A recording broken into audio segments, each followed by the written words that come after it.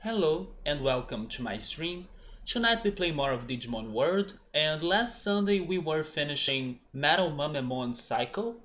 He was a Ninjamon that digivolved into Metal Mamemon, but unfortunately it was not a very good cycle.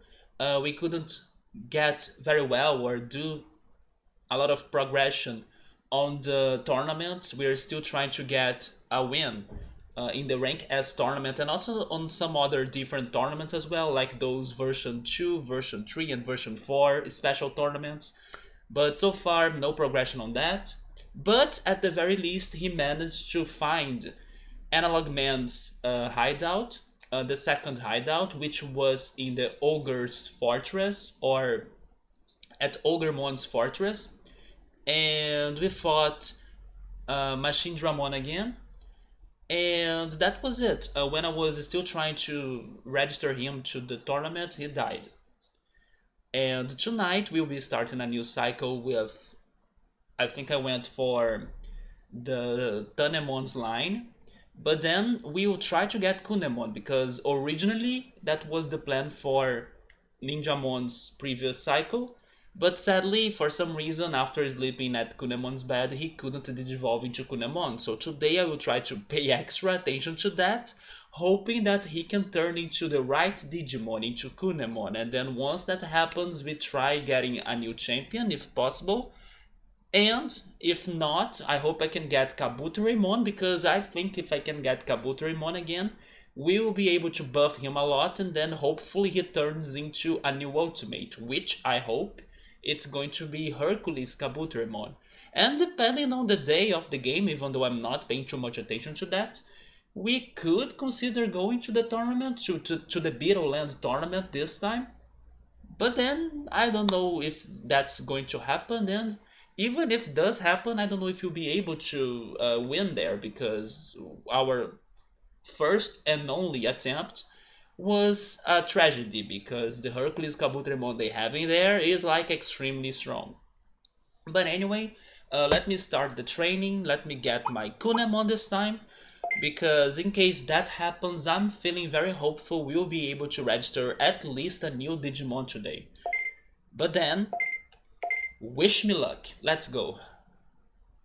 In case Kunemon digivolves into, I don't know, the other two possibilities, I think they were Vegemon and the fourth one I forgot, maybe Bakemon or something, then that's going to be a bummer.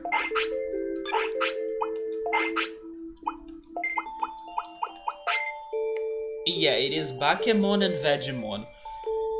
I don't have anything else to do with those. I mean, there is still the mystery behind Devimon's Digivolution, but then I'm never sure if it's about Bakemon or not, because it seems that Bakemon could be a result of somebody else's death, and not that he or his death could be a possible or a possibility for Devimon to appear.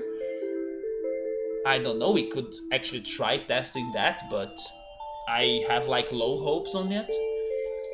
Let's go for the new champion or Kabutorimon, please.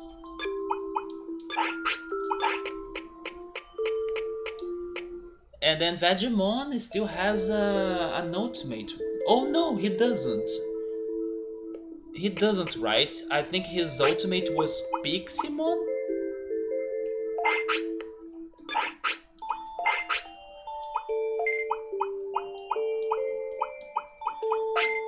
It is Piximon for some reason, but you know what? Maybe this does make some sense, because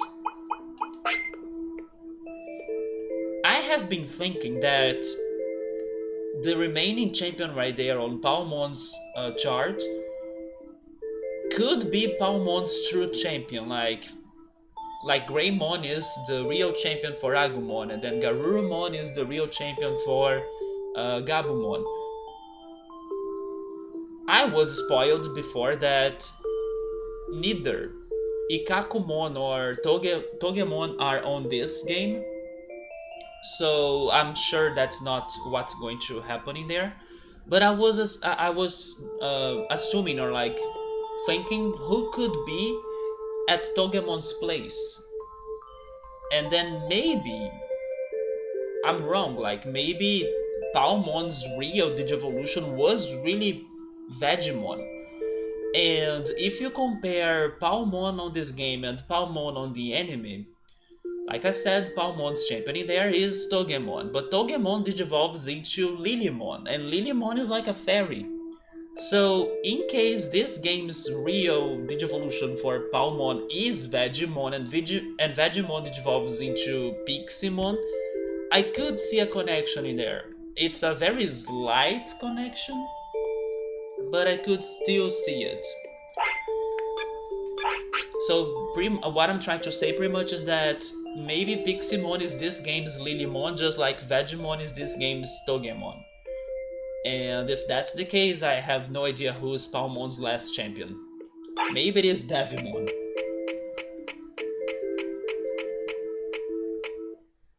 Last time I also remembered Dreamojamon was giving us good stuff, or at least some Digivolutionary items, even if they were for champions we have registered before, that's fine.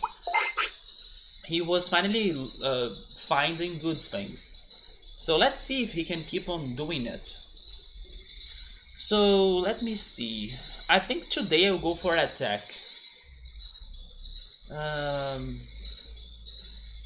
I think it's been a while since I trained magic points a lot too.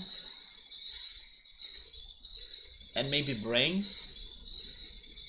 You know what? I will go for those three. I will be focusing on magic points, offense, and brains.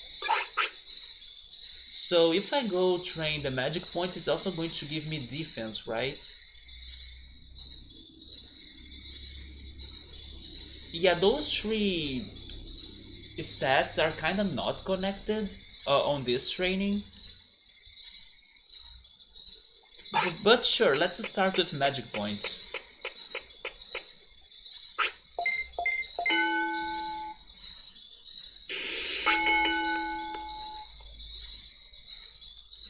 So when we were going after Analog Man again, I was hoping that because he was hiding himself in a different location, I was hoping that the dungeon or the alternative dimension he creates could have different prices or like different treasure.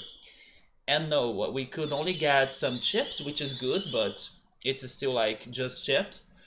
And also, the Digivolutionary item we found there was again the one for Vademon. So I was hoping it could have been different.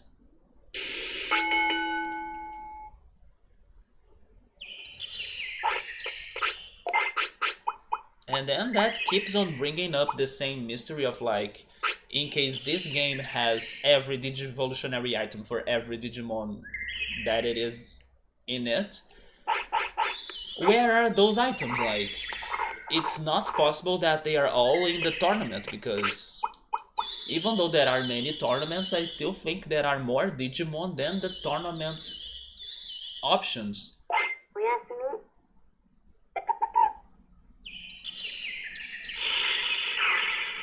And another thing we did last time too was to use the DGC Bass that unfortunately could not handle or could not make my Digimon to survive for much longer. I guess he only helped him to survive one more day or something.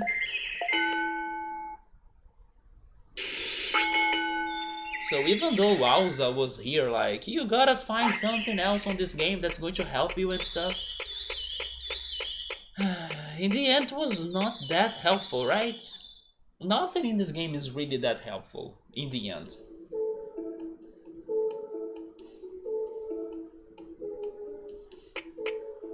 But let's see, I do have some confidence today. We have great hopes, or great chances, of getting one new Digimon at least.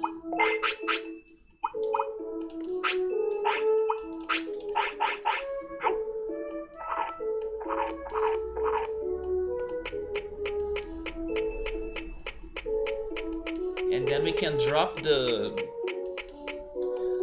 count to 5 instead of 6 remaining Digimon.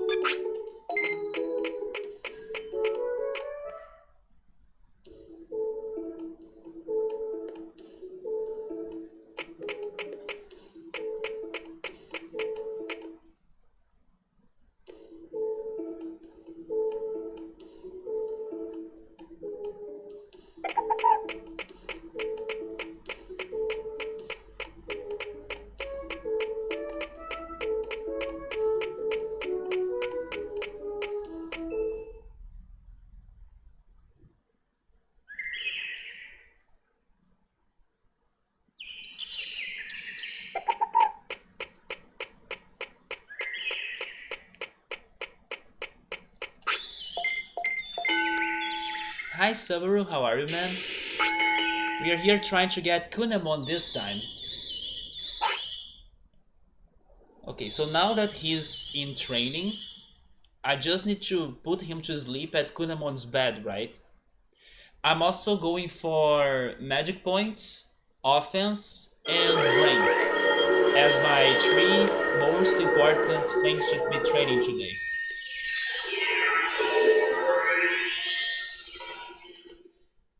So those are the strats.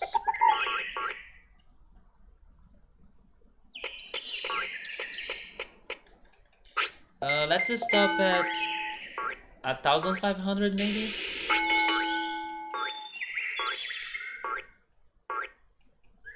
I'm doing alright, man. A bit sad that the Olympic Games are now over, but it was good while it lasts. And then it's only 3 years apart from the next, so it's not going to take too much. Yeah, I'm going for magic points, speed, not speed, brains, and offense. Let's see what's the outcome of that. Hopefully it's either Kabuterimon or the new champion.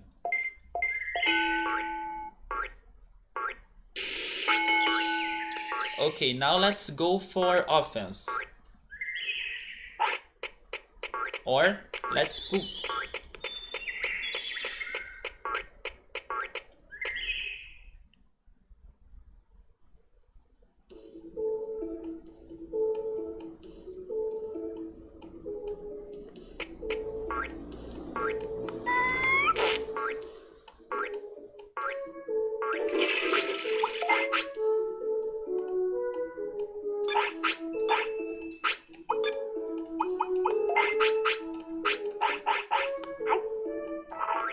Which day is today? Day 22nd. Oh, today would be the tournament, right? The Beetleland tournament. So I think that in case I get an insectoid Digimon like Kabuterimon and who knows, maybe Hercules Kabuterimon, it's not a good day for us to head to the tournament because he probably will die before the next tournament. Hi Elsa, how are you, man? We are trying Kunemon this time for Rio because last weekend or last cycle I couldn't. I was getting distracted and then my in-training turned into Palmon. So this time I'm like, you are not going to become Palmon. And then I'm going for brains, offense, and magic points. Yeah, it is either on the 22nd or 21st. I think it's... You know what? Maybe it's the 21st. But again, my Digimon will die before the next tournament, right? So... we can go to the regular tournaments. I'm still trying to win the freaking Rank S tournament or the other variety of tournaments.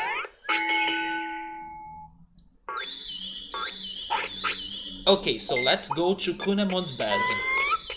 Can you please turn into a freaking beautiful caterpillar this time?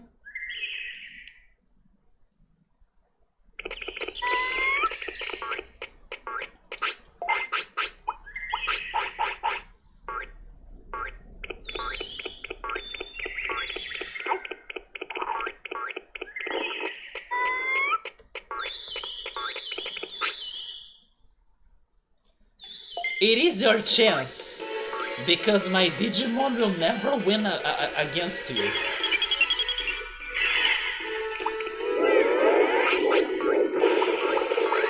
Wait, maybe we will, because that did nothing on us?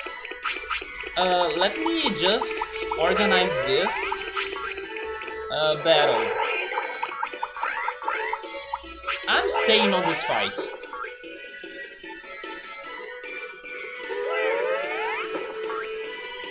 You messed with the wrong guys, freaking Betamon.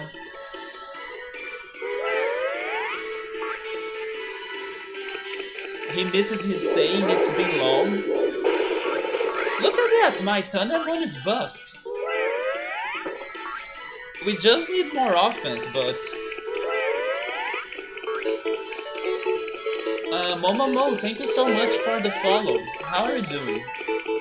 Oh yes, I forgot to mention, right? The alerts are saved. I was able to fix them earlier today. Thankfully, it was simple. I just had to find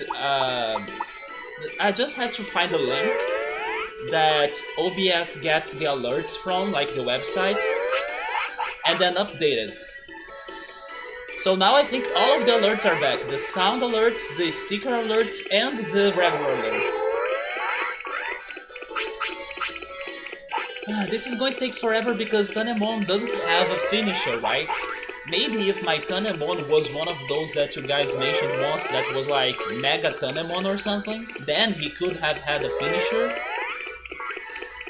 But you know, Betamon is now ignoring us or something, so we got this. We just need to wait, stay patient, because the reward will be hopefully good. Like the stats that Tanemon is going to get, those are going to be good. It's like Magikarp winning against, I don't know, level 100 Dragonite. Not really, because Betamon is not that strong, right? I mean, Tanemon, can you please, like, focus?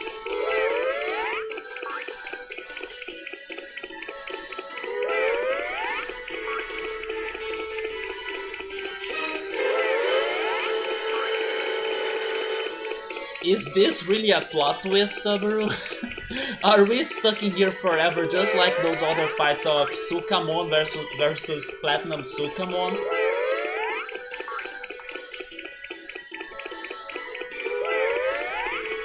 Okay, should we run away? What do you guys think?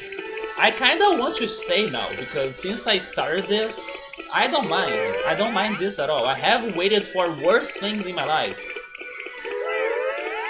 Speaking on the Olympic Games, for example, those that were like followers for a long time of this channel, you might remember the day that we were playing Tiny Toons Wacky Wild Sports, and then I learned that there was like a crazy marathon minigame that lasted like 2 hours long, and then I was mashing the A button forever to win the marathon run. That's way worse than what's going on right now on this game. But speaking on marathons, Olympics, and everything, one of the events that blew my mind on this Olympics was the aquatic marathon or the swimming marathon. It seems that the athletes, they need to swim for almost 2 hours long to race through 10 kilometers. It's like a 10 kilometers long race. Or maybe I should say it's like swimming for 10 kilometers. It's like, what the hell? But surprisingly, the gold medal of that competition went to Brazil. So it was like even the greatest accomplishment on swimming for us Brazilians, it seems. Can you focus? Nah. I think we should give up about this, right? Because now it's ridiculous. If Betamon could just stay and stand still. Remember there is one day you got your game bugged, and then you got this Digimon you got right now, you mean Tanemon? He didn't want to Digivolve? And then you got her attack to maximum? There should be a way for you to cancel Digivolutions, right? Like in Pokemon, you can like press B and then they don't evolve. You try to fight this Batamon, but it still kicked your ass because you got no defense or HP. Rip your Tanemon. And then the accuracy, right? If the accuracy is this bad, it doesn't matter if you have a OP Tanemon with you. I'm running away because this is not working out for us. And I need to get my Kunemon, so let's just move on, shall we? Do you guys like to swim, by the way? Because I was amazed. I was amazed that they were swimming for 10 kilometers and the race lasted like 2 hours or almost 2 hours. Speaking on Kunemon though, those are not the ones that I want. I used it to swim as a kid, and then I swam a little bit some years ago in my apartment's pool as a way of like doing some physical activity. But then it is it's something that I don't like doing for exercising pretty much. If I'm like with friends on the pool or like at the beach, swimming in the ocean, then it's another talk, but if I need to swim just to exercise, I think it's a bit exhausting, plus not my favorite way of exercising. But as it was my option, I did that a little bit. But as a kid, I used to like to swim more. I even took classes. You guys got a small pool in your father's farm, but you don't think you did swimming there even once? Really? I mean, going to the pool just to, I don't know, bathe, it's okay by me. But then, like, really swimming from one side to the other side of the pool and everything, then it's exhausting. I could only swim for like um, 10 ways, right? On the swimming pool of my apartment, because after those 10 rounds, I was feeling very tired. I had to like catch my breath again. But it's fantastic for your health, like it does. Oh, finally. There we go. Tonight we are getting Kunemon. Why couldn't this work last weekend? But yeah, swimming does fantastic things to your circulation, to your blood pressure, to all of your muscles. It's like a very complete exercise. There we go, Kunemon. Now can you please give us a new Digimon? Let's go back to the training.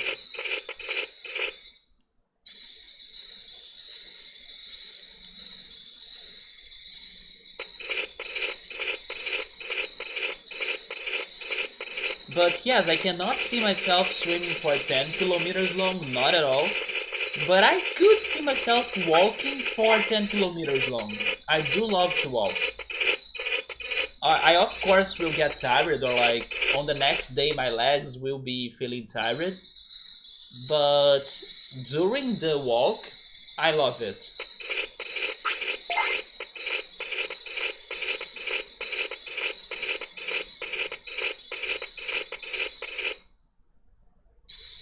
I can't run much though. If I start running or if I go to a sprint, I will get tired very fast.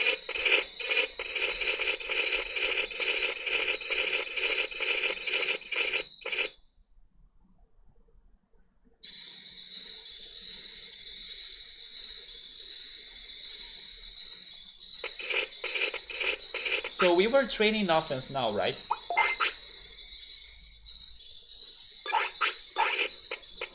Let's get to 200.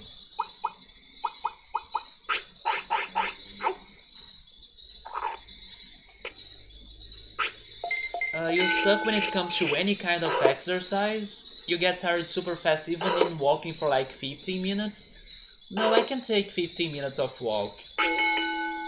I mean, you may start feeling somewhat tired, but it's not enough to like stop me or like make me feel very uncomfortable. But of course, everything depends on where you are walking or what is the weather condition. If it is like a very hot day with no wind at all, then it is quite bad or very uncomfortable for you to be walking. But if it is like at the beach, oh hey meow sir, where is it? Where is it? Did it happen? Wait, did the alert happen and then I missed it? I didn't see anything. Did it happen?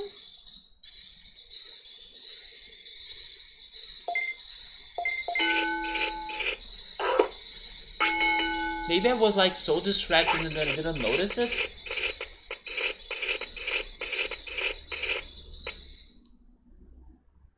Also, if in case it didn't happen, then I'm going to feel upset because I was just saying that all of the alerts are back. And now the one that was working for... Oh, okay, the alert worked? I did not see it at all. But thank you so much for the alert, Meowser. I didn't hear either. Maybe it was a very low sound. I'm doing alright, man. Were you catching the Olympic Games? Or, like, what have been up to? I was very up to the Olympic Games, so that's why I'm asking you that. Oh, wait! Now I heard it. There we go. I heard it and I saw it. I was thinking you were like...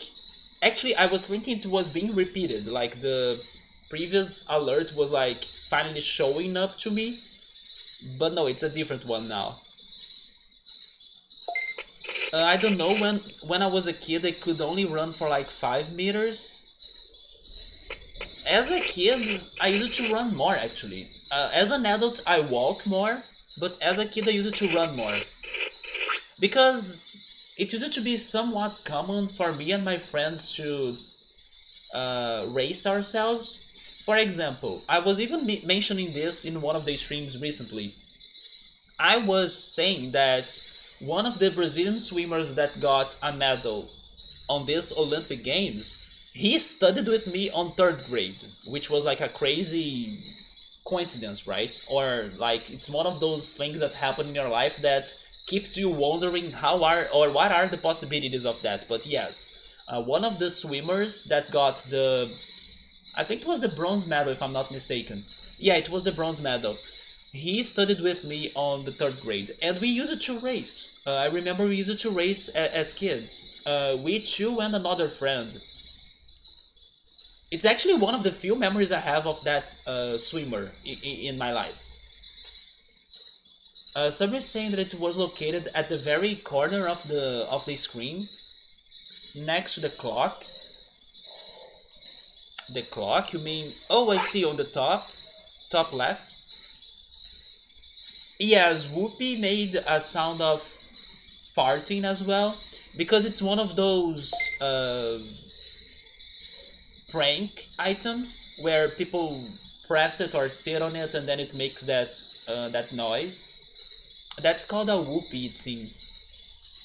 You haven't been watching it live, you are just catching the highlights here and there. If there is like a highlight that I recommend to everybody to go check, actually more than one. One of them I actually posted on Discord. It was the presentation of the Uzbekistan rhythmic gymnastics team, and they were dancing and doing the acrobatics and everything while Sailor Moon's theme was being played. So they chose Sailor Moon music while they were presenting their choreography. But the best moment of the Olympic Games, in my opinion, was definitely the Australian skater. It was just an Australian kid that was skating in the skate park competition. That was uh, doing one of the tricks on those bars, you know. I'm not sure how is the trick name anymore. I need to play more of Tony Hawk, it seems. But he was like maybe it's just a grind. He was grinding the skate on the bar, and then once it was over, he kind of kept on going on that direction to hit the cameraman, and then the cameraman fall on the ground like with his back. And then it's great that people have both the third person view of that, like we could record the moment it happened as a third person, plus the first person of the cameraman that fell. That moment is like the best of the Olympic Games, and thankfully they both were safe. Like nothing bad really happened. So I think his name was Kieran. Yeah, the Australian kid. I think his name was Kieran something. That's the moment everybody should look on YouTube or on social media to watch. Sabri is going to get some dinner, alright, man? Meowser, have you ever heard of a dish called orzo? Because speaking on Discord and speaking on food, I learned about orzo this week thanks to Electro. Electro posted a picture of him trying to cook orzo, and that was a surprising dish to me. I haven't heard of it before. It's like pasta, but it's rice shaped pasta. So it's like a mix of pasta and rice. Have you ever had that? Also, hi X5, how are you, man? This is X5 reporting that the trivia panel in my channel is factually wrong. The longest streamed game is Roller Coaster Tycoon or Digimon World. Okay, so you have a point in there, but probably there is, I don't know if there is actually, but there should be a message in there saying that the trivia section is only updated after the games are completed. I don't know if that's in there, but that's what's going on. Like, I know those two games are the longest in the stream or in the channel so far, but their current data will only be updated once the games are finished, because that's when I have the totals, right? I have like the total amount of hours, I have the results. So that's why those hours there and the time it's showing in there, it's actually not updated. And I'm now scared because once I finished one of those two games, that number is going to explode to like to the top of the world because it's going to be a very high number. Uh, the dudes here are going to fully strike to take that title. I think that, man, could Digimon World really beat Roller Coaster Tycoon? I still wanna say that Roller Coaster Tycoon has been longer than Digimon World, but in case I keep on going at this rate on this game, then sure, maybe it's going to have more hours than Roller Coaster Tycoon, but I still wanna think that Roller Coaster Tycoon has the number one spot.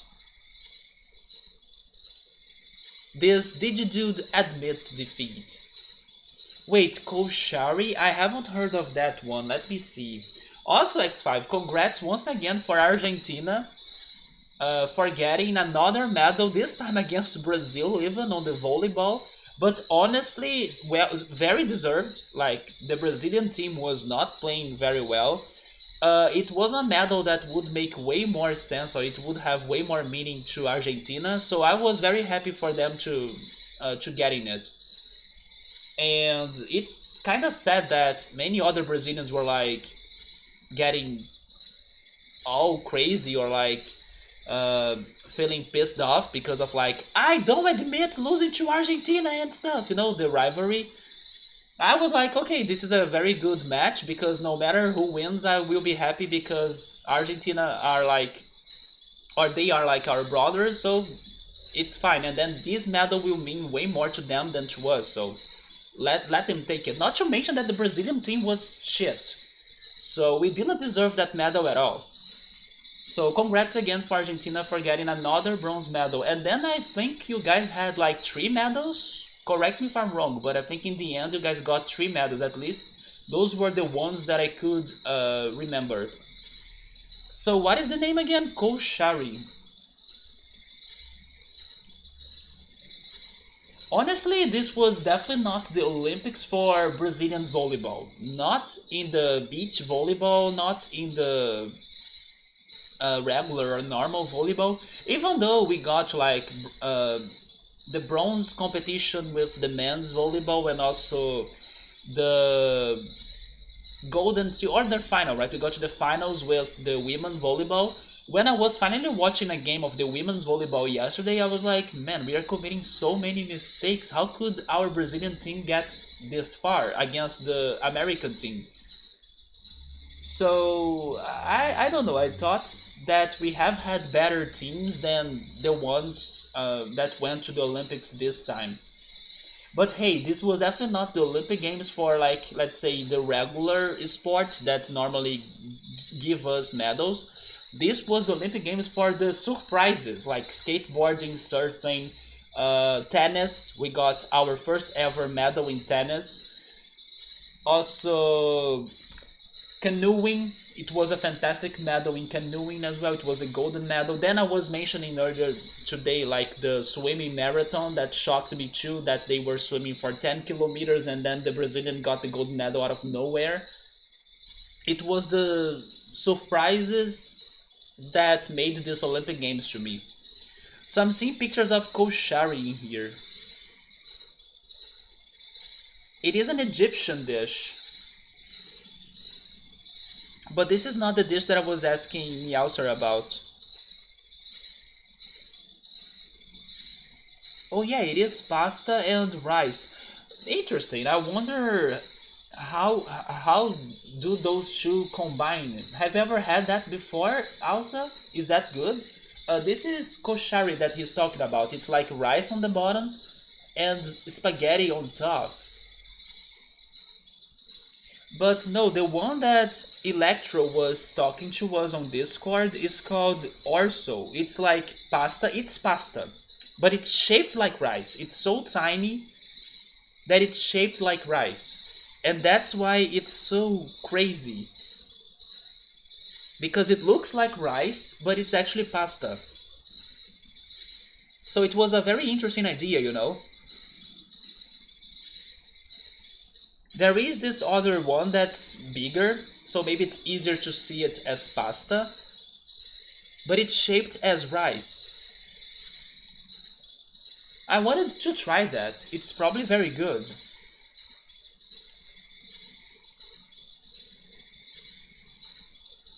Okay, so you're doing alright? How's everybody doing? I'm doing okay too. Is it Father's Day for other countries? Because it's Father's Day here in Brazil. So happy Father's Day in case it is Father's Day in other countries as well. Argentina didn't get that many medals this Olympics, sadly. I was aware of three, if I'm not mistaken. Argentina versus Brazil, the never-ending rivalry. Yeah, right, but sometimes that rivalry makes no sense, in my opinion. Like on this Olympic Games, for example, that let's say it's South America versus so many other countries, I will cheer for South America. No matter if it's like Brazil or Argentina or Paraguay or Uruguay or whatever, you know. Uh, when it's something more, let's say, concentrated or focused on Argentina and Brazil, then maybe the rivalry can make more sense. But when it's something worldwide, it's pointless in my opinion. And this Olympics for the men basketball team got really ugly. What happened in there? I was not following the basketball. But, oh yes, you were following the basketball news because you do like basketball, right? Don't get me hungry that soon.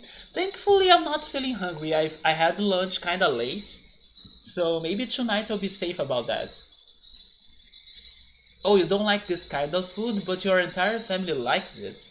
Do you mean you don't like the combination, or you don't like rice or pasta? Oh, so it's different. Father's Day in there is that, or it's. Did I say it right? Can I say it like is that? Is that June 19th? Sometimes it gets really stupid, don't you think? Yes, I was checking the social medias on during this game, and then people are like, "I do not accept losing to Argentina." And I'm like, are you kidding me? Why not? Let's be happy for them. Like it's going to be their first medal in volleyball in, I don't know, 60 years or something. And then on the same day, that's what pisses me off as well. Um, on the same day, Brazil has won like two amazing golden medals. And I was like, are you not happy enough? Do you really need this bronze medal like it's a must for your life or something? You know when people do not know when to stop or like they can't have enough? That's how I was feeling as well. Like people on social media saying, I can't lose this to Argentina and everything, not Argentina. I'm like, come on, didn't you just see the box gold medal we got? Or like the canoeing gold medal too? Isn't that the happiest shit ever? Let's stop in there. Let's have them, or, allow them to be happy too for this bronze medal or something. So it was kind of cringy to see people reacting that way. And like I said, and I will say that once again, Brazil team was playing horribly. Like the Argentinian team was like way better than us, so of course they deserved it. That's the truth. So you like both rice and pasta, but I don't know what other stuff they put in it, especially the red sauce. Was it not like tomato sauce? You know I don't like a lot of stuff and I'm so picky with your food. Me too. But I'm mostly picky regarding meat. Yeah, meat is what bugs me the most. But when it's about vegetables and, healthy food and stuff, I'm more open to it. Oh, yes, you don't like tomato. You said that yesterday. I forgot already. Tomato is actually one of my favorite fruits, but I have never had tomato juice. And I have a feeling I would not like tomato juice.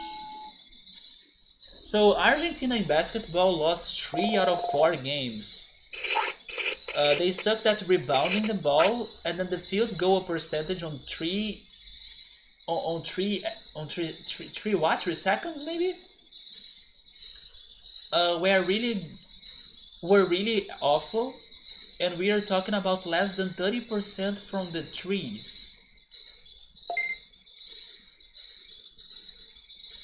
Oh, three like the triple throws? I mean, normally those triple throws are difficult, right? But which in a context where basketball evolved into a more three-point penalty, it's not good.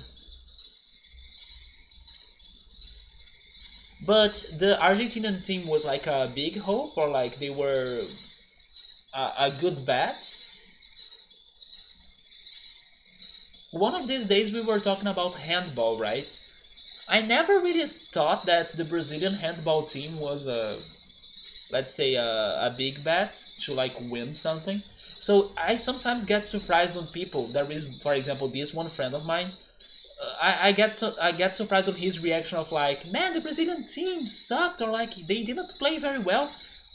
I was like, should we have expectations for them to like play like surprisingly well? Because I really never heard of a tradition of like the handball Brazilian team being that great. I mean, of course we cheer for them, but when they lose, I'm not that surprised. Welcome back, Summer. What are you having? They were the second best team in the last World. Okay, so the the hope was there, right? The hopes were there. Yeah, the stakes were a little high. There we go. Yeah. So what really happened then? Maybe they got nervous.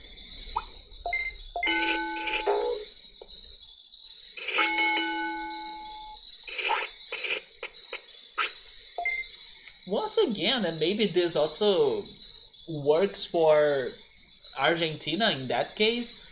To me, this Olympic Games was the Olympic Games for surprises. So many things we were expecting a medal or like the Brazilians or the athletes to be winning, they lost. And then out of nowhere, something that nobody was really paying a lot of attention to won a medal to us.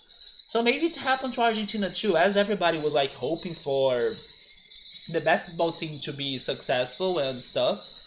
Maybe the pressure were on them, and then they couldn't handle with the games or with the opponents. And out of nowhere, Argentina got that bronze medal in volleyball, got the bronze in rugby as well, right? So, sometimes it's like that. I'm now curious if Brazil was able to get the medal they were competing in the horse riding. I'm not sure if there is a better name for that in English than horse riding. But Brazil had a chance on horse riding too, and I'm not sure what happened about that. I need to check that later. Imagine that your team goes 218 from 3 and the other team goes 10 out of 18 from 3. I see. Yeah, that's a very bad percentage, right? Sabri is back with some lasagna. I think the pandemic hit them hard. It hit some other teams as well in here. For example, there was this one beach volleyball duo or team that they had to train under like few months before the Olympic Games because the other person that was like the partner of one of the players, he got COVID, so he couldn't play or he was not feeling fit enough or ready to go to the Olympic Games. And then thanks to all of those changes, the team was not maybe fully prepared because they couldn't train for many months or a lot of time. And I imagine that could also have happened to many other teams, right? Around all of the sports. Not to mention the athletes that gave up on coming to the Olympic Games because of COVID. Many of them were even favorites to win a medal or like to compete, and then they decided to go for their own health or like to prevent themselves um, for getting worse or feeling worse or like to recover, which is of course a very good choice. And some favorites were off the competition because one of them got COVID, some of them got injured, and then some of them underperformed. Yeah, when you sometimes like especially on a sport that gets like many people working together, sometimes even the slightest change on that team can get to everybody. Even, or maybe I should say, mostly on a psychological way, right? Maybe one of the reasons why the Brazilian volleyball team couldn't win against the US yesterday, for example, was because some days prior the game, like some days ago, the international Olympic organization and stuff, they stopped one of the Brazilian players because they found that she tested positive for doping. And then she had to go back to Brazil and they had to investigate that further. And when some news like that happened to a team, the other teammates will feel like what's going on? It's going to hit them somehow, especially on their mental health. So I think that probably that was a reason why they were not playing very well yesterday. Not only because the American team is like the world's favorite and then they are super good, but also because of like their teammate going under this situation and then like people being unsure of what really happened or if, like is the test correct or like she's being accused of something that was not real or like how could she lie to us or use doping and stuff. So there is always more to what we really see in a game. Like sometimes when the players are underperforming, it's not just what we are seeing. Maybe there is other boundaries around that team. Some of them psychological boundaries that make them to underperform like that, even though they could be playing better than that. We depend on a 41 with Luis Escola, who is a legend, but he couldn't defend anyone because of his age. Oh, I see. Year old then, a 41-year-old. So wait, he was cut off the team? Why couldn't he play well, like just because of his age? I understand that, let's say, uh, many times younger people will have better physical condition than an older person, but it's not true every freaking time, right? So if he's a good player and experienced, maybe he could still do a good job. You can't really blame them. This pandemic is something else. There is also that. Also, there may be those that depend on audience to perform better. And as they were like performing to nobody really, um, they were lacking on that excitement from cheering and the people screaming and hoping for them, and everything. That could make, for example, soccer teams to underperform because they normally have the support of people on the seats.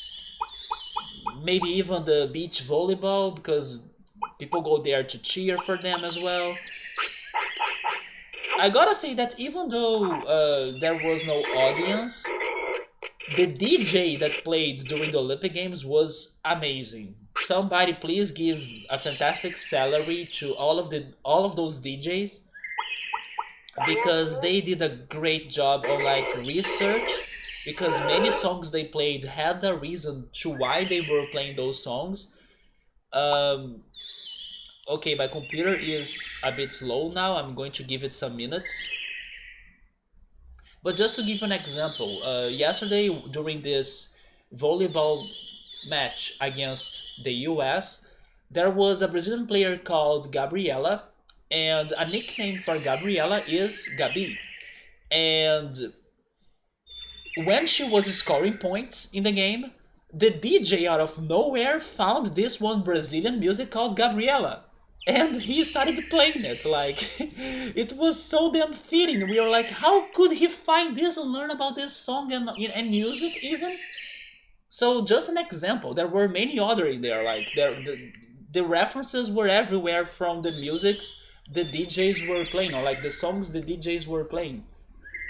Even the one that I mentioned last weekend of like when the Japanese volleyball team was scoring, they were playing the Haikyuu team, which is the anime that goes into volleyball that I may be starting to watch soon. By the way, a friend of mine asked me to watch it a lot, so I'm kind of like, okay, you know what, I'm going to watch it.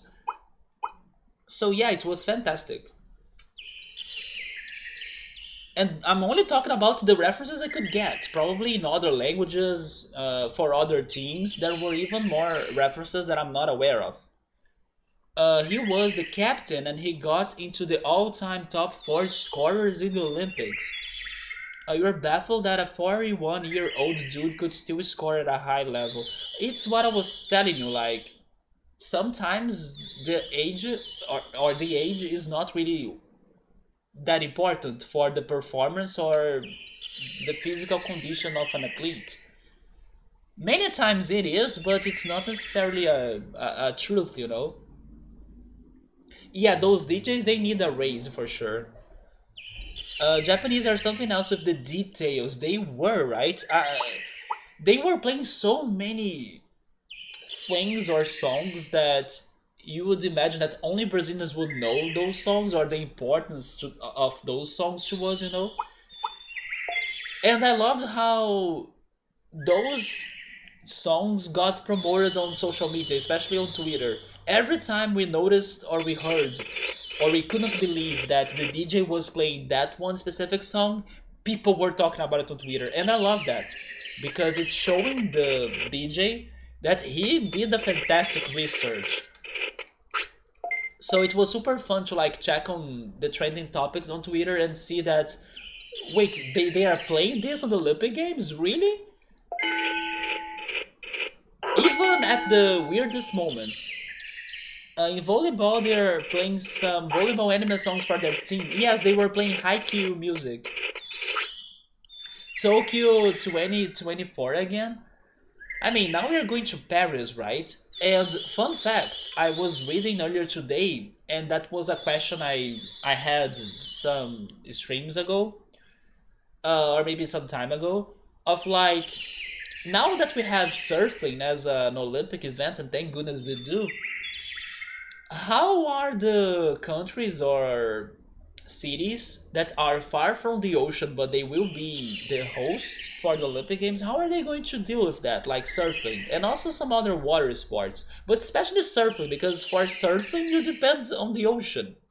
And then I got that answer today. It seems that for Paris 2024, they will have the surfing competitions in the French Polynesia.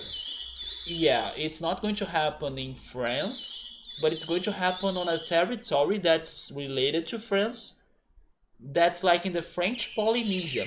And then this one Brazilian that was talking about this situation, he brought up like, why is it not happening in the French Guyana? But yeah, they went for the French Polynesia, it seems. They'll probably host it close to the sea, maybe. Well, I don't know exactly where is the French Polynesia. I'm not sure if that's going to be that close to France or if it's more to the Asia or more to Asia. Not sure. But that's where the surfing competition will happen, according to this information I read earlier today. So yeah, they are finding ways of like still having uh, countries or cities that are far from the ocean to have all of the events happening.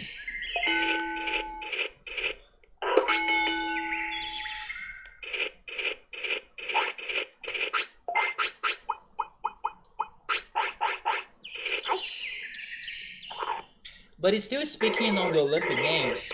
I watched the video of some shameful or cringy moments or shocking moments even that happened in the history of the Olympic Games in the past. I brought some facts before. For example, some crazy sports that used to be Olympic sports. For example, swimming with obstacles or dove hunting and those things. We had that talk before. But this one video surprised me because some of the facts they brought were during the Rio 2016 or during the previous Olympic Games in Rio, right? One of the facts was that in the arena pool, or like in the pool where the swimming competition and some other events were happening, for some reason the color of the water was getting very green. The video could not explain exactly why it was looking green like that, but it was a very weird color. So basically we had many events happening on a somewhat weird green colored pool, and then the athletes were like complaining of like, I have never swum into something like that. And then you know when they get those underwater shots, it was looking all fuzzy and crazy. But yes, we had that happening during the Rio Olympic Games. But not only that, it was also cringy AF to see that when they were going through the cities with the Olympic fire or the torch, you know, when they are running around the places to like spread the Olympic spirit around every place.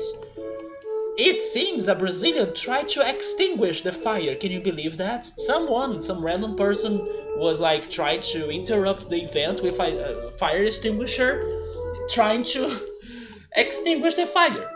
So I'm like, that could only happen in Brazil, right?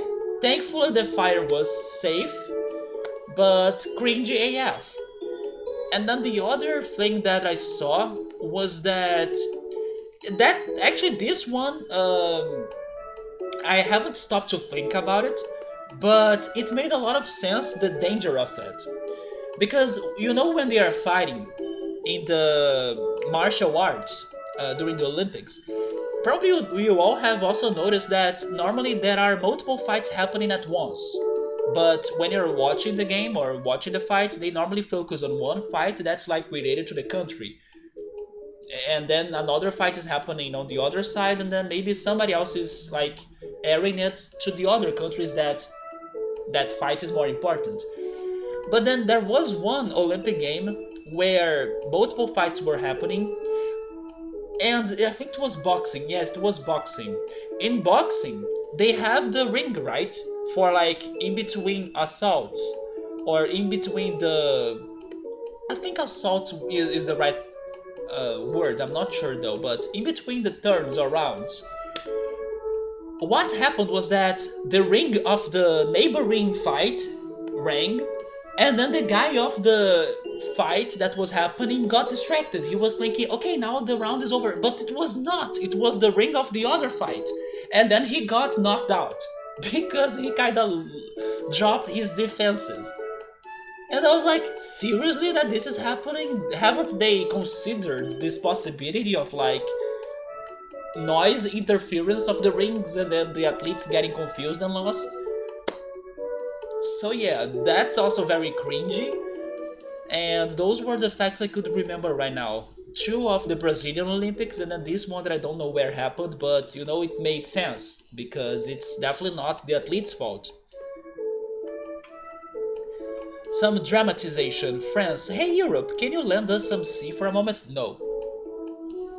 I ain't swimming for that, no whoa. Yes, it was a very weird...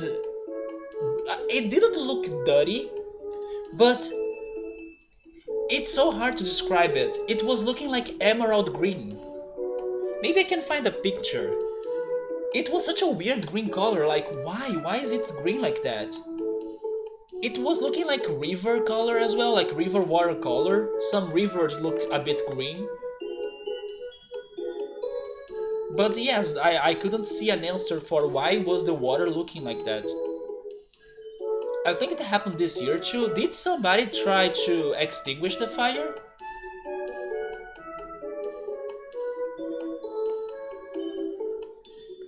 Oh, I have more things to talk about Olympics though. I just remember something else I saw yesterday.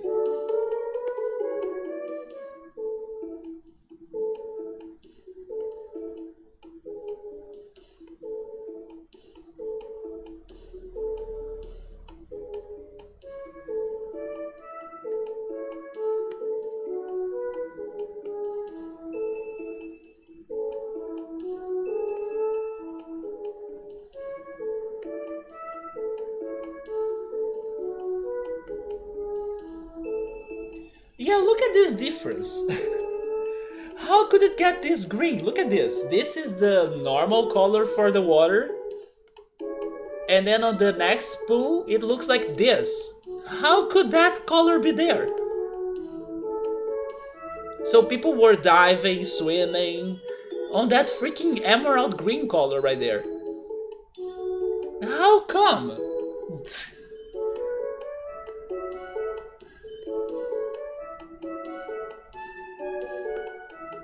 I know, I was like, how could that get like that? I couldn't find an answer. Maybe later I will look deeper into it, because the video was kind of brief about it. But I don't know, I was like, what's going on here? Change the water, please. But maybe they were like assuring that, no, this water is not polluted, it's not risky for anybody's health. I know, but visually speaking, it's kind of shocking. Imagine that you are going to swim or like dive into it, and because it's looking like that, it makes you nervous, and then you can underperform. Just like what we were talking about, that sometimes it's psychological and then we underperform because of that. I can see the athletes or the swimmers underperforming because of like feeling concerned about this water color, even if it's not polluted. Anyway, that happened in Rio.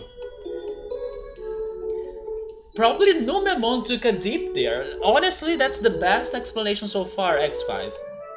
I will give you the gold medal for that possibility. It is just radioactive water.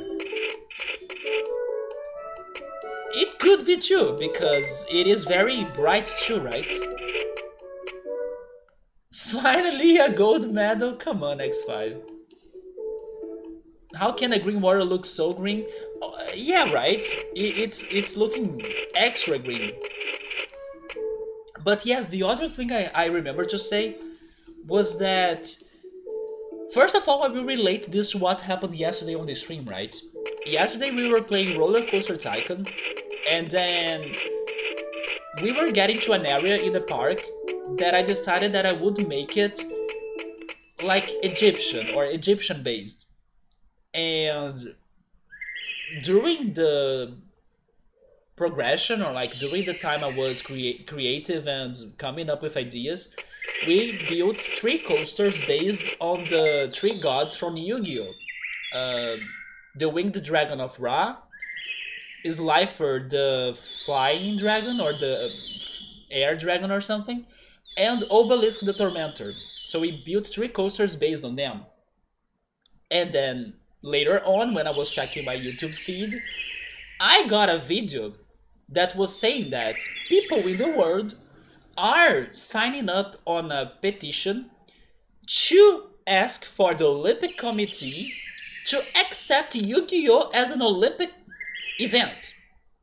So basically, they're like, hey, Olympic Games, can you please add Yu-Gi-Oh? So I was like, wait a minute, what? They want Yu-Gi-Oh to be like an Olympic event? And it seems that a lot of people are actually signing it up and, going for that. And then that was just the, let's say, headlines of the information, because after that, I learned that actually there is an official Olympic event that went for games. It's called the Olympic Virtual Series. It wasn't like an official thing. It's called the Olympic Virtual Series, and on the Olympic Virtual Series, they had many games. They were like sailing games, racing games, baseball games. Um, they had like some of the events of the Olympic Games, but of course now into video games. And then people were competing, the gamers were competing between them, I guess, to see who could win out of that. And then that situation, plus the people wanting and asking for Yu-Gi-Oh! To be a Olympic event, it started a whole idea on my mind about like, what if one day we get an Olympic Games for esports? And I wonder, what do you guys think about that?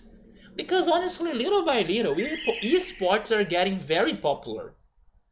And there are some things, or some, let's say, sports even, that, they have something in common between games. For example, chess. Chess is considered a sport, and it's a game. So, how far is chess from something else like a video game, for example? There are so many video games that use strategy or like real-time strategy. So it is something crazy to accept maybe, but it's not too far in my opinion. I can still see a line that connects this idea that could make it real someday.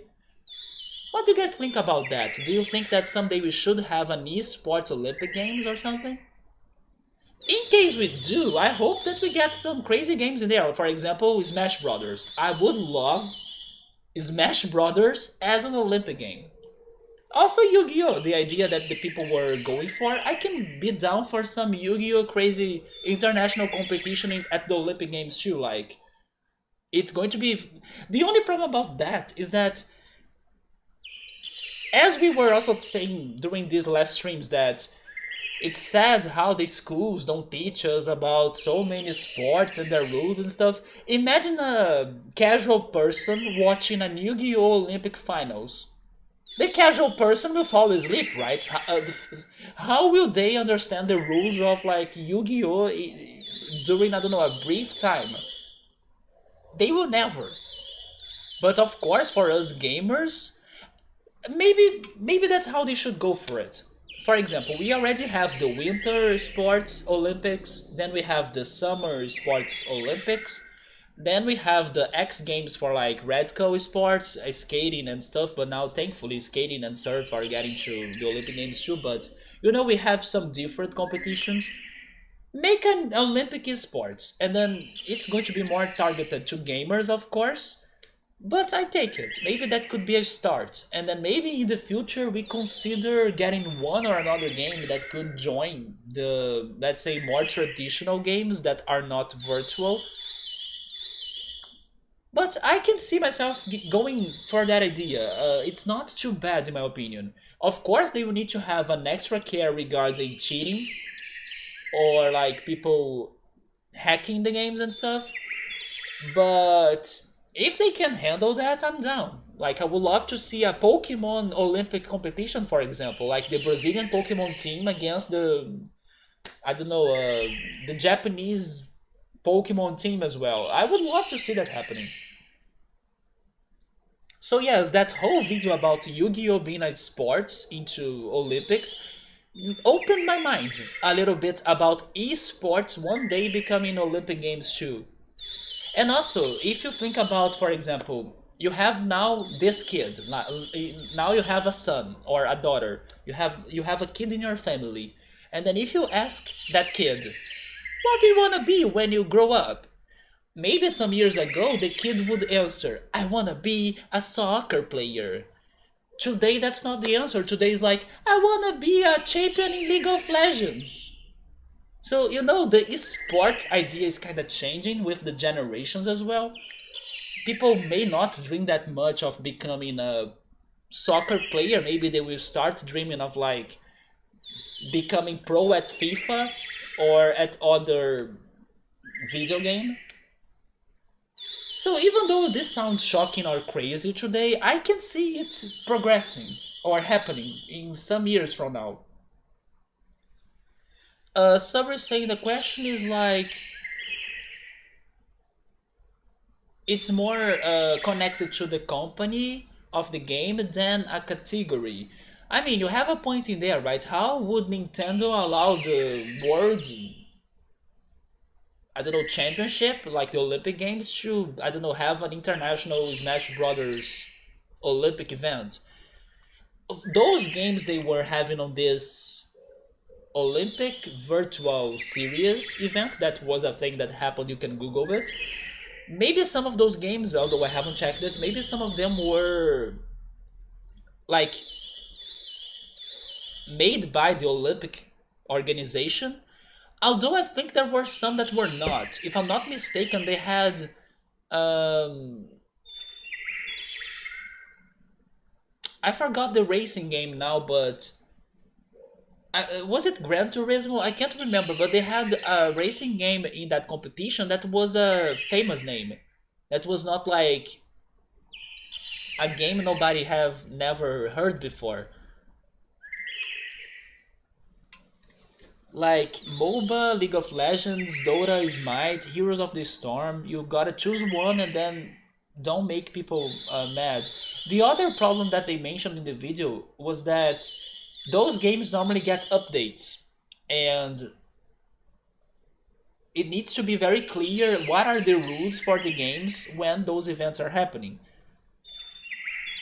And also those rules they need to happen in advance, because let's suppose those Olympic Games will happen on every 4 to 4 years. People need to have those 4 years to train and prepare themselves. You can't like come up with a random update of a game that's going to be an important event like that and tell everybody that, I don't know, 3 months prior the event, oh yes, there is new DLC, so train it because it's going to be part or it's going to be allowed in the rules. You can't do that, right? So yeah, those things need to be very organized to decide which game with which conditions and rules and characters and DLCs and stuff, which content is allowed. And then in case there is more releases or like they release the next game of the franchise, all of that will need to be kind of behind in time so people can train to join and participate into the competition. So yeah, there are many situations and problems involved, but honestly, I can see that happening one day. I think that if the Olympic organization has already started with this Olympic Virtual Series event, maybe they are going to push it harder in the future and then, make it real. But then my problem is that those, let's say, very popular esports we have today, they are not my games.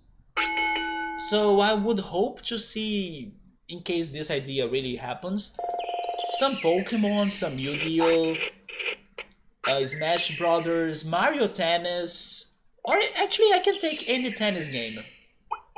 I would love to see Mario Tennis, but sure, it can be another or a more traditional tennis game.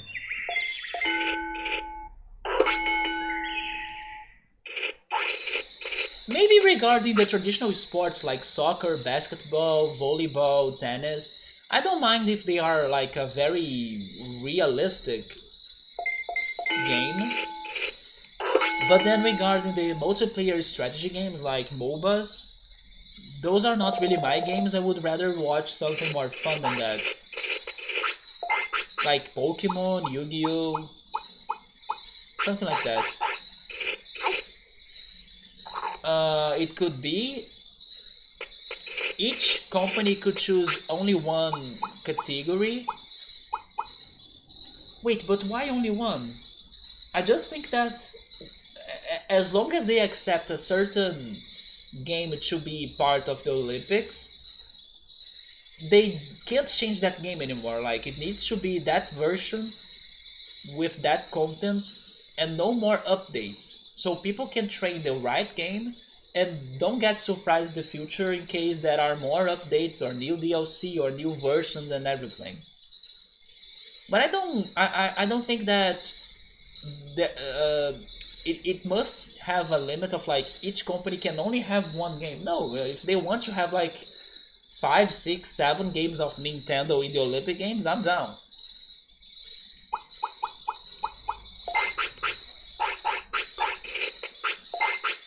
But I think it's a very good idea. I just hope that there are ways of prevent cheating.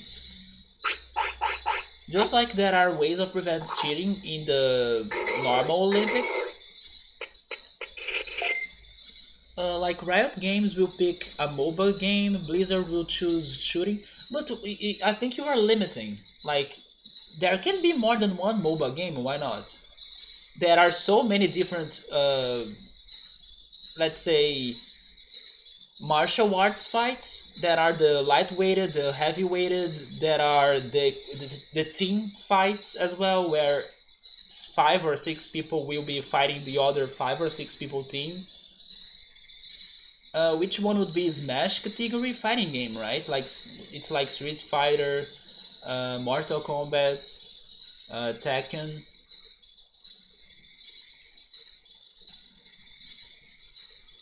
They can have more than one fighting game and stuff. Like it doesn't need to be a single option.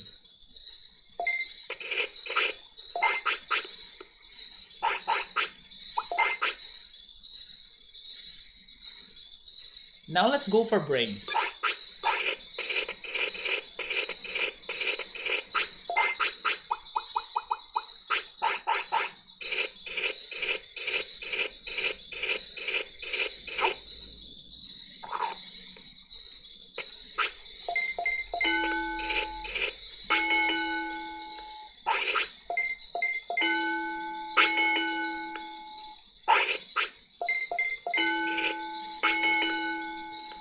You think it would be a lot of things?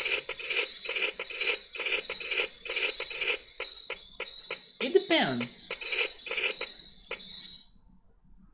Don't you think that if they were getting one game per category, then it would be very few things?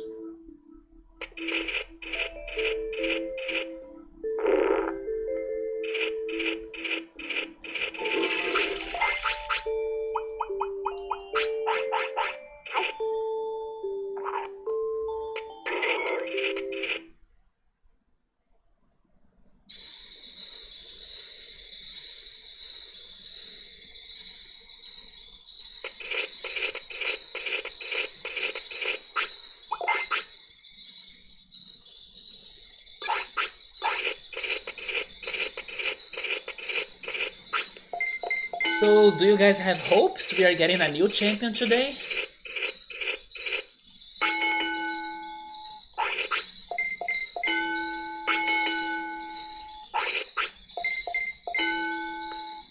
You can have one team for each country, one for each game, and one for each company. The thing is that I don't think the company is a big deal on this. Like to me, it's not important.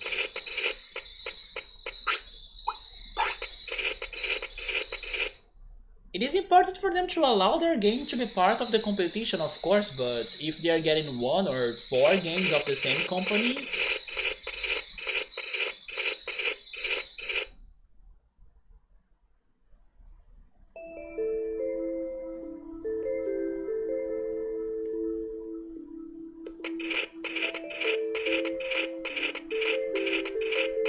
but yes, it's kinda hard to imagine how that would happen. It can get very complicated when we study the details, but honestly, I don't think it is a bad idea. And considering the way things are today, also how people cheer, at least Brazilians, there are many Brazilians that follow esports a lot. Like they have their favorite teams, they watch their games every time, they get sad when they lose. Considering how this market has been active and growing, maybe in some more years, they could start doing something like that. But once again, I think I would only get very interested if they had some, let's say, less popular games, because they will go for League of Legends, they will go for what else is there? Let's say Fortnite even, and those are not really the games that I like. Riot Games can have three categories: MOBA, chess, and shooting, and then each country would need to send three teams. I mean,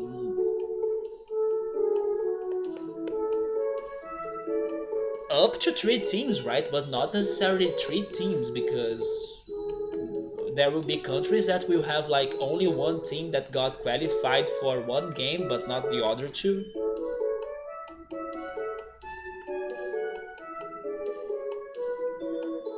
Probably there would be classifying or qualifying previous events, maybe world championships, or regional competitions, just like the Olympic Games. Like there are events where not every country will be sending their teams, it's only like the top 5, top 10, or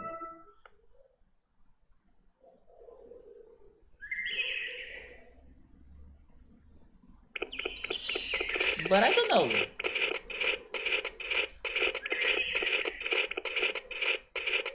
I don't know if there should be also a speed running category,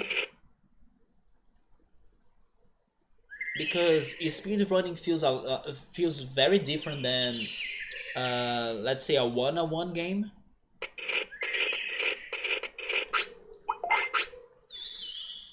But it's possible too. I can see it happening.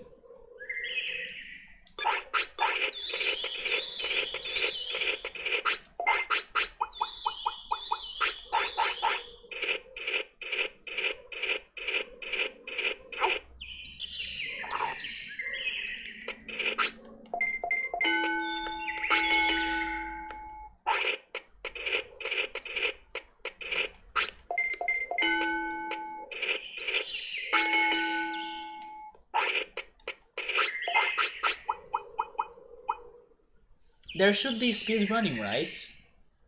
You know what I would love to? If they had a Tony Hawk Pro Skater competition, just like how we got skating for the Olympic Games now. A Tony Hawk competition would be fun.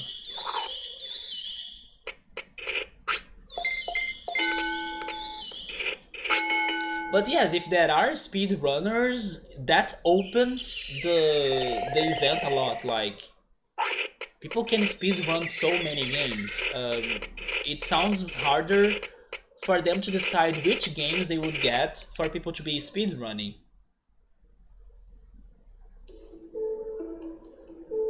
There should be Nuzlocke, one restart chance. After that, the person gets eliminated.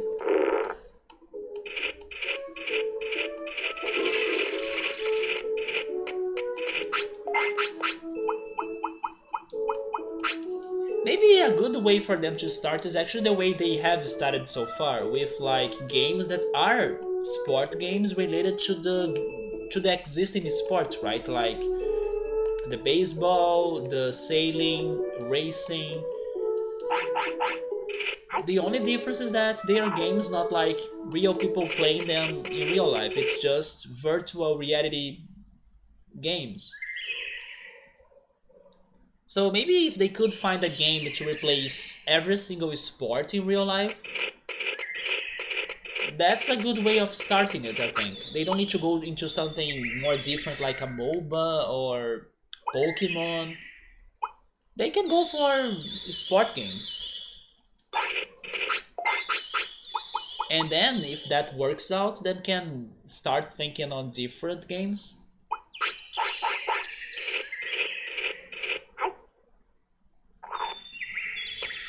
Please don't become a Bakemon because I'm kinda going all around. I mean, not a lot, but a little bit.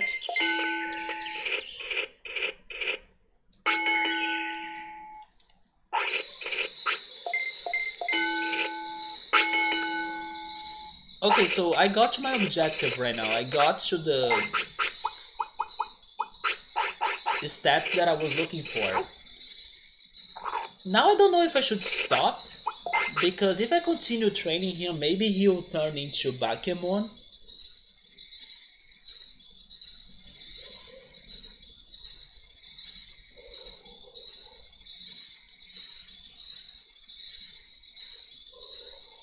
But then if I stop, I will be losing some important time that could buff my Digimon in case I put him in the tournaments, right?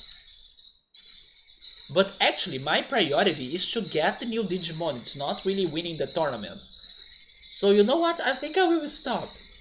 I think I will stop the training to not get too many conditions done, and then I don't risk my Digimon to turn into something that I don't want. I think I will just, I don't know, hunt for mushrooms or something. Because you have good stats now, so if I wait a little bit more, probably you're going to Digivolve, so sure. My job in here is done. Let's explore, find mushrooms, I don't know. Let's go talk to Dreamojimon.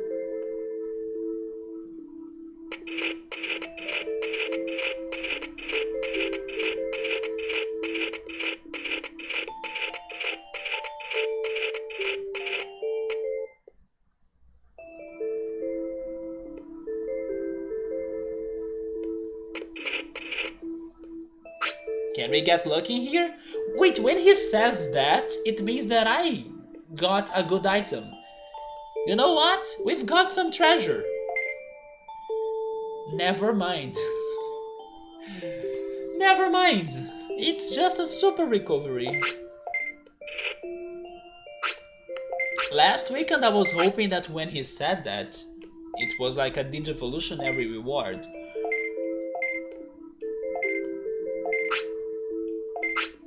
Hi Emily, how are you? Hello. Do you want to speak in German? Hello, wie geht's? How are you, Emily? Oh, there we go, you're back from your vacation. I hope you could enjoy it because I'm sure you did.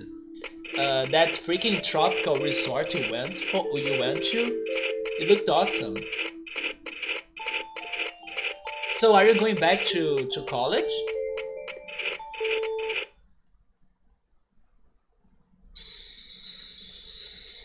Also, Emily, I'm happy you saw and liked that Sailor Moon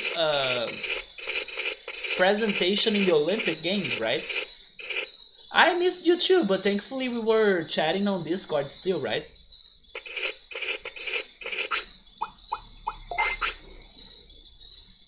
Where was the place where you traveled to? Was it still near to New York, or did you travel to another state? Like, was it far? Like, how far have you traveled, or was it like somewhere not too far from where you live, right? Oh yes, I'm not training anymore. Let's leave this gym. Let's go do something else.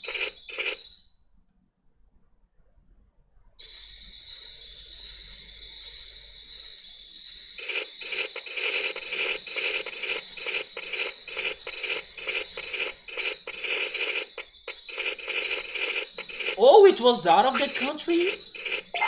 Wait, did you go to, I don't know, Puerto Rico, or did you go to Dominican Republic or something? Oh, you went there. You went to pretty much your home country, right? That's why it was freaking beautiful too. And then you had that barbecue. So you probably found as well some other delicious food like pastelitos, quipes. Please tell me you could find those too, right? Guava paste cakes. Oh, Emily, I learned the recipe on like a brownie gâteau, which is a mix of brownie and petit gâteau. But I also learned the recipe of tomato basil pie. And after seeing how easy it looked like, I will see if I can try doing that soon. Yeah, it looked way easier than what I was thinking. So I will see if I can get a good first pie, or at least a first good savory pie, because I have only tried baking the lime pie. I'll give a shot on this one, savory one. And it looked very easy, so I will give it a shot. Yeah, there we go. You could enjoy the delicious food of the Dominican Republic. Someday I need to try that freaking guava cake you showed me once.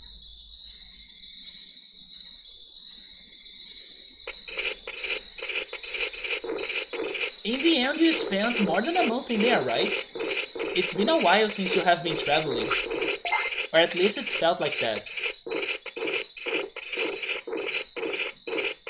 You had tons of good food.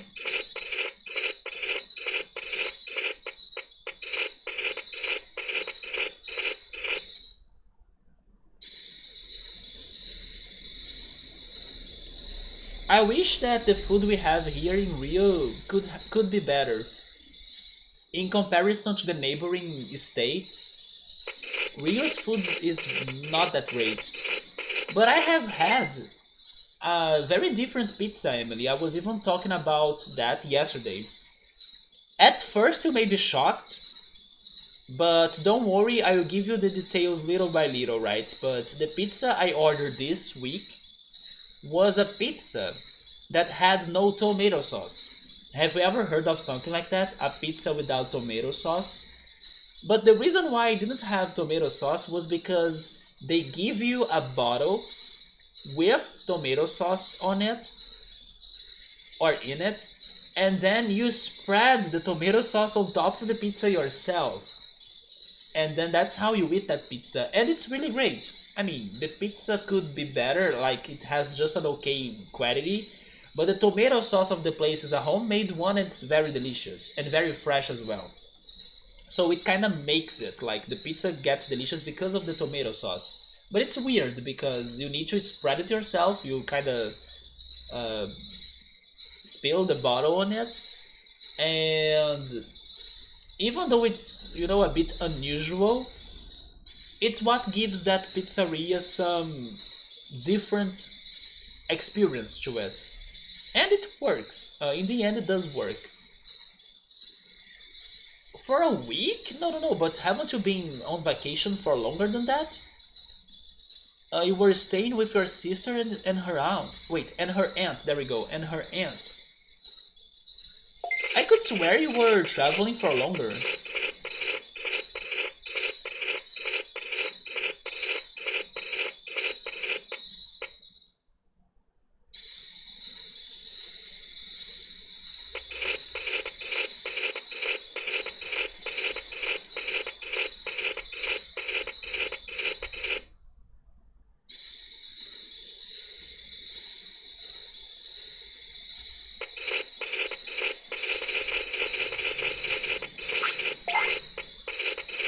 So are you really going back to college now, or do you still have some weeks before the classes are back? In case you still have some free time, I hope you can go back to Parkasaurus, right?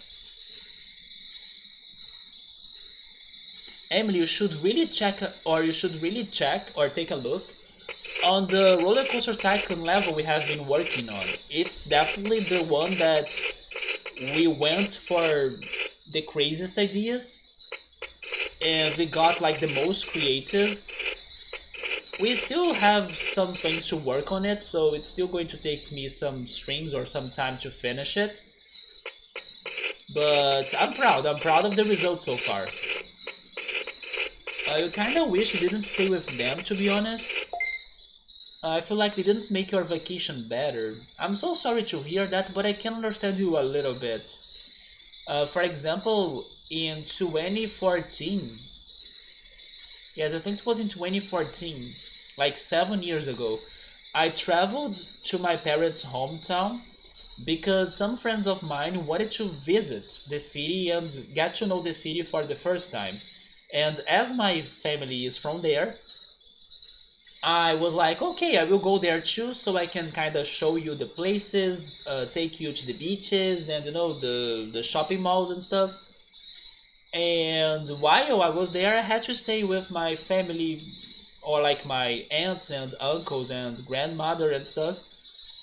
And everything was okay, but I don't know, when you travel to a place where your family is at, part of the vacation feeling is lost somehow. I don't know if that makes any sense. Because, I mean, I'm not saying that it's bad for you to see and stay with your family. That's not the case. I'm just saying that when you really want to experience a vacation, maybe it's better for you to travel to a place that you have never been there, or there is no one that you know living in there. It's like a complete full experience of like only new activities and new people and new places and new everything. So I can understand what you're saying a little bit, because once I was there with my family's um, with my family, or the rest of my family and my friends, when I was not with my friends, I was kind of having a somewhat serious life with my family. So, I could not like stay with my friends all the time, or um, I still had to give a lot of attention to my family, not only my friends. So I can understand a little bit of what we're saying in there.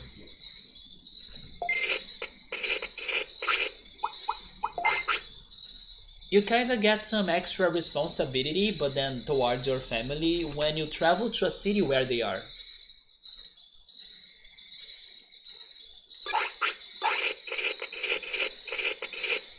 Hi, what happened? Is it down?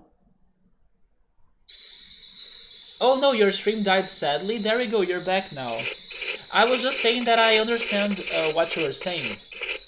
Because when I traveled to my parents' hometown in the northeast region, I stayed with my family, or the rest of my family, and then I also had some friends visiting the city for the first time, and then I was there to kind of show them the city and the places. But I felt like I couldn't really, let's say, spend a lot of time with them, or like give them full attention, because as I was with also the rest of my family, I had to give them attention too, or like share responsibilities, or give them or spend some time with them. So I was saying that maybe for you to really have a 100% vacation experience, it's better for you to go to a new place where you don't know anybody, where you don't even know the place, because it's going to be only new activities and experiences for you to remember later. But then, of course, staying with your family helps a lot, because like you don't need to spend money with a hotel, or you have a place to, let's say, you won't need to spend a lot of money with food. For example, you don't need to be eating at restaurants every day, because your family can be there cooking. And also there is like the family car for you to, I don't know, go to some places. You don't need to be ordering taxis and stuff. So there are, of course, many benefits. Many of them are financial as well, not only, let's say, um, emotional regarding meeting your family again. But sometimes it can be a bit demanding. You will have responsibilities, you need to give them attention, they will ask you some favors, and that's part of everything, right? It's part of family life. I don't know, these people are rich and live in a really nice mansion, but they are acting like as if they were effing broke. Wait, what, Emily? Your family is going through that now? They are not, let's say, happy with what they have?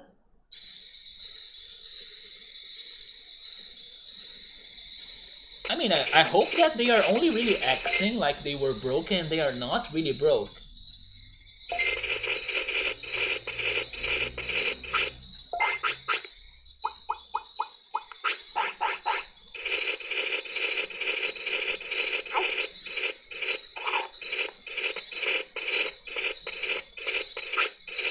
That's your sister's family?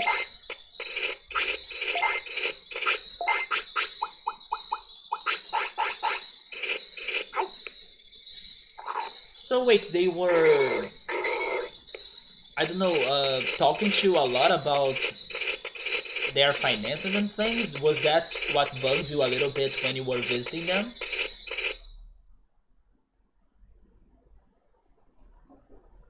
But yeah, sometimes family issues will happen when you are visiting them too.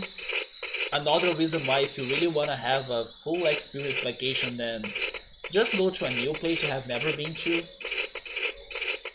They aren't broke. He used it to be, maybe to be the mayor of the second biggest sister. Wait, maybe second biggest city, maybe.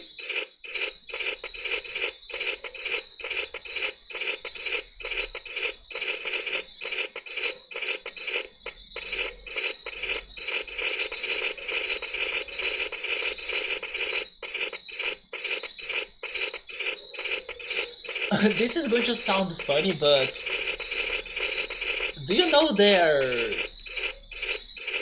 sign? Are they like Virgo or something? That sounds a lot like a Virgo person. Wait, a Virgo person. There we go. That's like someone that's super worried about finances and super protective and stuff. That's okay, Emily. I still got the context. Either Virgo or any other Earth related horoscope like Taurus or Capricorn, but mostly Virgo. It sounds a lot like Virgo.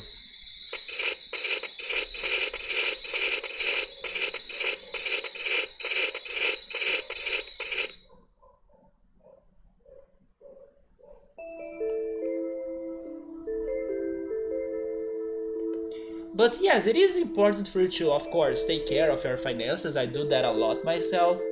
But it is weird in case they are, let's say, financially well, but considering they are not. It is a bit strange, right? Like, why are they doing it like that? Why not just relax and enjoy the good moment of their lives now?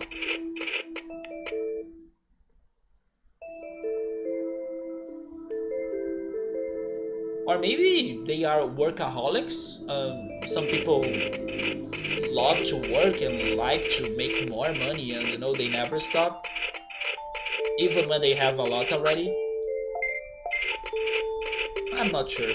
But still, Emily, don't worry too much about it.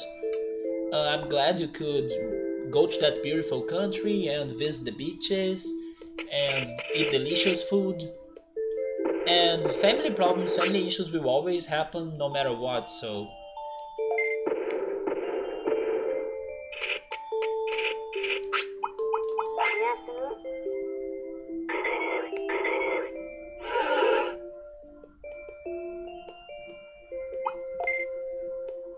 What is the amount of time or amount of hours that that a trip to Republican or Dominican Republic uh, takes by plane. Like, how long is the trip? Is it like maybe 12? No, maybe 12 hours is too much. Maybe 10 hours? So they are petty about small things, like the electric bill is gonna come really high this month. Oh, but well, but isn't there like a freaking heat storm or heat wave going on in the summertime in there? I mean, what they are saying is right, but at the same time, it is understandable that the air conditioner will be more used during these days because, like, it's freaking hot in there, right? So, yeah, I can understand what you're saying now regarding being petty of little things. Yeah. Wait, it's only 3 hours? I didn't know it was that close. Okay, so I was really off. Like,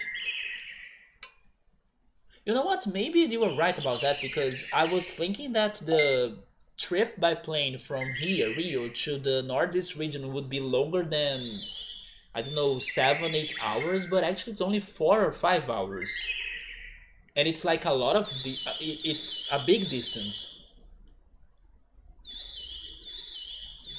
But still, 3 hours, it's not too far. I would at least give it 5 hours or maybe 4 to 5 hours. It's actually very close by.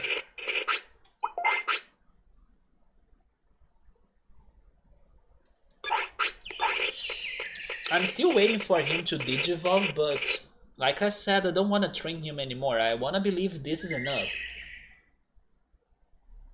Imagine if he dies though.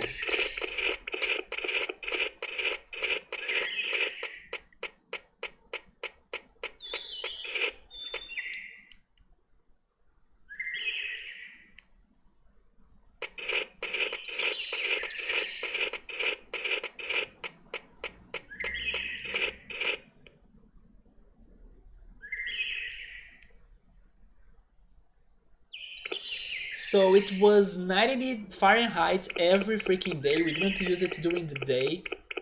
And they also offered to host you. Oh my goodness. Yeah, maybe they were a bit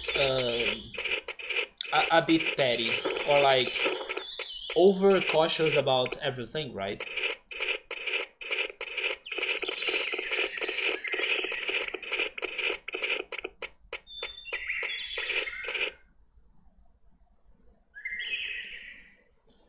Scotty, thank you so much for the raid. How are you doing?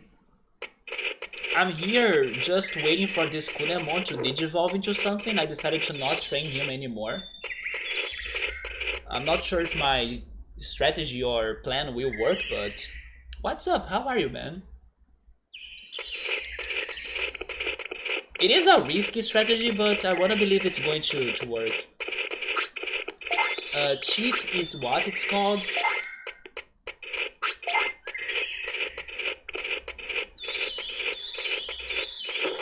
Yeah, it's totally not going to be a big deal for them, right?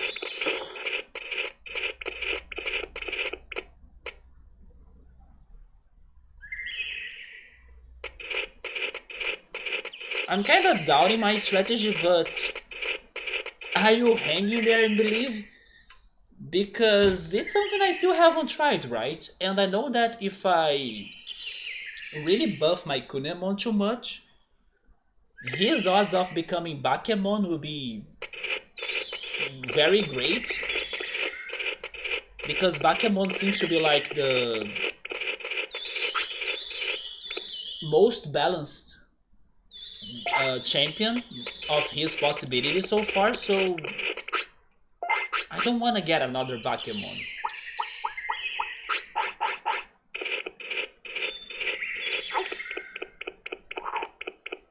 But come on, Kunemon, show me what's next. Show me who is going to be this champion. Please be Kabutorimon or the other champion that I still don't know.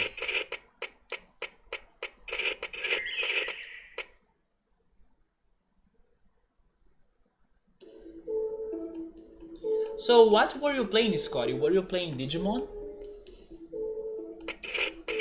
We are here in the post game. We are just trying to complete the Digimon chart. We managed to get all of the attacks and all of the cards. We are now missing 6 Digimon, 2 ultimates and 4 champions. And Kunemon still misses 1 champion that I'm not sure who is it going to be. Please don't tell me, but I have a guess it's going to be Kuwagamon. But in case I get Kabutorimon that was already registered, that's also great because I wanna believe I'll be able to turn Kabutorimon into his next ultimate that I also don't have registered, and I think it's going to be Hercules Kabutorimon. So those are my hopes for this cycle right here. Although sometimes, or maybe most of times, this game goes off the rails, so no matter what you plan, that's not what's going to happen to you, right? So you had a nice time, but they didn't really make it nicer, if you understand what I mean. I do. For example, when I was at my parents' hometown in the Northeast region, I was dealing with like my aunts, my uncles, my cousins, but then dealing with them is fine. Maybe the biggest problem is like dealing with my grandma, because my grandma is a very uh what is the word for that? She's a very specific person, but like buggy person. She bugs about a lot of things and things that are only happening on her mind even. I kind of feel sad because my mom is a little bit like that too, and maybe that's what happened. Like my mom learned all of those buggy things or petty things from my grandma, and then sometimes I fight my mom because of those minor things, or like overreactive or overprotective, or you know, extra behavior things that my mom does. But I think the best thing to do is really not to mind it too much, like just socialize a little bit and then, you know, go do your things, go to the beach, go to your friends, or don't spend too much time or too much energy with that situation. You didn't stay with other family mostly because of your sister. Wait, were they like locking you? Like, don't go see the rest of your family, you're going to stay at this home. Were they doing something like that? She has a strong character. Yes, my grandma also has a strong character. Also, my sister's uncle kept fat shaming you. Oh, come on.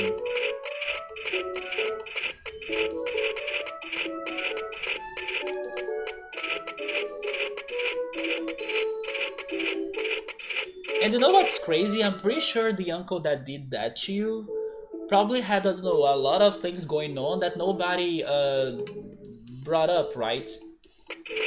If people like uh, judge others and say things about others, but they themselves have many situations going on too, you know? I meant like I didn't want to leave her alone. Oh, to leave her alone with the rest of the family?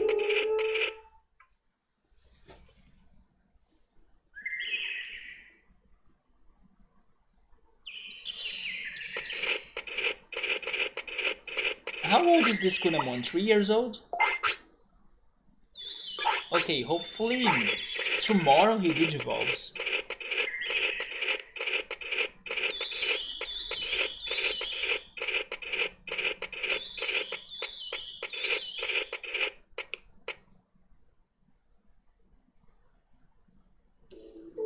But Emily, how long has it been since you have been with those family members or like visiting them in Dominican Republic? How long has it been since the last time you went there? Do you go there kind of regularly, or has it been a long time?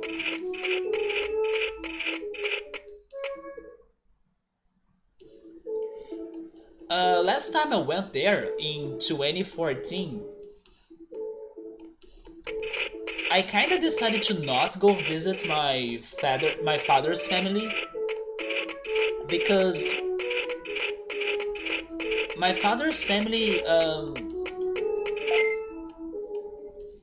they go through some heavier stuff, you know. So when I was there with my friends, and as I was there alone, like I didn't go there with my parents or my sister, I really decided to like avoid my father's family, or like not go visit them, because they were going through some heavier things that I did not want to participate or to join during the moment I was there with my friends. So when I was there, I was staying with my mother's family. Wait, that was your first time there?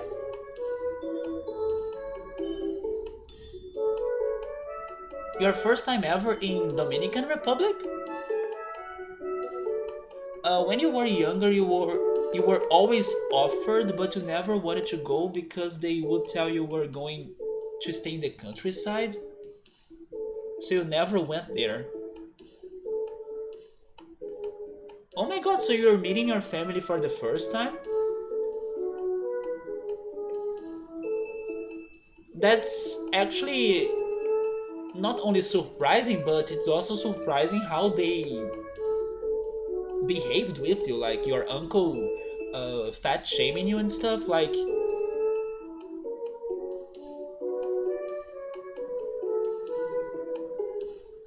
but I always thought you have been there way many or way more times, right?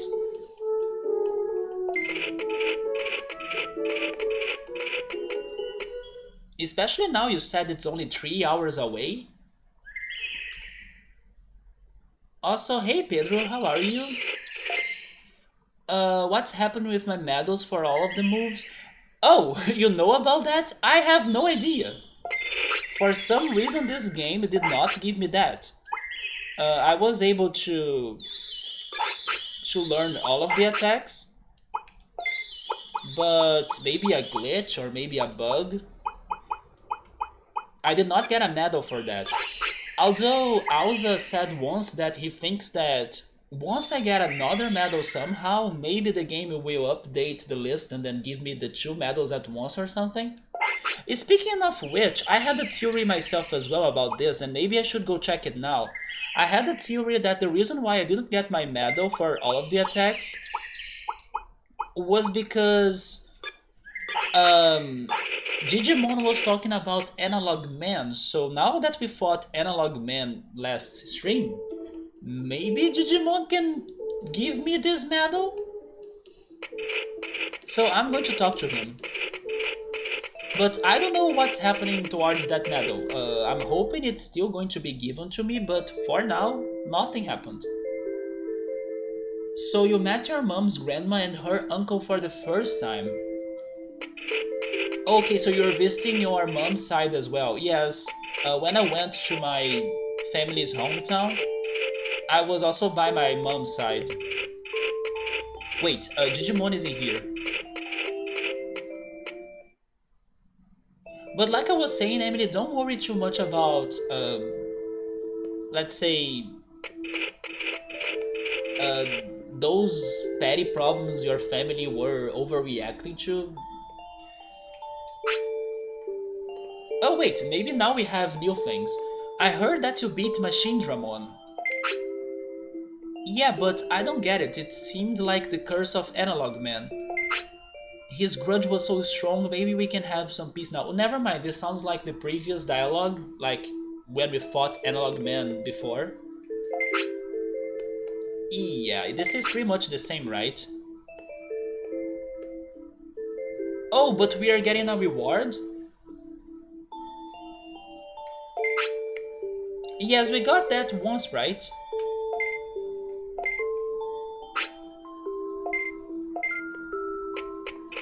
Okay, and no medals updates. But at least I remember to get this item now, so...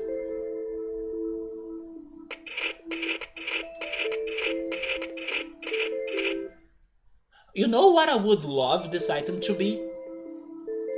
You kinda give it to your Digimon, and then they give you a complete chart of like, which Digimon do you want your Digimon to digivolve into? That's like my perfect dream of what is this item. But for now, I will still store it and save it for another moment. But after you came home from Dominican Republic, my siblings and you went camping.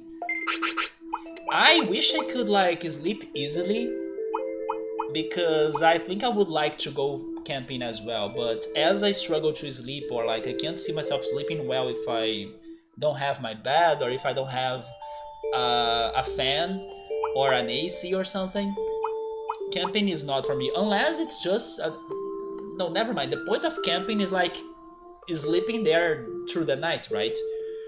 Yeah, unless if it could be something like going to the woods for an afternoon or something, then I'm down. But spending the night, that's where it loses me. Yes, so bro, that would be my perfect dream, like a Digivolution selection. But then I'm pretty sure this game would never give me that, or would never help me on that, right?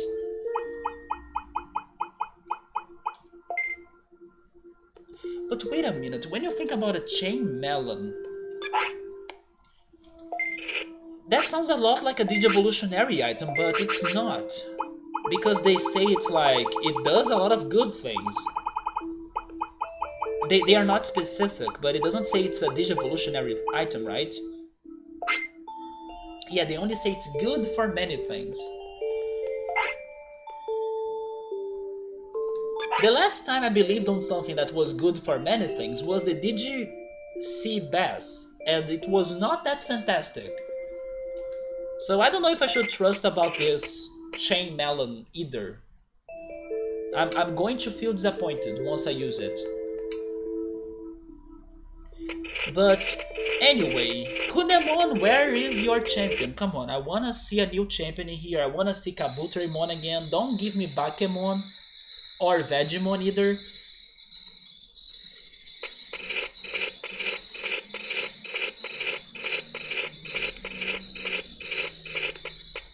By the way, speaking on nature, because Emily was talking about camping, although this is going to be sad news about nature, I watched a video today about horrible things that humans have done to nature, or like to wonders of nature around the world.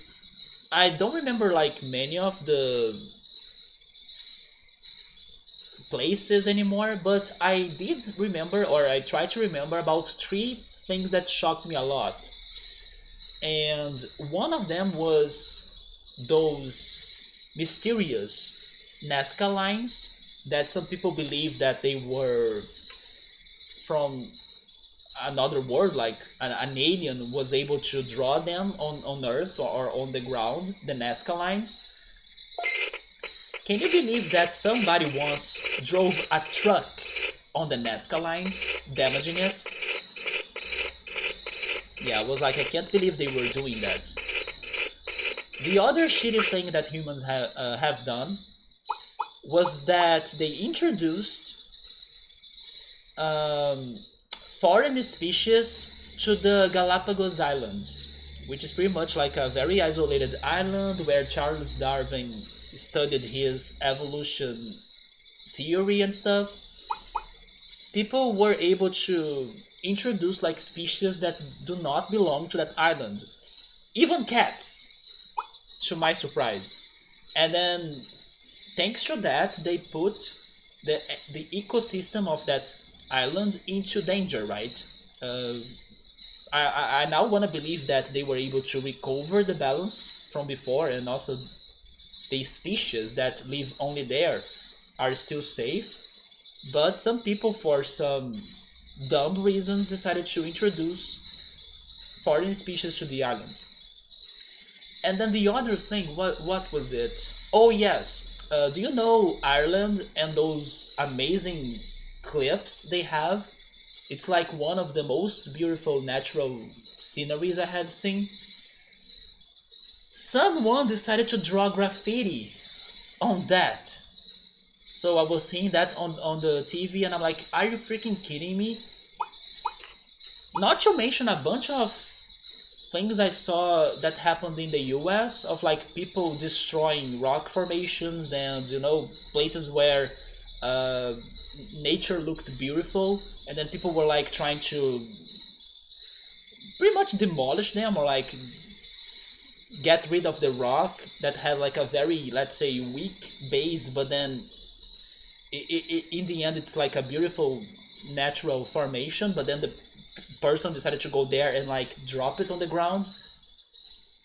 That happened a lot in Utah, the state of Utah, but then I can't remember the name of the specific natural formation or like beauty of nature anymore.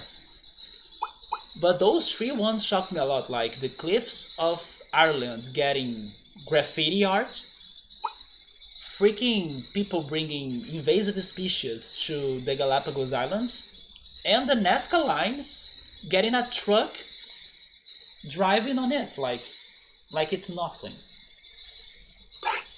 Yeah, those news made me very angry about humanity. And then the number one on that list is something that everybody kind of already know. It's the degradation of the coral reefs of some countries, right? Yeah, that was like the worst human interference on a beauty of the nature, according to that list.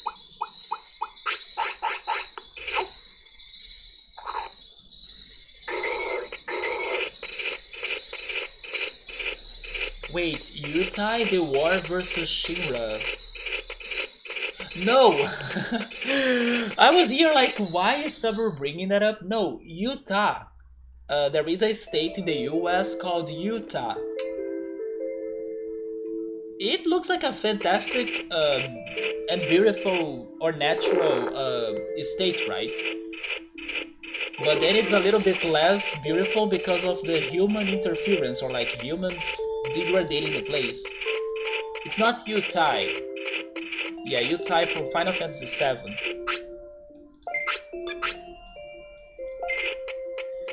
Man, I can't believe Kunemon is like taking this long to digivolve into something. I'm now starting to regret my decision because look at the amount of time it's going on that I could be training him, buffing him. Hey Marmo, how are you, man? And I decided to not do that.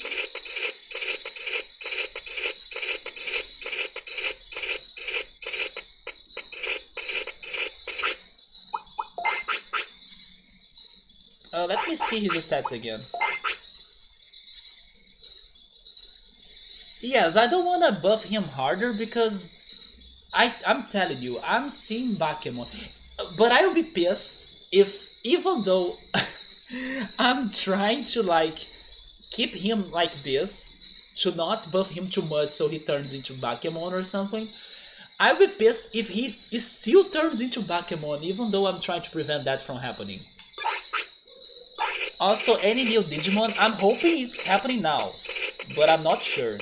I'm trying something new now because I trained Kunemon a little bit, but I decided to stop my training so I don't overtrain him a lot. Because Bakemon, like I was just saying, Bakemon is one of his possibilities, and I learned so far on this game that Bakemon is kind of like a very well-balanced Digimon regarding his stats, and every time I kind of, you know, make a very good rookie Digimon, he turns into Bakemon. So I'm now trying to not make this Kunemon extra buffed, because I'm trying to prevent the Bakemon possibility from happening. But yeah, this cycle has some hopes or promises to be giving me a new Digimon. Hopefully we'll be able to do that. But regarding the other cycles I have had so far, Marmo, we are now missing 6 Digimon, 2 Ultimates, and 4 Champions. And regarding the information that I know so far, 2 of those champions will be Devimon, because Myotismon talks about Devimon, and the other one will be Monochromon, because that was spoiled to me in the past. So I don't know about two remaining champions that I don't want to know, leave me clueless. And also the two remaining ultimates that I also don't know, but I have a guess one of them might be Hercules Kabuterimon. That could be a possibility for us on this cycle, hopefully. But yes, we're still missing 6 Digimon. We got all of the attacks, although they gave me no medal. I think that was a glitch. Hopefully next time we find a medal, they also give me this one that I deserve. And yeah, those are the news so far. No, I'm actually trying to avoid Bakemon. And I'm trying to avoid Bakemon because I did everything I had to do with him. Yeah, that's the chart, like I said, 4 champions and 2 ultimates. The last Digimon we registered was Piximon. We did that because of an item we got from Curling. And yes, I'm going for Kunemon's last champion or Kabuterimon, that's the plan. In case I get Kabuterimon, I will train him a lot, because I do imagine that that remaining champion right there will be Hercules Kabuterimon. So that's the plan. But if they want to give me the remaining champion, I'm down. It's a new Digimon to register, and then we see what we can do with him. But no, Bakemon is a no. Like, I'm trying to avoid Bakemon. Is it possible for me to still be getting Bakemon? It is, because this game is all full of surprises, and then I'll need to go with the consequences. But from what I have learned so far regarding Bakemon's evolution, don't buff your Digimon too much, especially on every single stat, because Bakemon is like a very strong Digimon that goes all around on everything. So I went for brains, attack, and also magic points. Yes, on this cycle, the 3 things I decided to train the most were those: brains, attack, and magic points. So I'm going to see the results of that. Hopefully it's either Kabuterimon or the new champion. That I have a guess it's going to be Kuwagamon, but I'm not sure. Yes, I also don't know. I'm hoping that's Kuwagamon or Kabuterimon. No, wait, I don't want to know the special way to get Bakemon, although I think I figured it's something about training him all around, like it's a very strong Digimon. But there is also the item. If I really wanted a Bakemon, I have an item to get him. Like, we got that from Grimojamon. It's the Torn Tether. I have one of those. But the plan right now is actually to not get Bakemon. That's why I'm not training my Kunemon anymore. I'm just waiting time to pass by to see if the training was good enough. I kinda want that my Widow evolves into Kakuna. About the special cons...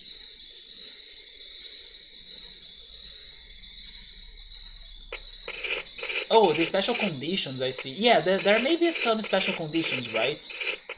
But that's okay, like... Oh! It's happening! Kakuna, come on, let's have Kakuna! No Ghastly here, no Oddish, even though I love you, Oddish, best grass type. I need Kakuna. Kakuna or Kabuterimon, like Pincer.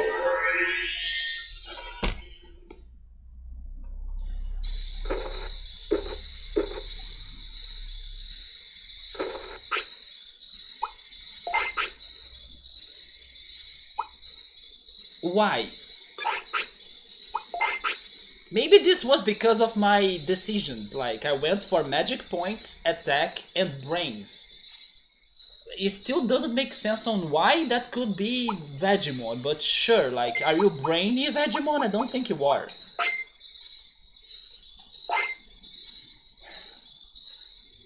Now, change of plans, everything is ruined again, but this guy can turn into Piximon. So, as I was just like preventing from training him, Now you're going to suffer the consequences, Vegemon, because I'm going to train you like there is no tomorrow. I will gonna mash you into a Piximon. I don't have every evolution for Bakemon, I do. I don't need Bakemon anymore, unless this has something to do with Devimon, but then that's something that I'm not going for right now. But this is BS, like seriously? Vegemon.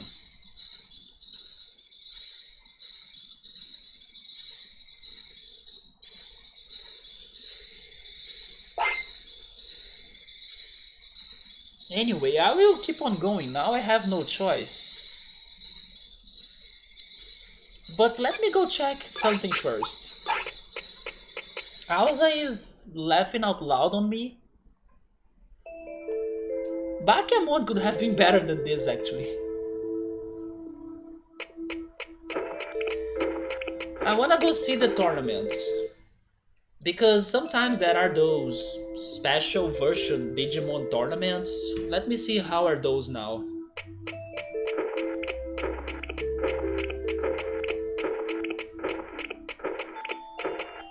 But really, Vegemon, why? Is it really because I took some time without training? Or it could be related to my wave. Or what if this is what I was discussing when I was starting the stream of like, what if Vegemon is Palmon's real Digivolution on this game? It's like this game's Togemon, so like Vegemon is supposedly good, quotation marks, to this game, and then I have had a good training on my Kunemon, and then I got a somewhat good Digimon quotation marks again.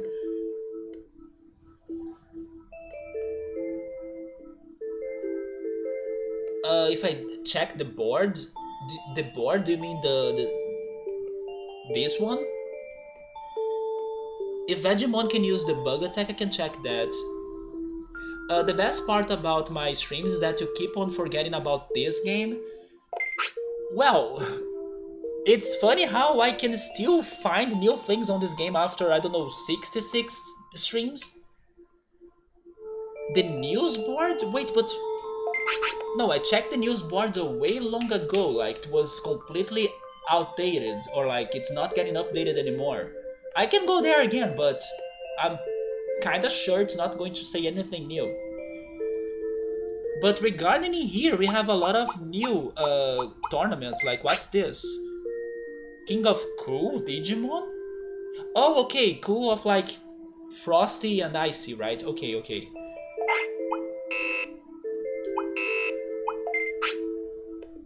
Version Zero Cup. No, we could never finish the Beetleland tournament. It was one of the ideas for this cycle, but Kunemon just turned into Vegemon.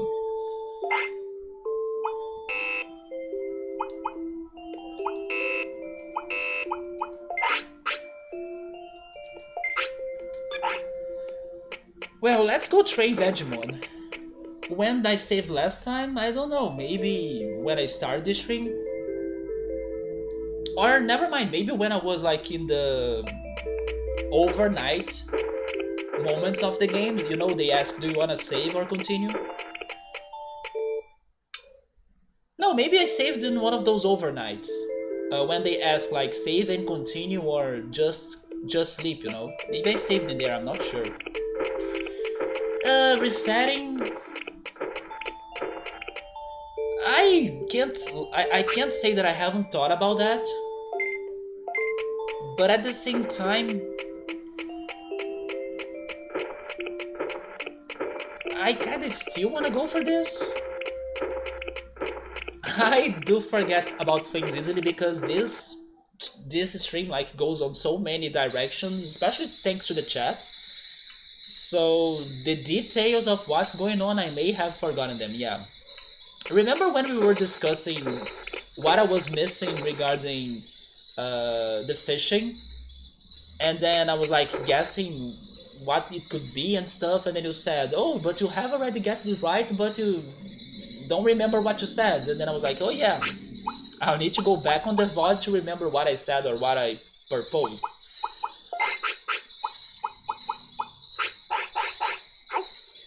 Playing with a Digimon with nothing new is kinda sad. I mean, it is sad, but at the same time, you can't win every time, right?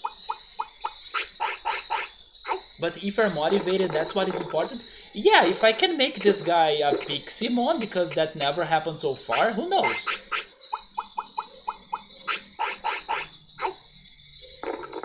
It was 1 minute ago. But I don't pay attention if I'm saving or not, because to me, resetting is not a thing I will be doing, at least not yet.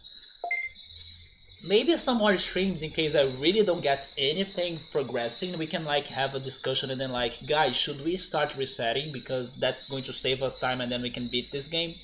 Then we can have that talk, but so far I'm still like not thinking about resetting or, paying too much attention to saving. I should, because sometimes I can have like a power outage and then I lose the supposed progression I'm having in my cycles. But I was not really paying attention to saving. But then, probably I saved in one of the nights, right? Or sleeping times.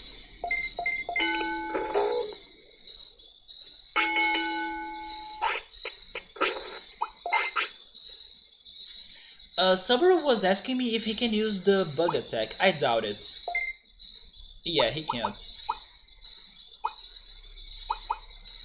But he can use many other different attacks.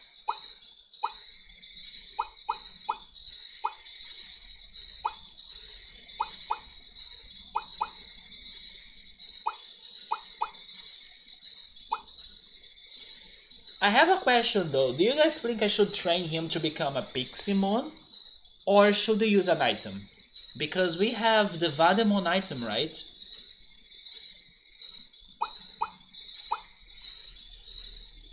Yes, I believe the Vademon item is the only one for ultimates that I have right now. Oh, you know what? Now I need to train HP because I haven't trained HP before.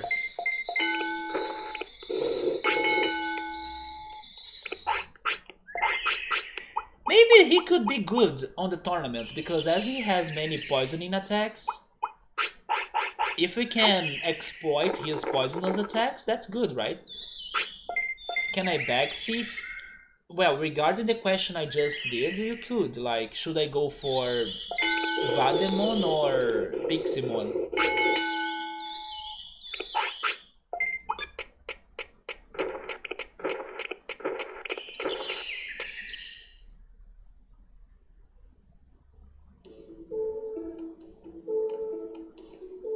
But I'm disappointed, like I was really hoping for Kabutorimon or the new champion.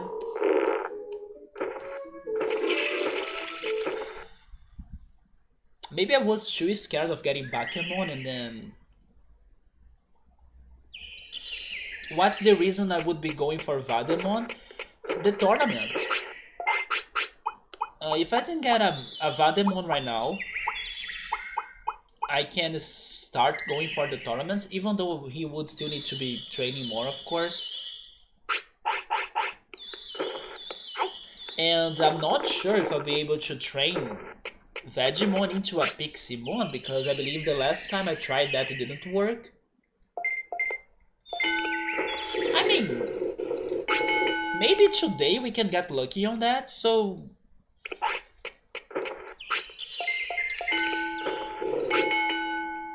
If I really buff him a lot, he gotta digivolve into something, right? So his only option is Piximon, so why would I not get him today, like...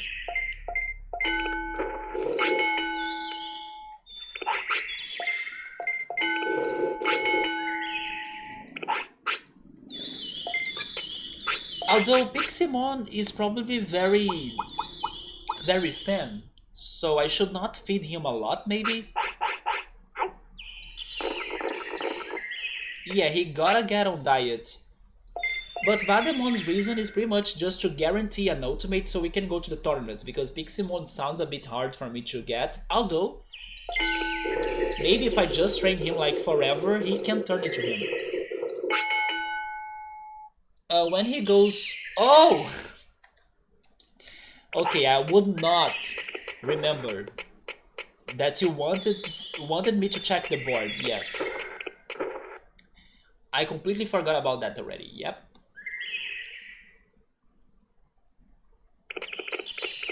It was the shock of getting Vegemon. But again, it's what I told you, like, it's not going to be different. Unless by checking the board that helps me to get my medal or something. Because of a glitch. But regarding news on the board, it won't have anything.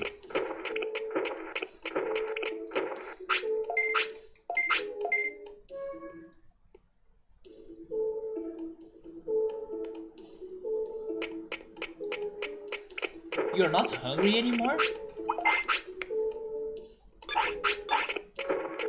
It shouldn't do anything. Okay. But for some weird reason you remember there could be one more new or news. What was the word that I was shocked to... Oh yes! One of these days I was watching an English tips video and then I was like, okay, let's see what are the tips in here, hopefully I can learn something new, and I did. And I was shocked to learn that you don't have the plural of the word slangs. Like, slangs doesn't exist because it's uncountable. You can only say like slang. So when you want to say it in like a plural way, people will say it like slang words.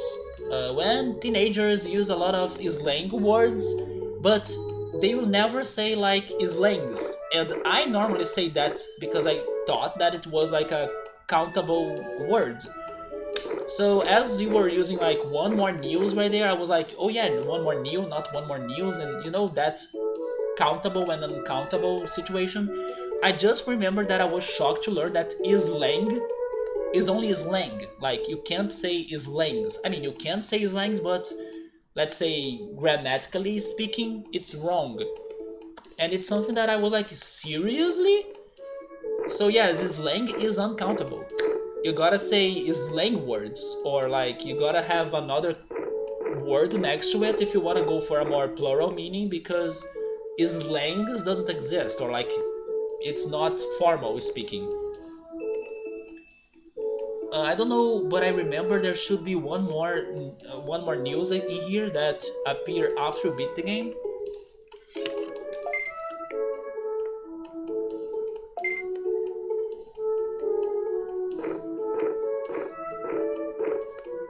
Wait, I have read this, right?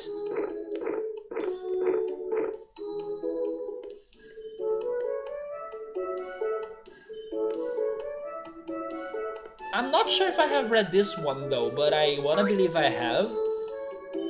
Myotismon denies his retirement. In an interview, he denied the rumors. He is still working hard. He loves his fans. He also announced that his pupil, Skullgreymon, will make his debut.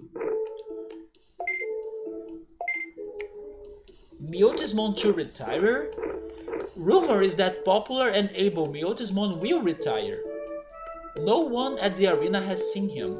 His career is at its end and he's too old. No, he has not retired because we have seen Myotismon in one of the tournaments for sure.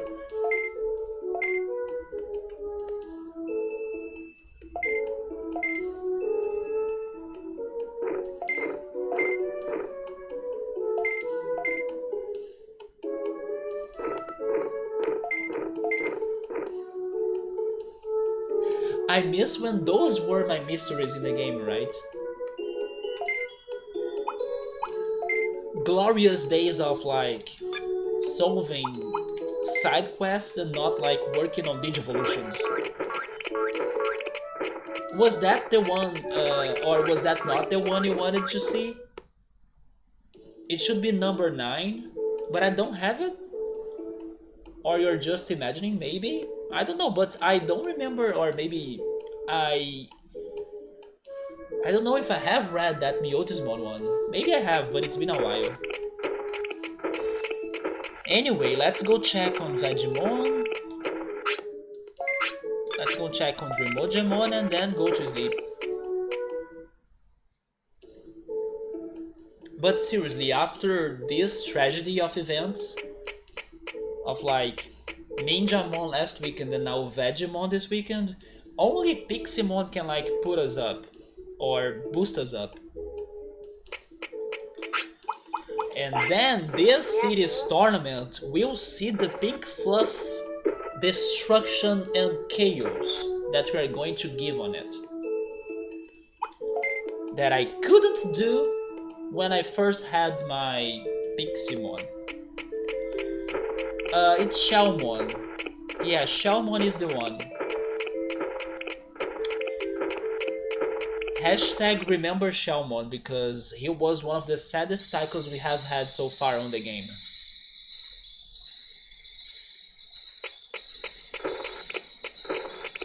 Back to training because you gotta be buffed as you are now my hopes of Piximon.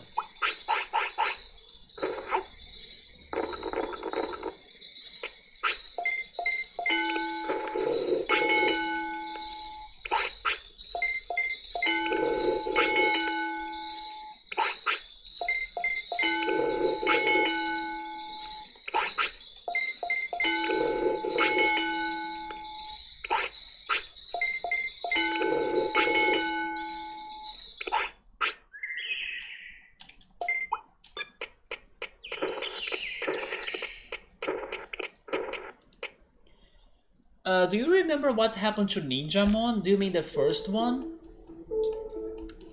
Honestly, I don't remember what happened to the first Ninjamon.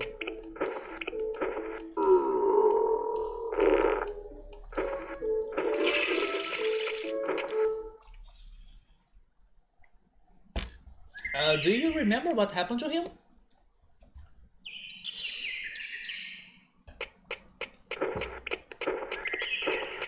Did he die before he could digivolve again or like have an important fight? Okay, now he has one of Wave, so hopefully that's the one for Piximon.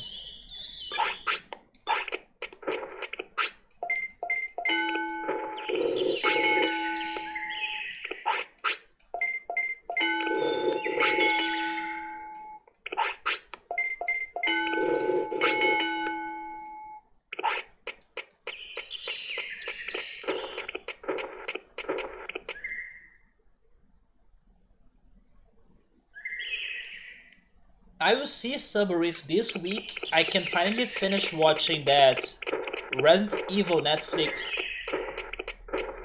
CGI series. I'm only missing like 2 episodes of 20 minutes long or something, so it's going to be super short. Now that the Olympic Games are over, I can go back to my animes and series. I was even watching more of Mob Psycho 100 and this one series called Control Z on Netflix, but Control Z is not that great. It's a very, I don't know, okay series, so I don't recommend it. But at the same time, it's one of those bad shows that sometimes it's good for you to watch, you know? So I'm still watching it. No, Ninjamon from last weekend. Ninjamon evolved into Metal Mumemon, and then we used Metal Mumemon against Analog Man. Oh yes, and then when I was giving him that sea bass fish, hoping that he could survive for longer, he only survived 1 day more, and he died. Before I could go to the Rank S tournament. Just like always. It's my eternal curse on this game. Digimon always says no.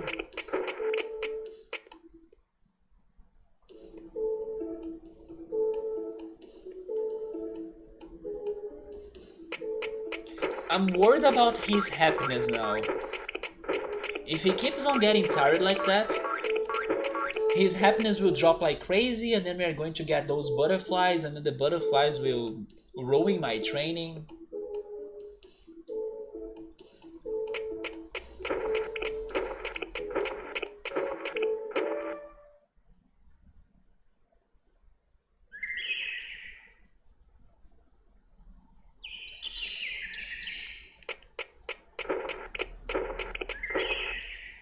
Okay, so I was training his HP. I'm done with that. I wanna go for speed now because Piximon gotta be fast as well, right?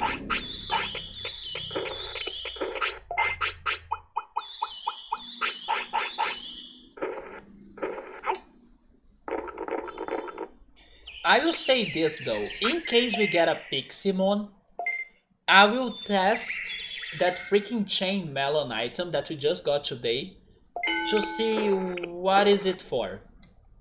Because the next time I have a great Digimon like Piximon, I gotta give him the goods. And as now I have two of those chain melon,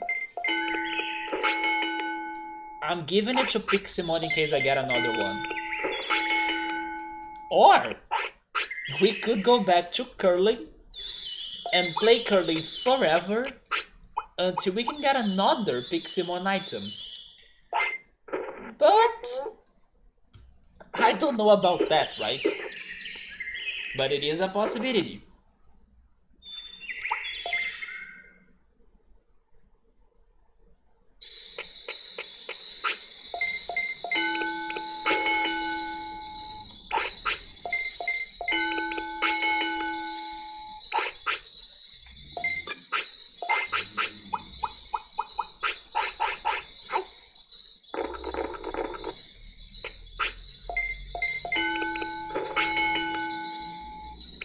You're hungry again?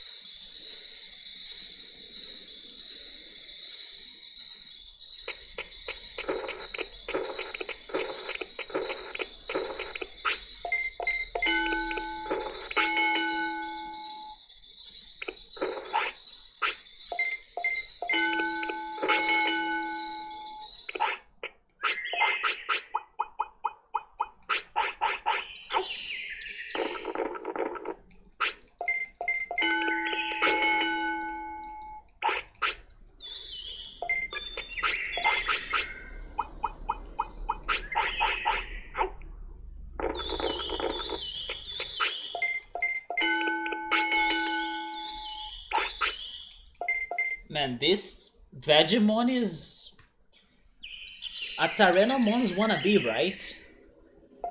Can you stop feeling hungry or like starving like that? I will not feed you. You need to stay thin for Piximon.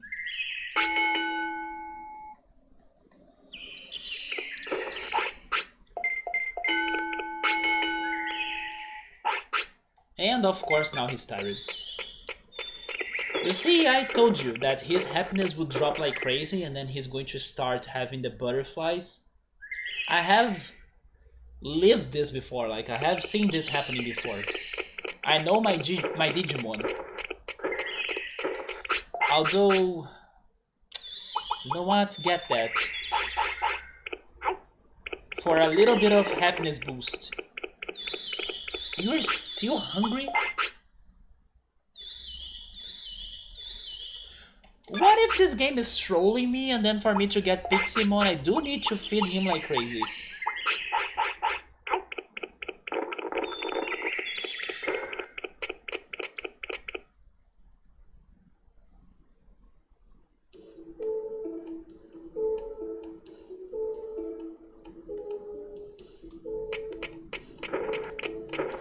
Okay, so you're not tired anymore, but if I go back there and then like train once, you're going to feel tired, right? But since I'm here... Oh, and Alza Shelmon, that's the guy. I will check the tournaments again. Maybe there is one that we could enter.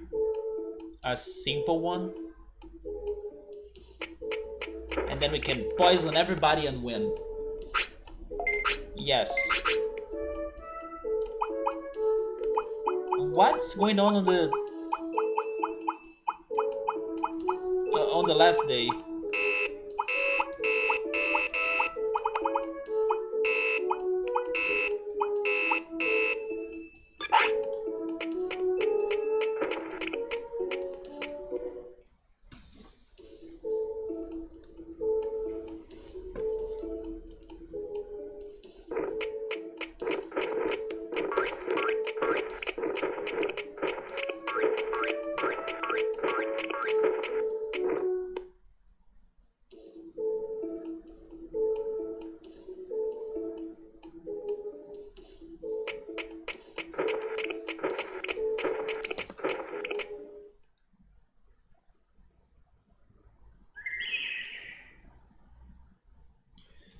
I'm thinking about making a question to the chat, but I'm not sure if I should make it.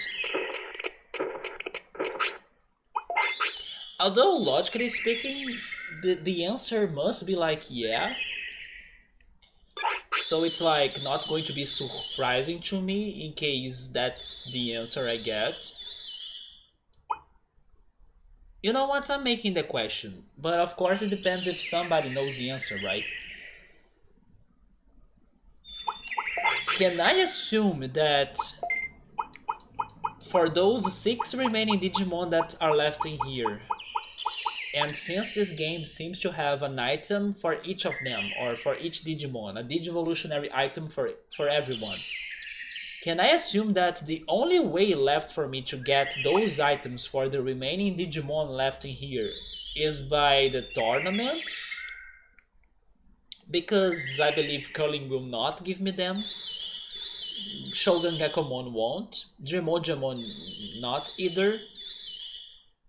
It's only the tournament, right? There is no other way for me to still find the items for those 6 guys right there, right?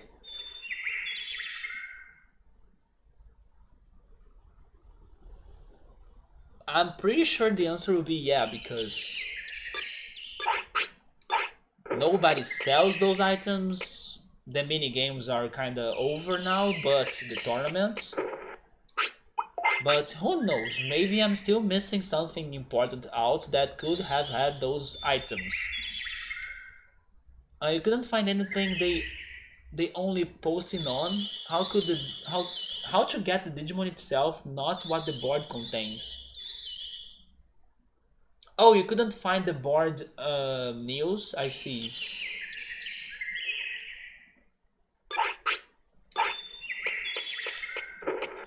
At this rate, I don't think it's going to get updated anymore, Alza, so if you want, you can say or you can tell us what you remember that could have been on the board. Sabri is saying he believes yeah, me too. I believe the only way for me to find the remaining Digivolutionary items but at this rate is because of the tournaments, or thanks to the tournaments.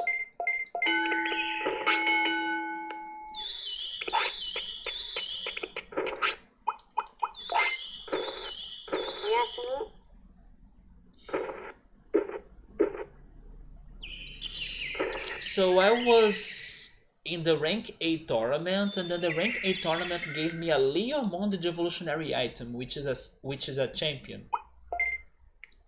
So not necessarily the rewards will be like matching the item I get. For example, I had to go through an ultimate level tournament to get a champion item. So I was here thinking, what do I need to do in order to get Monochromon's item, for example? And remember it says that you did fight Machine Dramon and save the world. That's what Digimon told me today. Are you sure you're not thinking of Digimon? But you're not sure if it's the first. It's definitely not the first fight because I still remember checking the board, hoping to see somebody talking about those news to us. There was no update, unless my game is bugged, which could happen, like this game is glitched. But I do remember feeling disappointed when I went to the board and nobody was saying that we did save the world on the board. I do remember doing that, yes. There was no message.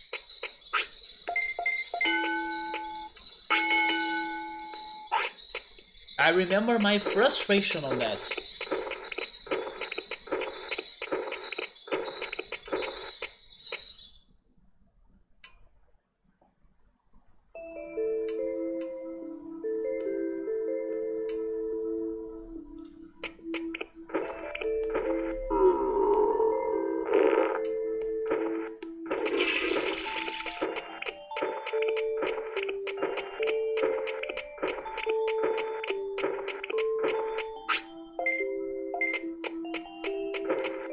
If it's in the second fight, like it's supposed to say something like Machine Dramon is back, but to save the world again. Oh, I see. Or maybe you're just imagining things. Or maybe you're thinking on Digimon's talk. Digimon says, or talks about him. We were finishing brains.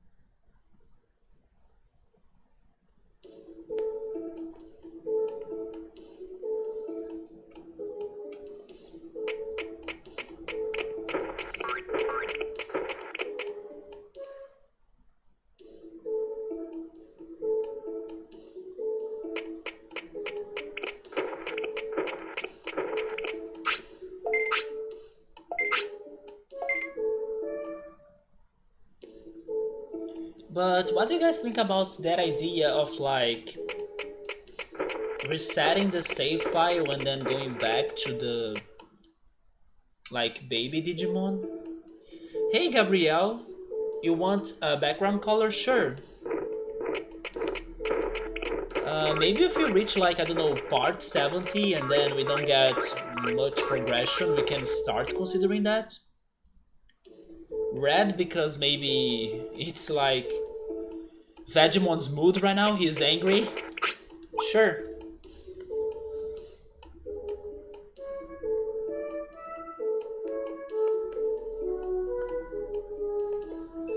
There we go. will make you get bored from the game in like 2 life cycles? Do you mean if I reset the save file? I mean, it will get, I don't know, it will lose a little bit of the point of like going with the consequences. Also, computer, are you okay? There we go.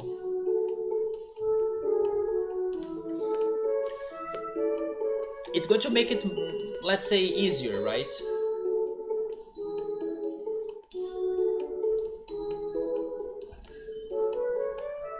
It's okay, but yeah, it's not the way I decide to play. But again, this has been taking forever, as you can see, so it is something to consider.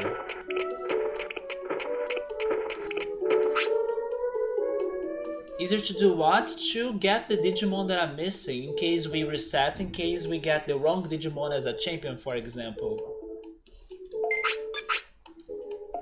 It's like we're starting a cycle, and then the result of the Digivolution is like Vegemon, which is not what we wanted, and then we reset the game, go back to the previous save file, and try getting the other champion that's the one we want, you know?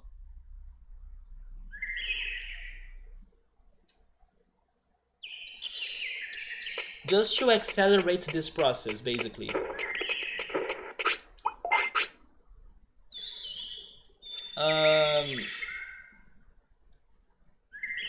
Let's go for more defense. Also, when you do it once, you keep on doing it again. And some other stuff for cheating as well. Other stuff? Like when you lose a fight or something. No. I would only reset for the Digimon that I'm looking for. Wait, you're having internet problems?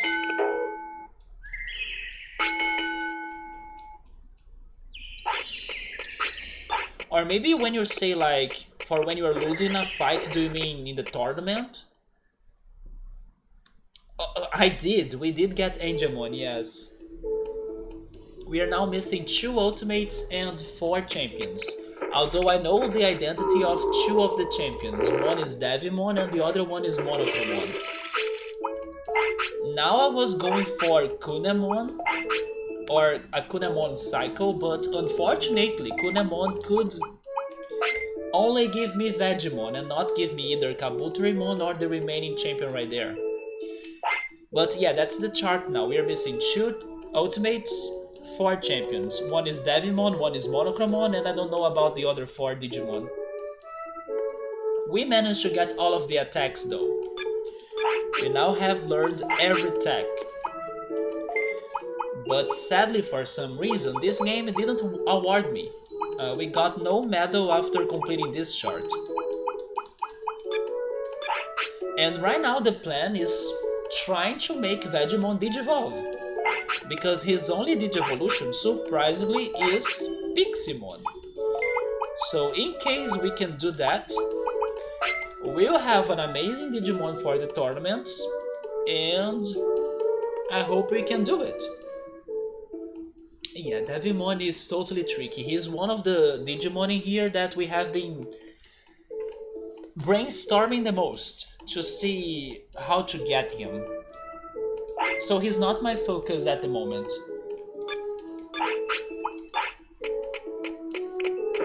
Go to bed, and then I'll need to find a way to make you happier, because otherwise he's going to start feeling butterflies.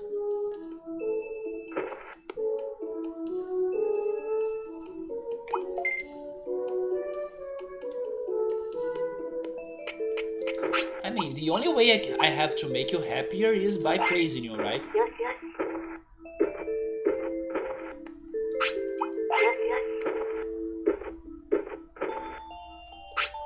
There should be a Digimon playground or something where I can play with my Digimon and then they can feel happier.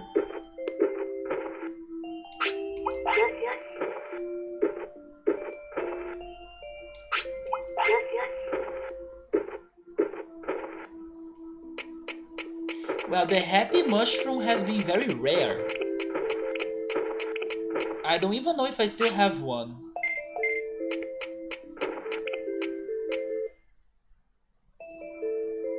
But yes, the happy mushroom is the only item so far that... I mean, never mind. The restaurant has some dishes that can boost happiness too, right?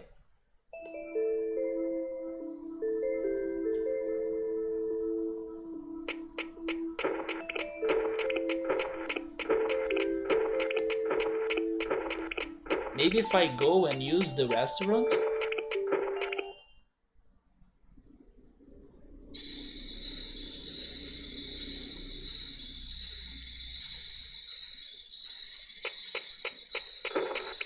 How old is he now? He's 8 years old.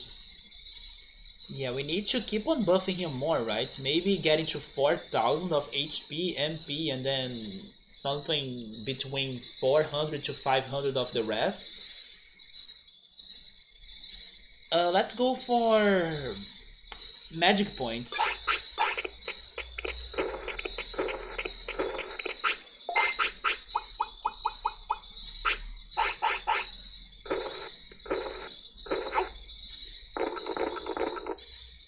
And he doesn't like the carrots that he sells. Go figure that.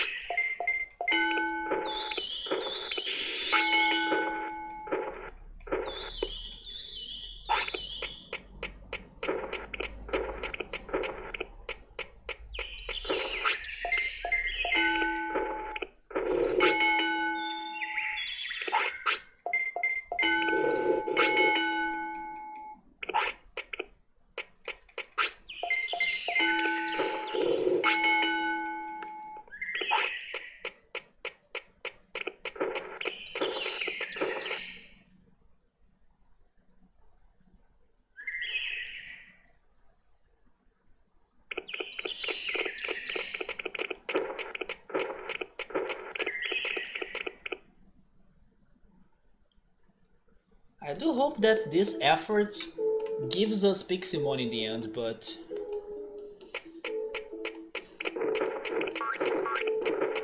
in case I start a new cycle and then like Vegemon dies, I will go for the same Digimon again, like I will go for another Kunemon.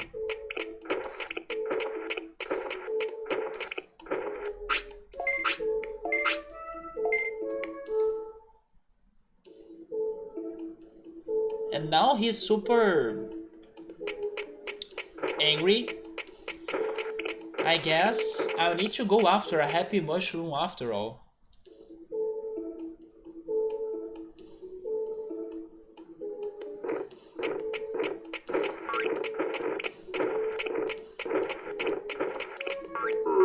Oh!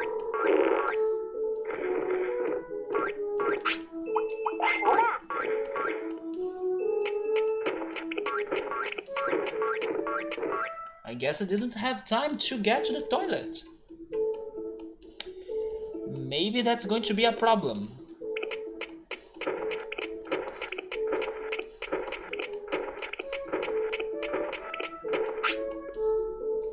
When you played Pokemon in the past, if I were this completionist, I was. When I was playing it on my 3DS, of course. When I was playing it on emulators, no. But on my 3DS, yeah. On Pokemon Go even.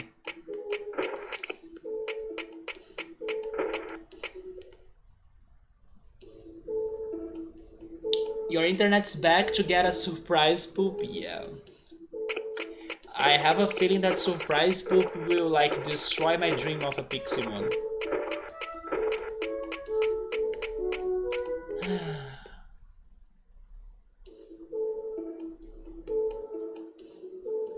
Should we go for Vademon? Oh, the butterflies are here.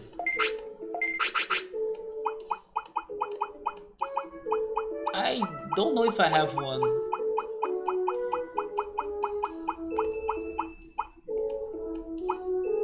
What is this again?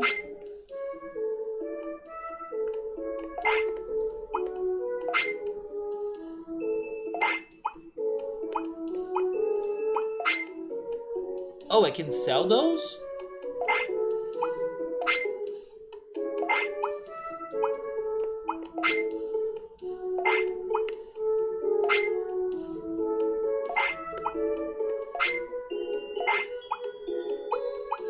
Yeah. Oh, I have one. There we go.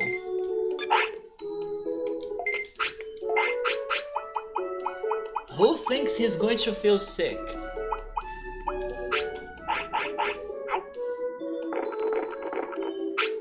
I knew it!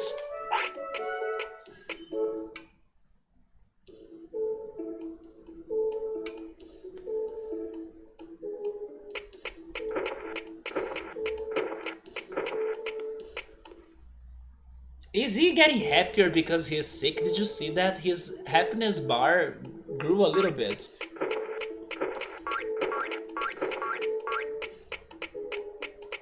It's actually growing. Do you like to feel sick?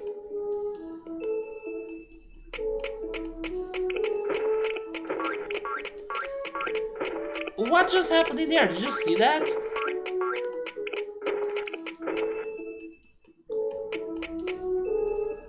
But again, that's not like a crazy boost on my happiness level because as soon as I go back to training, he's going to drop it all.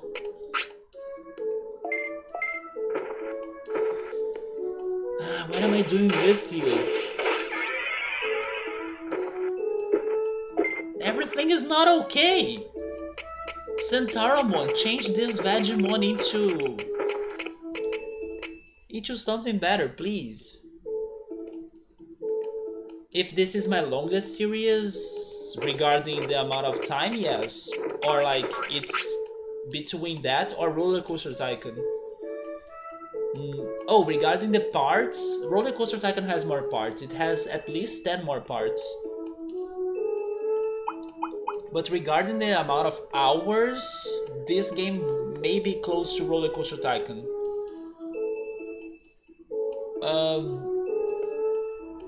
Wait, he still has the butterfly? Oh!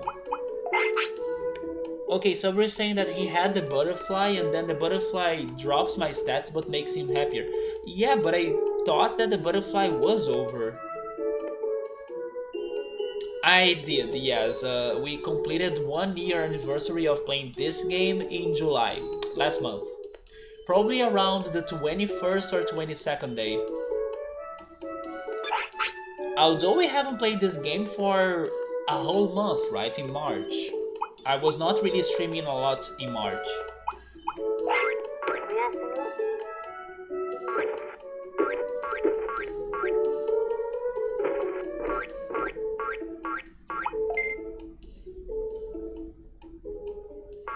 I'm getting to the conclusion that the best way for you to deal with Digimon is to giving him the boost items, but he refuses to train, right?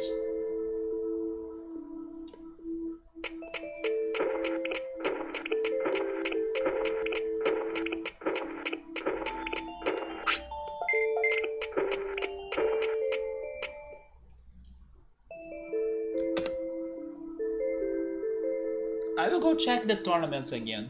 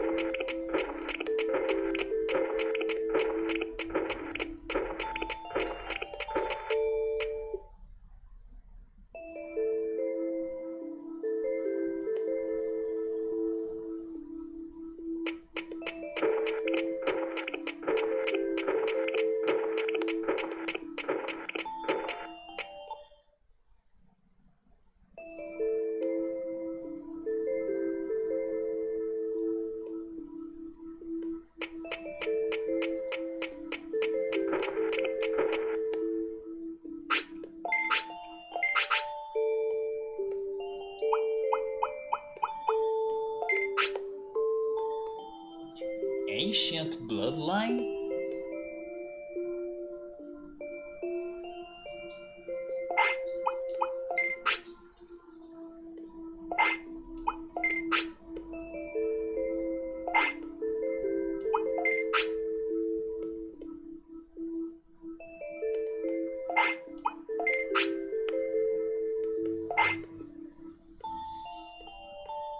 Ain't 1 year plus finishing the game enough to try looking for guides or getting better hints? Well, I was discussing a little bit about that earlier today with like the resetting possibility. But people are not sure if we should go for that. I'm also not sure if I should go for that.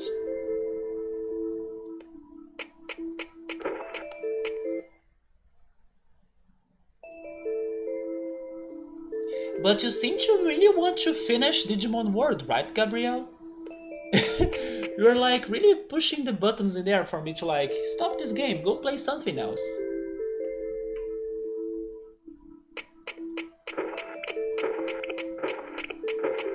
I mean, we're almost there, it's just that... Cannot believe this game gave me another Vegemon, come on.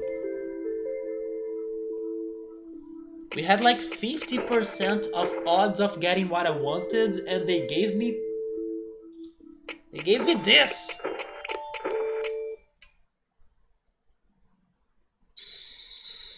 One year is a lot of time, yeah.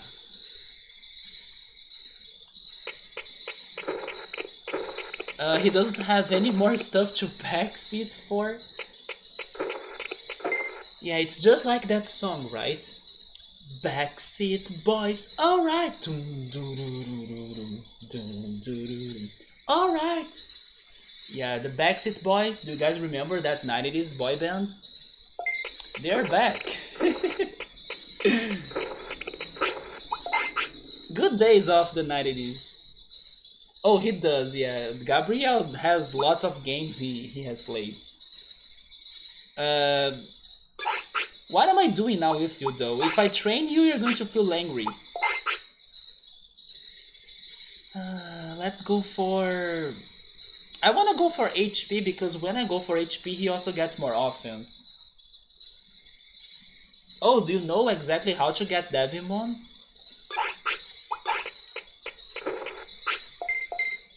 All I know so far is that it's... like there is a chance of a Digimon dying and digivolving into Devimon. That's the hint that Mutismon gave me. So what I need to either test or think further is regarding who could be the Digimon that when they die they could turn into Devimon, and if there is like another condition for that to happen, if it's only about really dying or if it needs to die under a certain specific condition. For example, it needs to be a strong Digimon that dies, like it can't be a non-trained Digimon. Or maybe it's the opposite, like if you have a shitty trained Digimon but then because he died he can't accomplish the other requirements. I mean, now I'm thinking on Digivolution, it makes no sense, right? If he's a shitty Digimon that dies, he'll die normally. It's like important for Digivolving into like, oh yes, it's a shitty Digimon that haven't gotten to any criterias, so he gets more limited on what he could turn into, right? But if it's like a strong or buffed Digimon, he gets to many criterias and then he can turn into many options of possible Digimon or next stage Digimon. Those are the details I still need to work on regarding this Devimon mystery. I had a guess or a feeling that Bakemon could be the one to die to turn into Devimon. But then the second idea was Angemon actually. Because maybe there is like a let's turn this Angel Dark idea in here and then he could turn into Devimon if he dies or something. Those were the two ideas, or greatest ideas so far. It is the same as the anime. I don't remember what happens in the anime. Oh, we got you 4,000 here.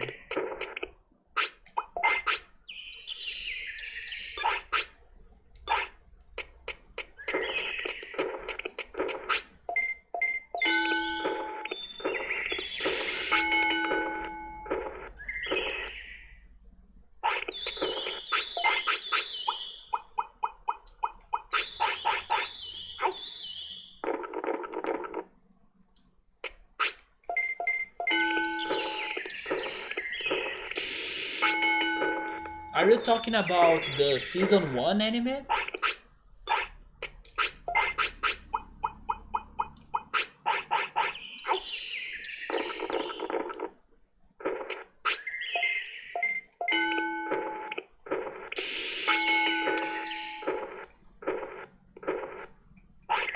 Maybe I should just stop giving him the super carrot because he hates the carrot.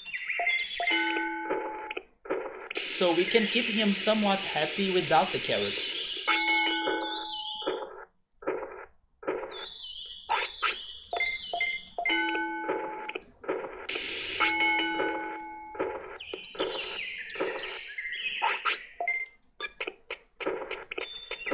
Maybe if I use the potty, he can feel happier too, right?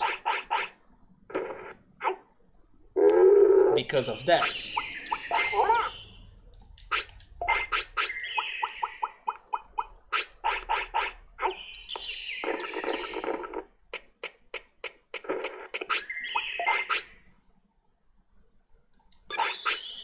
You know what, I will start giving him what he's asking for because keeping him happy is my priority right now, so sure. Maybe later I can give you one of those fruits we checked on the bank that drop their wave, and then he turns into Piximon. Oh, is that why he doesn't like to... Oh my god, that makes sense. Sabri is saying that if he's eating the carrot, it's like eating his son or something. Maybe that's why he feels unhappy, right? Also, I got the magic points that I was looking for. Let's go into something else. And damn, are you a Tyrannomon? Come on. But sure, I will give you what you're asking for because I may not have many happy mushrooms, but I have some fruits in there that drop their weight, like the prickly pear. I think it's the prickly pear. We can go for that.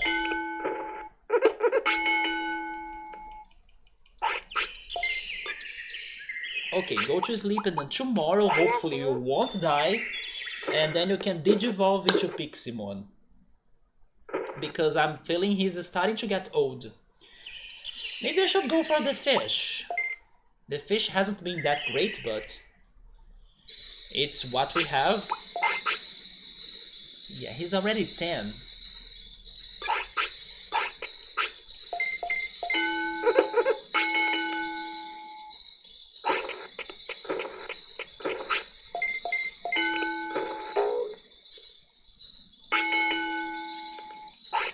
I can't believe I stopped training Kunemon for this. Okay, I will go for another potty, because in case he refuses to get it, it's good. Like this.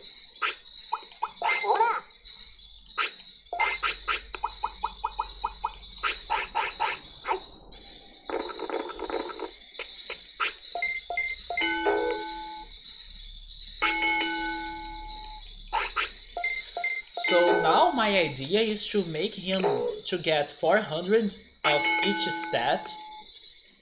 I don't know if I will have time to do that. But honestly, in case he dies, that's fine. We start another Kunemon cycle and then we hope for a new champion. That's okay by me. And getting to Kunemon's champion is probably still fast, so we can do that today.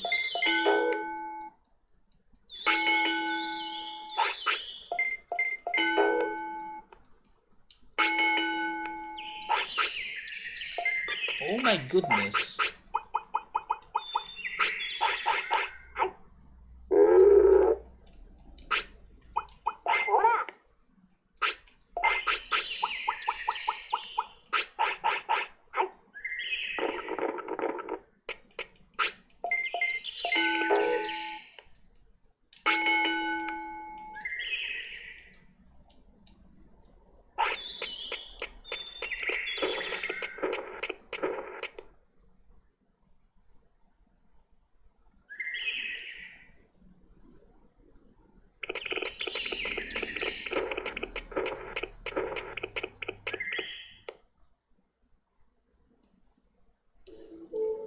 Changing the topic a little bit,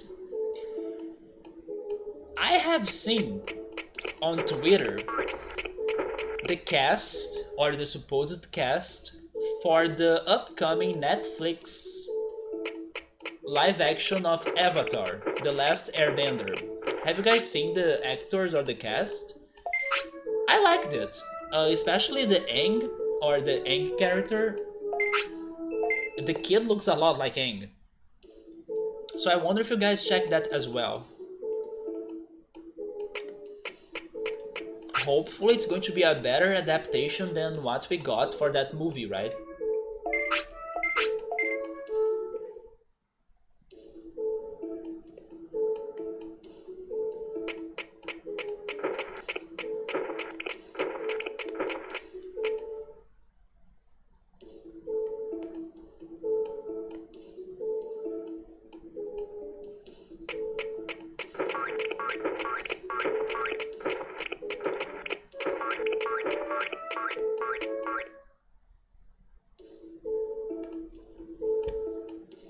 It's just a bit weird to think that adapting the story of Avatar into a single, let's say, movie, it sounds so rushed. I would rather have like a mini series or some couple episodes, you know? I believe it's going to feel very rushed. So it's going to lose part of its journey, or like it's going to not be too intense. I have nothing against the actors. Your problem were the writers that wrote so much shit that the original creators and producers quit all of it. That's true. They decided to give up about the project. But are you talking about the movie, or are you talking about this one, Netflix adaptation? Because I was thinking that was about the previous movie, right? But are you referring to this one adaptation? Is that happening now too?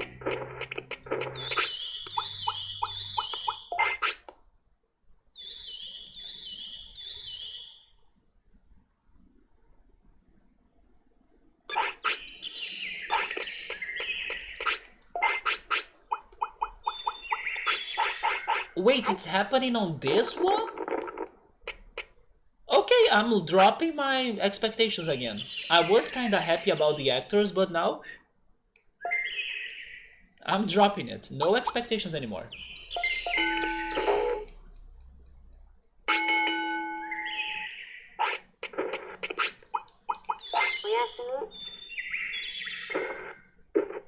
If they are really changing...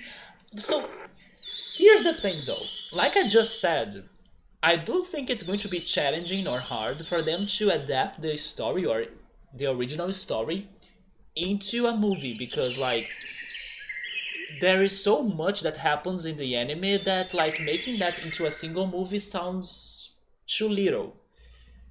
So I can understand if they, let's say, got to the conclusion that their only way of going for this idea and like not making a very rushed story, or like um,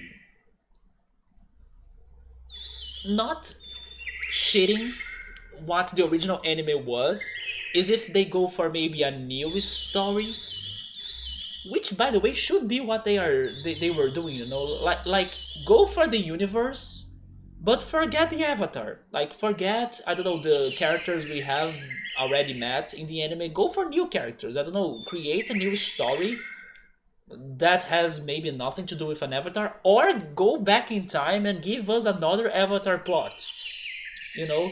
And then that story they are creating in there could maybe fit the size or the length of a movie in a better way than adapting the whole anime into a single thing.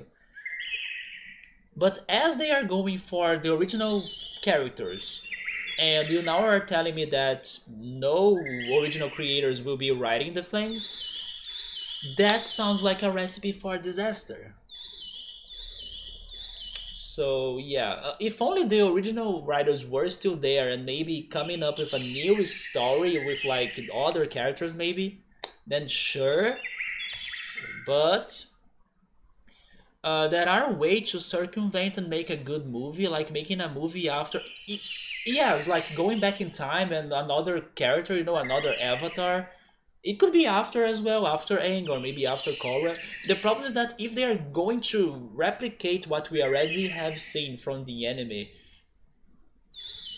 it's not going to give us enough time of screen or like enough screen time for the whole plot. Like it's not that simple.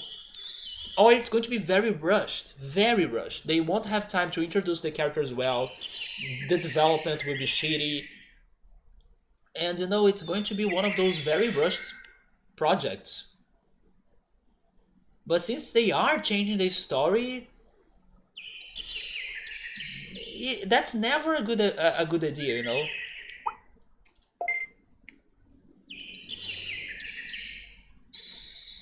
Not even that long. A movie about Aang, an adult Aang and Katara and his family, or the past when there were still airbenders. Maybe when the air community got attacked, right? Or extinct. And then Aang got frozen. It could be a movie explaining how's that. Which, by the way, remind me of the first episode of the current season of Pokemon, which is Pokemon Journeys. Once again, I'm here recommending you, if you like Pokemon, to give it a try. But try watching at least the first episode, because the first episode will do exactly like that. It's going to give you backstory from one of the most important characters of the Pokemon anime that we have never seen before. So it is a very important episode. I will not say more to not spoil it, but it is a very good character development or developing. Yes, a very good character developing episode. Those are good stories to tell in a movie. Yes, I agree. But then going for the original anime story and then compacting that or compressing it into 1 hour and a half or 2 hours without the original writers, they are playing dangerous.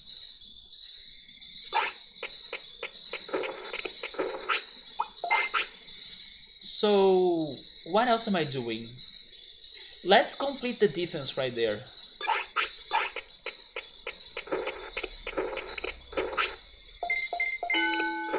Speaking of Pokemon, by the way, there have been a lot of things happening here in Brazil, at least towards the Pokemon anime. Mostly thanks to the dubbing, the Portuguese dubbing. Like some voice actors are not getting paid by the company, and then they are quitting, and then they are changing the whole cast of voice actors every freaking time, and then the fans are getting angry and disappointed because they were like used to listen or to hear that certain voice actor for that character, and then it's like a whole situation going on, and the fans are trying to contact the Pokemon company or you know uh, more important people towards the Pokemon company to see if they can finally find a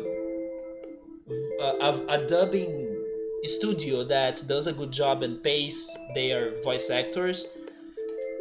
So there is a lot of that going on. Plus, it seems that the Pokemon anime is now removed from Cartoon Network here in Brazil, at least temporarily. Maybe in the future they return it, but for now they stopped it. And that's interesting because according from the videos I was watching, Cartoon Network was also not doing a good thing to Pokemon in their lineup or like in their schedule. So now that you can only like watch Pokemon in here legally by Netflix, maybe that's a good thing.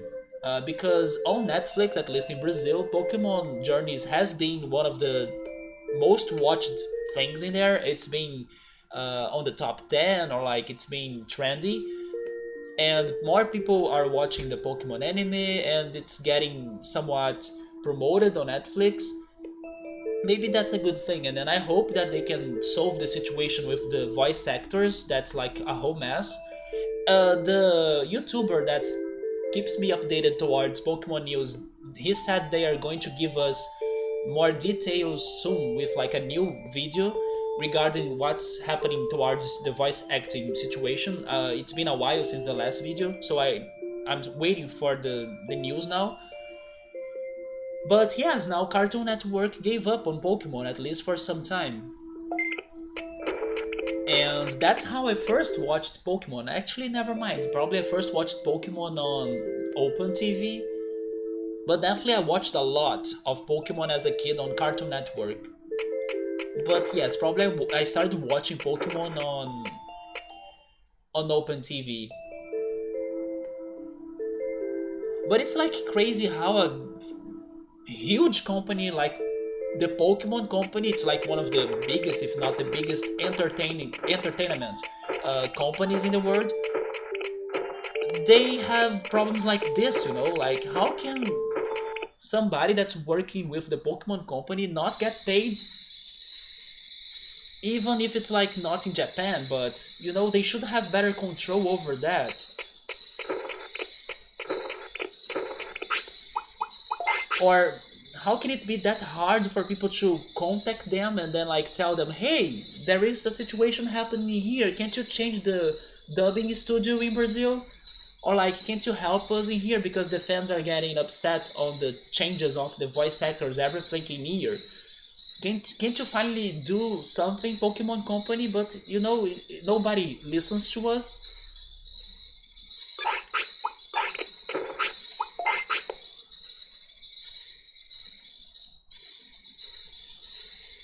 It is the Pokemon Company, right? The Pokemon Company is also making some very shitty decisions on Pokemon Go. Like some countries like the US and New Zealand, they are not getting the boosts during the pandemic we were having, because supposedly Niantic is saying that, oh yeah, now you can go a little bit out of home more, right? And then you can explore the world again like before. Niantic, even though those countries are kind of, let's say, advanced on the vaccination and everything, no, like there will be always people that are still struggling, or like people that were finally able to play the game better because of accessibility.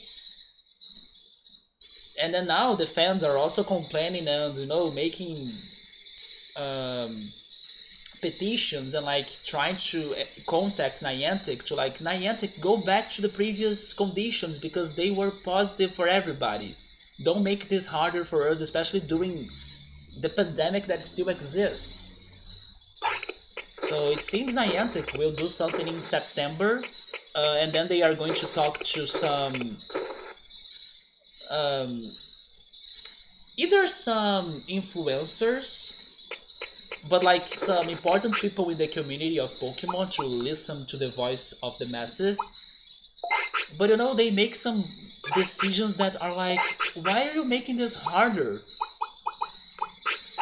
Aren't you rich enough already? Or like, aren't you getting a lot of profit already? Come on. And then people get angry, people struggle to play the game, or people struggle to follow the anime because of the voice acting changes. It's such a mess.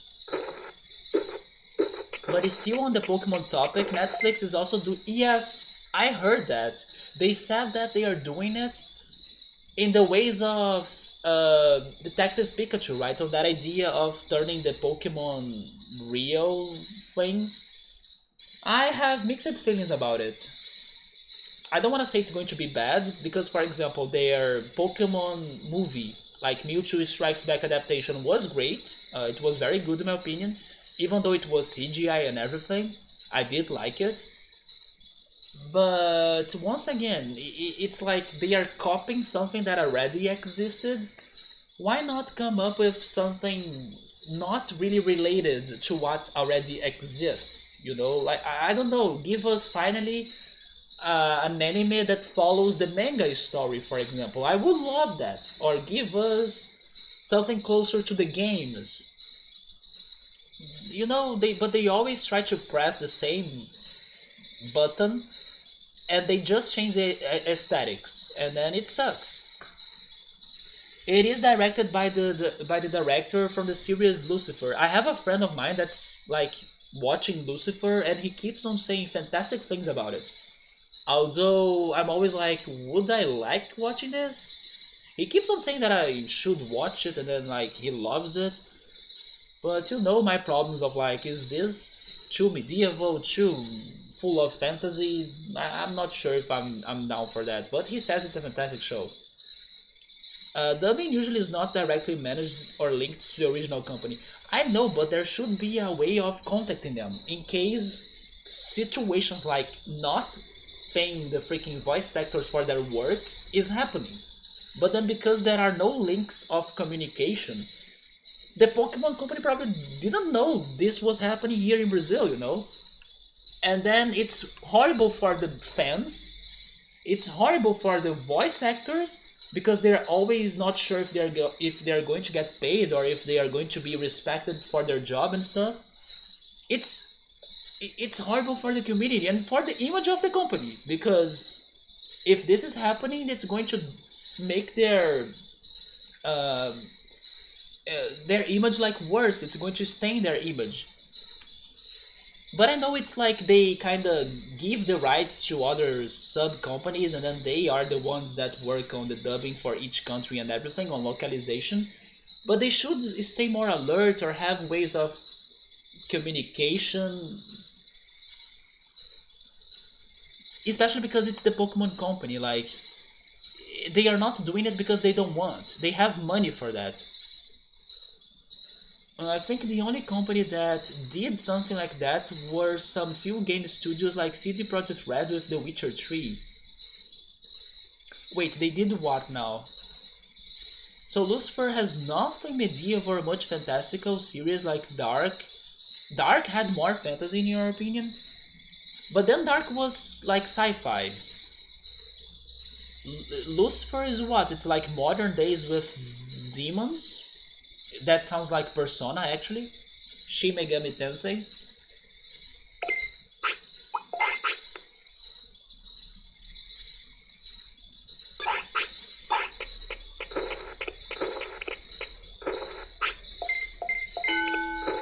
But yes, this one friend keeps on saying great things on Lucifer.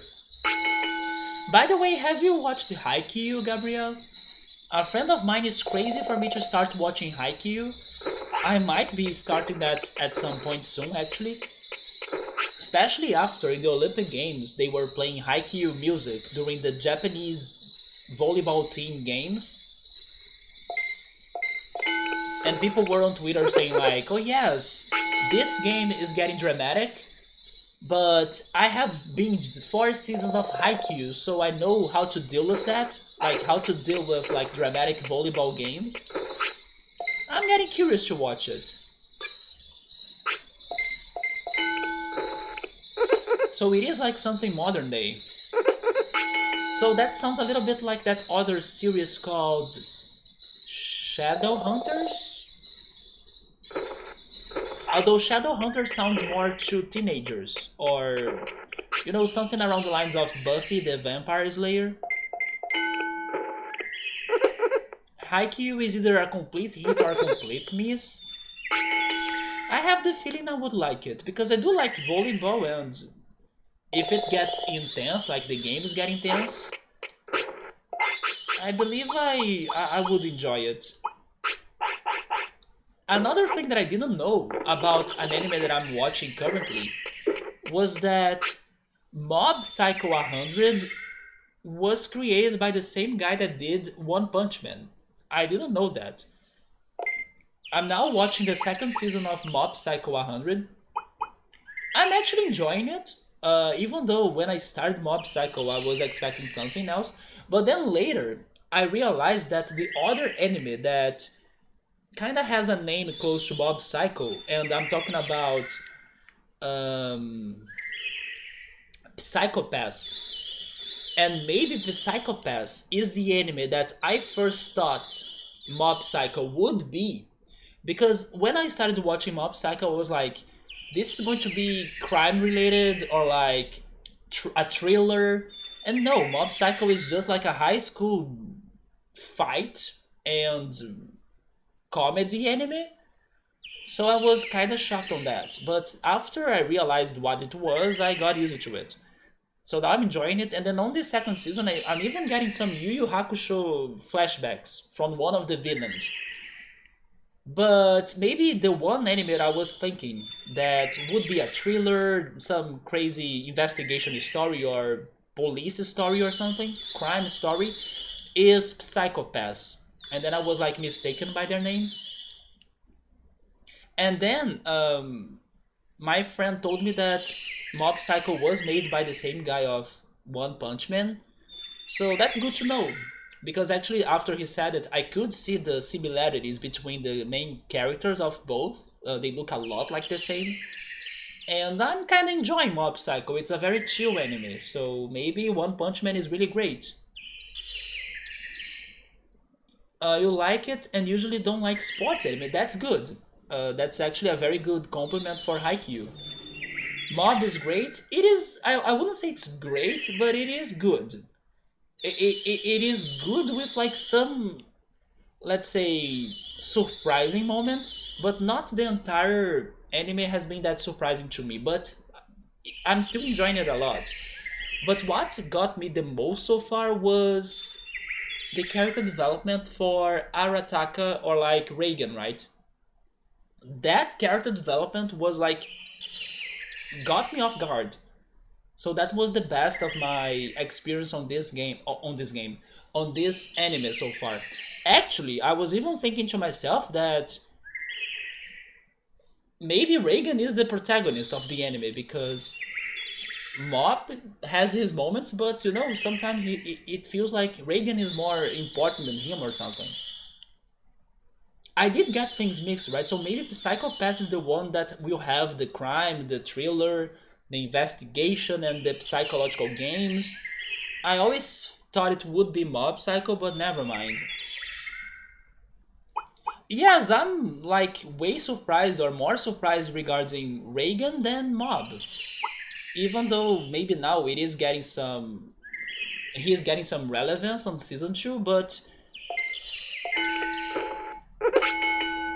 when the side characters are super charismatic and then super relevant even, Reagan is one of those side characters.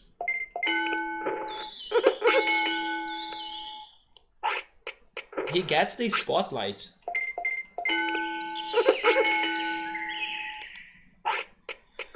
So Vegemon, in case you can survive for a little longer, maybe you can digivolve still? Because I'm almost getting to what I wanted in here. I could go for more carrots, but maybe it's better for me to not risk it. Also, I should buy more meat, right? Oh no, he's heavy. Let's go buy meat, and then I will go get the fruits that drop their waves, and I will see if that's going to help him to turn into Piximon. Oh yes, the app that I watch anime, they have some movies in there. Yes, I think 2 or 3 movies. They don't really add a lot to it, but it's a pretty fun watch. I will watch them, yes.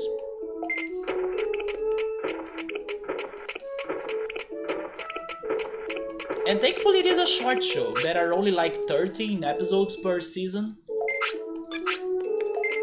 And the episodes are also very short. I have been watching it before falling asleep. And then now that the Olympic Games are over, I need to go back to JoJo. I stopped JoJo on the 3rd arc. Can't say that I was liking that beginning. But I did like the 2nd arc a lot, to my surprise. The way the 2nd arc ended was very exciting to me. But this 3rd arc started very badly. But I will keep on watching it, I just need to go back to it. I considered doing that today, but I decided to go for the series Ctrl Z instead. I need to buy meat, yes. Then after I'm done with JoJo and maybe Mob, I will see if I can start Haikyuu.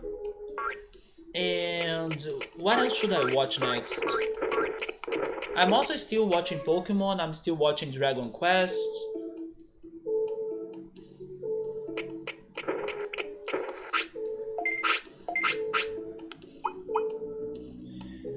You mean parts, maybe? I'm starting the Jotaro cycle now. Yeah, I finished Joseph's cycle, I'm now at Jotaro, and then Jotaro hasn't been that great. At least in the beginning.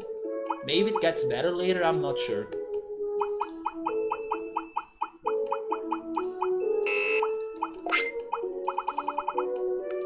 Part 3 is the origin of memes? Do you mean Jotaro cycle?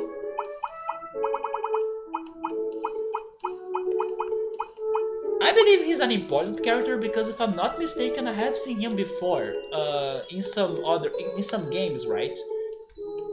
If I have to guess, when you have those games based on animes like Jump Stars or Ultimate Jump Stars or something, I'm pretty sure they would pick Jotaro as a character, as a playable character or something.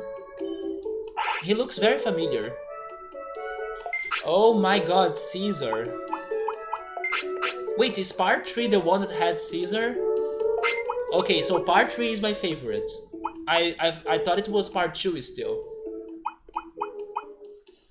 Wait, is Subaru lost on this talk? Oh, never mind. So you are getting a quote from part 2. Okay, so I'm still right.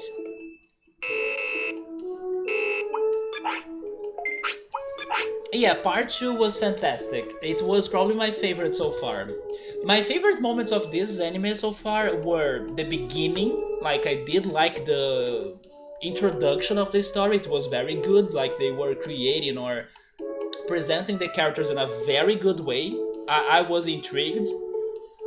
But then after the first half of the anime, and then when we finally understand what is the anime about, it dropped on my preference. But then after I finally got used to that, at like half of part 2, I started enjoying it a lot again. And then now, since they are bringing some new things to happen again, I'm now, nope.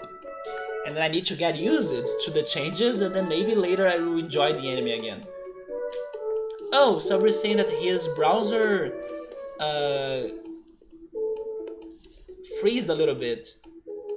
Your name is Caesar? Yeah, there is a Caesar character in JoJo.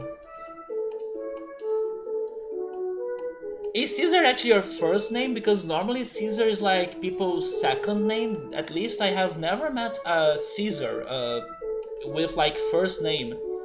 It's always a surname. The first 5 minutes of the first episode showing Dio, yeah, the beginning of the show is very good. The character construction is very good. Also, dogs suffering JoJo universe. Yeah, man. It is a very dark story. It's so funny how it's so funny how the freaking roundabout music. At first, I was not a big fan of it, and maybe I'm still not a big fan of it, but it does grow on you. Like, it starts playing on your mind out of nowhere, and it's so funny because it's such a song that you wonder what is it doing here, you know? But at the same time, it's perfect because it's so catchy. So every time it finishes the episode, you're like dancing to the song, or like, you know, even though it's not a favorite of mine, it's not one of the songs that I really love, but it's very catchy, it's dirty catchy. And then sometimes when I'm like, am I going to watch JoJo today? And then I start thinking of, I'll be the roundabout. And then the song comes out of nowhere and I'm like, okay, I'm watching JoJo today. It is your first name, it's a fantastic name, by the way. It's just that I have only met people having it as a surname. Because it's not common anymore, right? Why do you all watch on Netflix but not Amazon? I mean, Gabriel probably watches Amazon Prime a lot, right? I was watching some series from Amazon. Thanks to my parents streaming device that gets a little bit of each streaming service out there. I was watching The Boys, I watched Upload, I watched Soulmates, and then I moved to HBO series like Euphoria, which was my favorite series so far this year. I was planning to watch Chernobyl. Yeah, those were the things I was watching. And then I moved to the Brazilian streaming service where I was able to watch the supposed Brazilian dark show, which is called Desalma or Unsoul in English. And actually, I want to see when they are going to drop the second season because I believe they were going to release it this year. There is also a problem about the region. At least in Brazil, there is not a lot of stuff for us in Amazon. Yeah, I mean, Amazon is great for the combo of like subscribing to Amazon Prime. You get a lot of things together in there for a fantastic price. But regarding, the shows that everybody has been watching and stuff, Netflix has more of those. So the problem of being named Caesar is that old people always come with like quotes that are connected to the Roman Emperor. By the way, Subber, what did you think about Persona 3 and the Caesar in there? In case you remember him, I imagine there was a shock, maybe? There was like a, wait, there is a Persona? Yeah, right. Fun fact, that character is my favorite character in Persona 3. He's one of my favorite characters in the Persona universe, actually.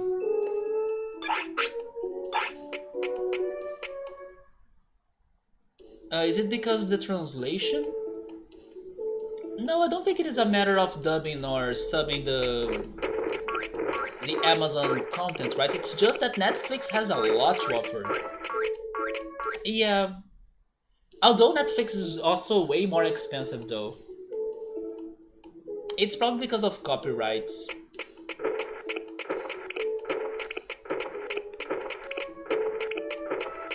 So I bought meat, right?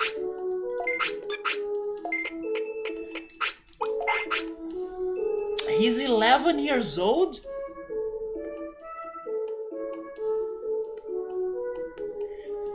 Okay, I have a question. Should we go for the fish? Or should we trust this?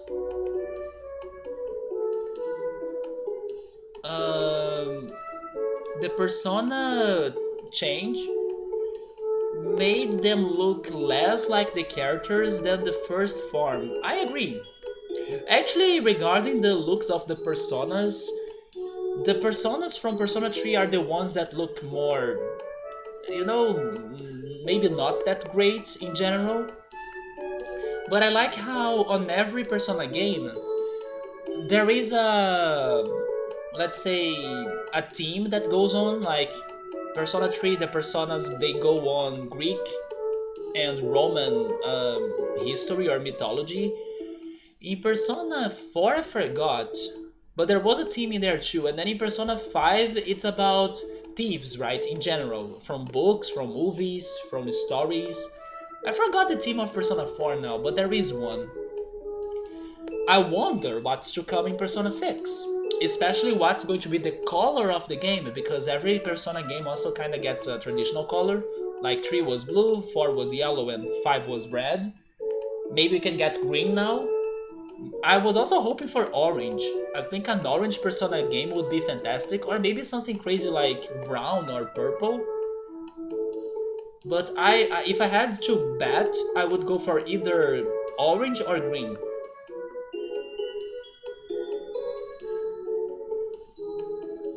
Part 3 is the part that goes really, really bonkers, oh goodness. But I will go through it. Maybe slowly, but I will make it through. Yeah, he has a... Yeah, Caesar has a tiny... I don't know how to describe that. It's like a bigger body with a tiny body inside of it. Yeah, but he's a great persona. His looks is one of the best on the Persona 3 game. I mean, regarding his looks, I prefer it much more than the... how is he called? He has a hard name. Polydeuces? There we go, Polydeuces. I won't say much to not spoil the game, but I will just say that some of those personas, Subaru, if you go after the mythology, they have a lot to tell regarding why the characters that had them had them. So I will also leave you on that. Like the myths behind those persona names and the persona creatures, some of them have some deep connections to the events of the game itself. But I should not say much. Well, nobody answered what I said about the fish, so I will just trust that this Vegemon won't die, and I will not give him the fish. But as he's very old... oh yes, I forgot to... Wait a minute. I'm not giving him the fish, but I'm giving him the prickly pear. And that's going to be the first time you're using that item. Because maybe he's not digivolving because he's still fat.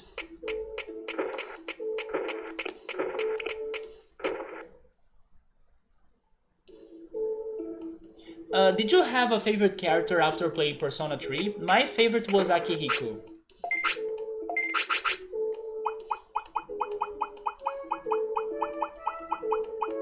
Let's go for... Oh yeah, by the way, it's not only Caesar that probably shocked you a little bit, right? There is also... This is all I'm going to say. That probably shocked you a little bit too, now that I'm thinking about it.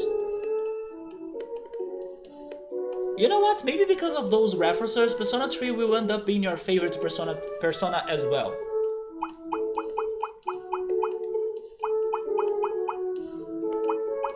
Prickly pear, there we go. Oh my god, that freaking fish emote is so ugly.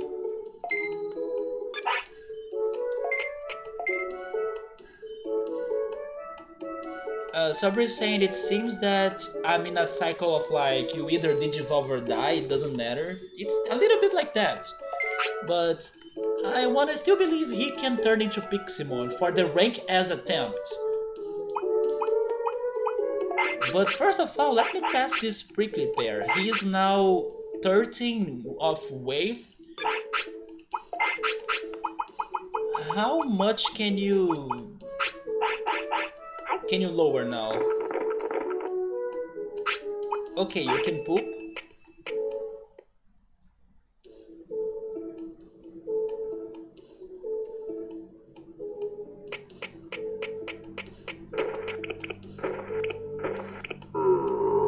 I should have gone for the portable potty, right?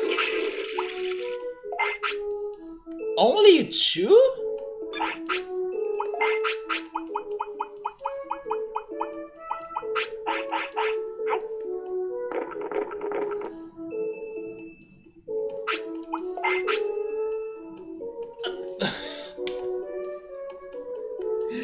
I was looking at his age! No, he's good now. Yes, there we go.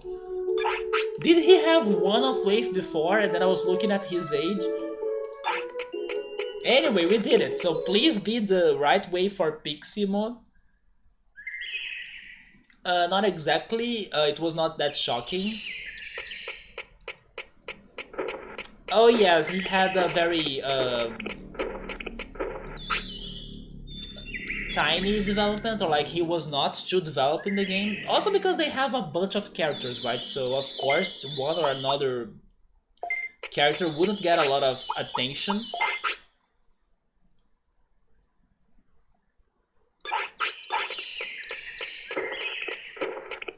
You sent me parodies of the JoJo openings. I really like the part 2 opening. It's probably my favorite so far.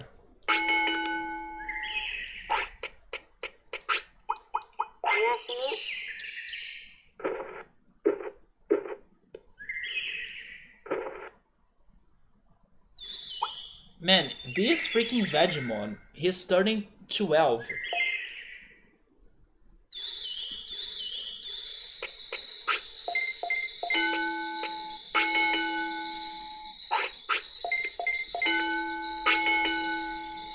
Can you get to 400 of speed before you die?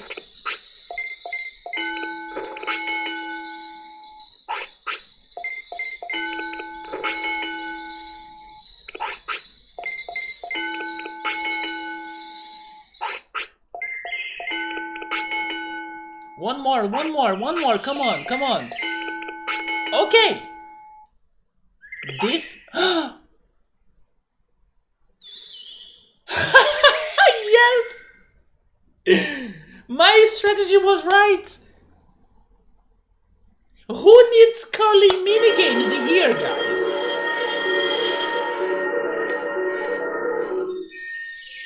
Holy shit, I did it right!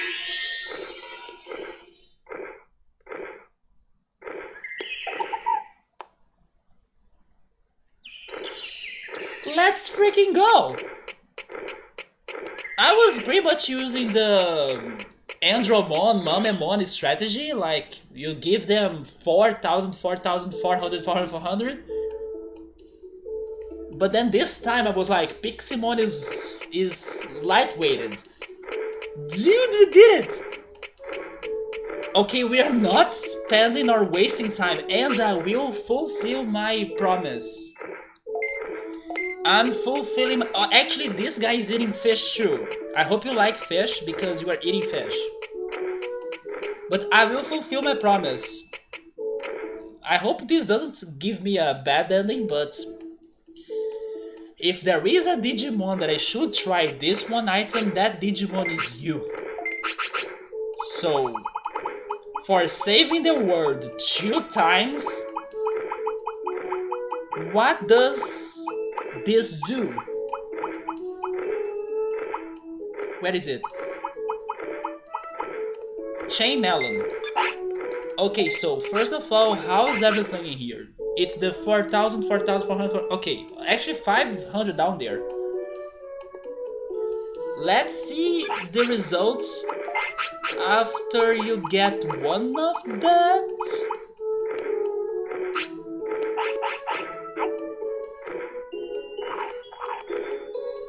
Oh! I saw a crazy boost on happiness. He got a little bit heavier, but it's because he ate something. Okay, I now think it's just a crazy boost on happiness, like a happy mushroom. I take that, yes, there we go. Oh my god, I also was betting that Vegemon would die. Take that! We are still going to train more, and I need to give him the fish, and we are going to the Rank S tournament finally. The stats are the same, right? I believe that was only for the happiness, but okay, it's a good boost on happiness. Oh no, you think that Piximon will die tomorrow? No way. But even though we got him, we are still not ready for this. We could use the items though, right? We have some chips we got from Analog Man.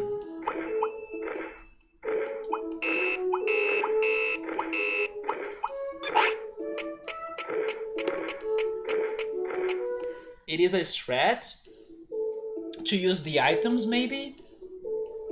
I was kinda accumulating them or saving them because I used them all before, so I'm like limited on them. So he lives way longer. I mean, not way longer, right? Because that didn't happen before. Why would it happen now? But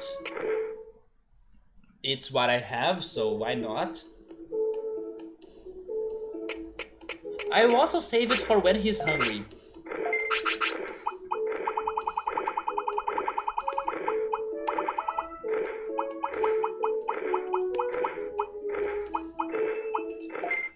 Let's actually go for 2 of them. And now we are back to training. You bet he will die. I read that. And I'm like, are you sure? Are you for real? It's the same when you bet that Vegemon will die.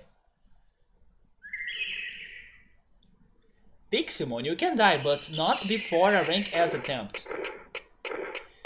And let's go back to training. Let's see. I want to give you more defense and offense, although I can learn those by trading HP and MP. So I'm going for HP and MP. Let's go for MP first.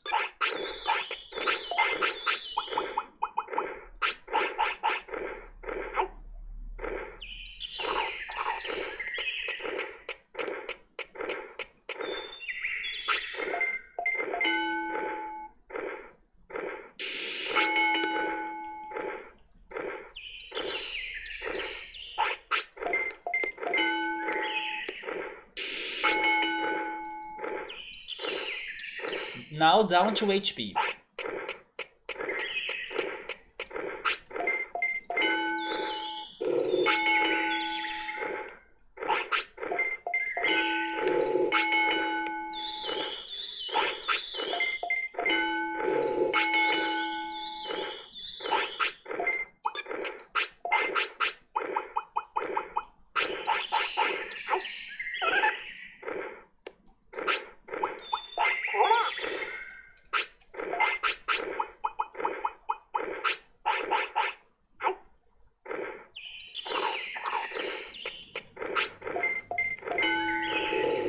Summer doesn't know if he has a favorite Persona 3 character, but he liked... How can I say her name in English? Wait, I guess, right? I guess a lot? But her development took a lot of time. You couldn't even complete her social link. It is very hard to complete the social links. By the way, did you see what I told you one day about the post-game? Because there is a game mode called The Answer. Maybe there is more character development in The Answer, maybe there is more content. I can't say because I still have to play it myself, right? But if you open your... I almost said your Pokemon game. Your Persona 3 game, you probably can see The Answer in there available. And it's like a post-game. I haven't heard great things about it though. It seems it's going to be very hard. Or like you need to grind a lot. But it is more content about Persona 3 that's probably going to complete the story or give you more details. Now let's see the rank 10 Legend Tamer and all of his unique strats if he will fulfill his promise. I just fulfilled my promise. I just said that I would give him the melon. Did I say something else? I know I will give him the fish. But I need him to kinda feel hungry. Oh, Chihiro is a great character, yes. Although in general the like external social links of Persona 3 are not that great. Do you remember which Arcanas did you find? I wonder if you were able to get to the Sun Arcana. Also, hey Rebel, welcome, how are you? It should. Don't you think it should have, as the PSP is like the deluxe edition, or it should be the deluxe edition of Persona 3? I mean, there is a Persona 3 FES. Maybe that's the deluxe one, actually. But I don't know, I have the feeling it should have. Oh yes, that's the goal. That is the goal. But I can't go there right now with my Piximon like this, right? He still needs a little bit more of training.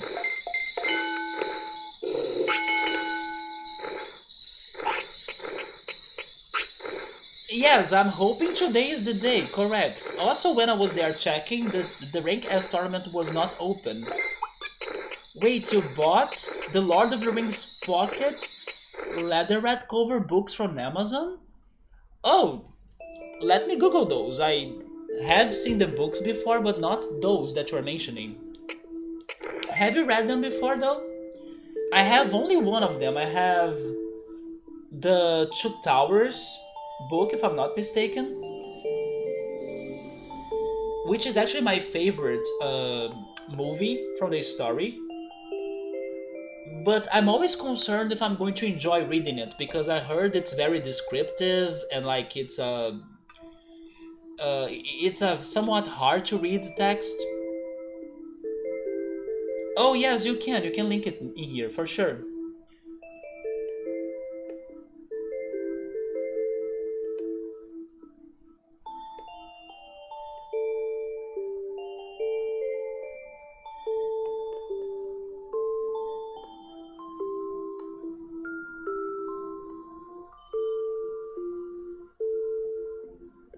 Oh, but I think I found the pictures. Let me open it. It is the Dutch site.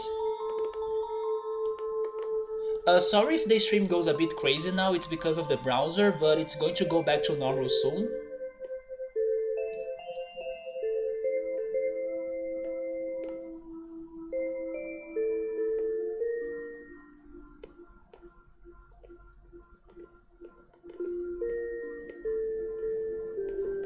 Are they the green books that I found in here? Oh no, they are actually brown.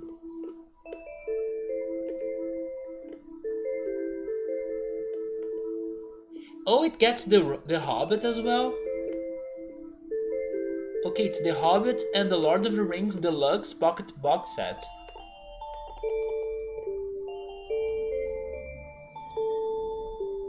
Yeah, that's a series of books that I still need to see if I will be able to read them. Although, regarding medieval stories, I should actually go back to the Game of Thrones or like how is it called? The Songs of Fire and Ice or something? I never remember the name of the franchise, but it's like the Game of Thrones books. I stopped after reading the second book, but someday I should try reading The Lord of the Rings too, even though I'm not sure if I will enjoy the reading. Some is saying that there are differences, and I said that the game was hard. Probably it's because in the original Persona 3 you can only control or get the commands for the protag, yeah. While in the Persona 3 Portable you can control the characters the way you wish. That's true, there is also that difference. But in my opinion, the main reason why Persona 3 was hard was because of the mini bosses. Some of the mini bosses were so hard for you to really get their weaknesses or like get critical attacks. Is stream delay ink a little bit? Well, we have Google these days for hard words in English. No, no, but even the Portuguese translation for the books, for example. I can understand that it's a book that will have a lot of descriptions and like it's going to be very detailed, so it can be a somewhat slow reading or it can be a bit even boring if you're not like really all in into the reading. So that's my concern. It's not like a fast reading. Maybe it gets faster when it starts like the battles and the war, but I have heard people saying like there is or there are paragraphs and paragraphs of like just describing the locations and stuff, which is good for people with like imagination. But I don't know how is that going to impact the rhythm of the reading. But I do hope you can jump into that reading for sure, especially if you went after this one special edition of the books. I can assume you're a big fan of the franchise, so you're probably going to enjoy reading it as well. You have heard they are hard to get into. Yeah, maybe for the first book, when you are still getting used to the way they are describing the characters. Also, I heard that there are a lot of characters, so maybe it's a bit easy for you to get lost. But once again, since you love or you're passionate for the universe, maybe you can struggle just for the beginning and then you get used to it. That happened to me with the Game of Thrones books. Surprisingly, I did like the Game of Thrones books a lot. It's just like a slow reading because it's such a long book, but it was fantastic. You love The Lord of the Rings since you were a kid, so you think you have some motivation for sure. And like I was also thinking, maybe the struggle is just for the beginning. Of course, when you get like past the initial presentation of the locations and the characters, and then the action really starts, it's going to be worthy. Regarding the Lord of the Rings, I only started to really like it on the second movie, which is my favorite. The first one I watched it, but I felt a little bit like I was actually a little bit scared because I was still like not very used to like monsters and fantasy creatures and stuff. I was scared when I watched that movie in the movies, and I don't know. It was an okay movie to me. It didn't get me that much, but then the second movie was the one that changed something in me that I started to really like the franchise. And then I also like the third movie, and then now if I need to rewatch the first one, I will also enjoy it. So thankfully, I did not give up after watching the first. And isn't it crazy that even though we still don't have the adaptation, like the series adaptation from Amazon, The Lord of the Rings is actually the most expensive TV show ever made so far, even though it's not ready or like we still haven't seen anything of it.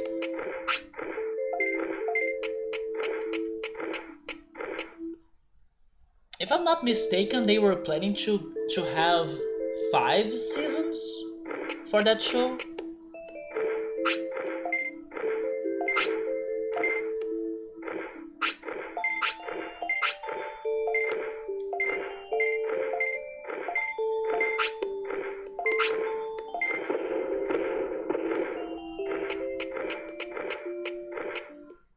The first one also has its charm, but you like the second one more as a kid. Me too. But now as an adult, you like the reminiscence of the first one. Amazon is going to come with a new series. Yes, it's actually the most expensive TV show ever made so far, even though we haven't seen anything about it. I have a list actually. Let me check on some expensive TV shows we have had so far.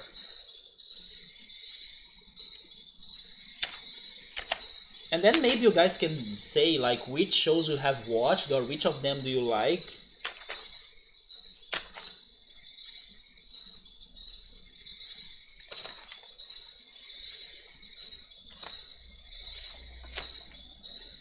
But I was surprised to see that. Oh yeah, there we go. I was surprised to see that The Lord of the Rings was the most expensive one, even though it's not out. So here comes the top 20 most expensive TV shows out there. Number 20 is Stranger Things. I have watched it, it's good, but I think it's a bit overhyped. But it does get great on season 3, in my opinion. Season 3 maybe is worth watching, or makes it worth watching, but I don't think it's all of that people say. Then we have The Big Bang Theory. That's an expensive show because of the way the show exploded, and then the cast demanded more salaries or like higher salaries. Then we have Sense8. Sense8 is like a Netflix show that I really liked, even though it has a very slow start. But it is one of the best things I have watched on Netflix. But unfortunately, because it happens in so many different locations in the world, it was an expensive show for the traveling, for the localizations and like the bringing the team to every single place to film. So it's understandable how expensive that show was. Also, unfortunately, not many people have watched Sense8, even though it's like made by the people that worked on the Matrix movies, so it has some quality in there. But it's fantastic. If you like some trippy and crazy shows, it's a very good one. Although it has some very graphical scenes, so be aware of that. Like, don't watch it with your family or something. But it's a very good show. And then even though they couldn't really give it a proper ending, like with a season that's like the season finale, they were at least able to give us a longer episode that concludes the story. So the fans were not left empty-handed, but uh, it almost didn't happen because of the expenses of it. Next, we have Westworld. I never watched Westworld, but I know it's very popular or kind of famous. We have Marco Polo, which is like a historical show. Then The Man in the High Castle, I have only heard of it, I never watched it. We have Inhumans, also I haven't watched it, but I have a feeling it's about superheroes. We have The Witcher. I still need to watch The Witcher. Not sure if I will like it, but I'll give it a shot someday. We have Rome. Then we have Friends. Friends is completely understandable why is it in here. Then we have The Get Down, which is another Netflix show. Band of Brothers. ER, that hospital drama show. The Crown, another historical one. There is one show called in here C. Haven't heard of C before. We have The Morning Show. It's also not popular in Brazil, so I haven't watched it. We have The Mandalorian, which is a big hit for isn't it, if I'm not mistaken, it's a Disney, right? A Disney show on the Star Wars universe. Then we have Game of Thrones, and it's also because of how popular it got that uh, the audiences got so great that the show, of course, started to give more salaries to the actors or to the cast. Then in number two we have a show called The Pacific. I'm not sure which what show is that. And then in number one we have The Lord of the Rings. That's not even out.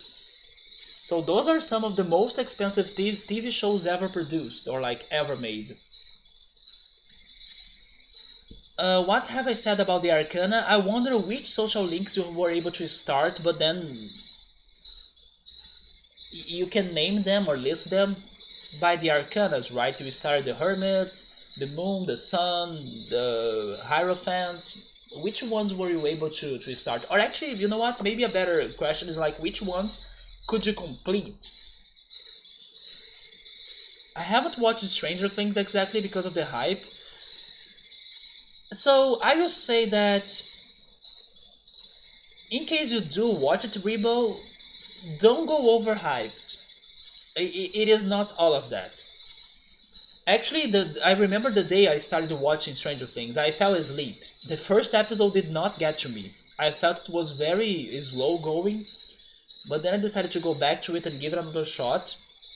It did get better, but then on season 2, it loses it a little bit, and then on season 3 it gets great. Like season 3 is fantastic. It's the best moment of the show so far. But it's overhyped. I don't think it is all of that. The Big Bang Theory is what you have been watching now.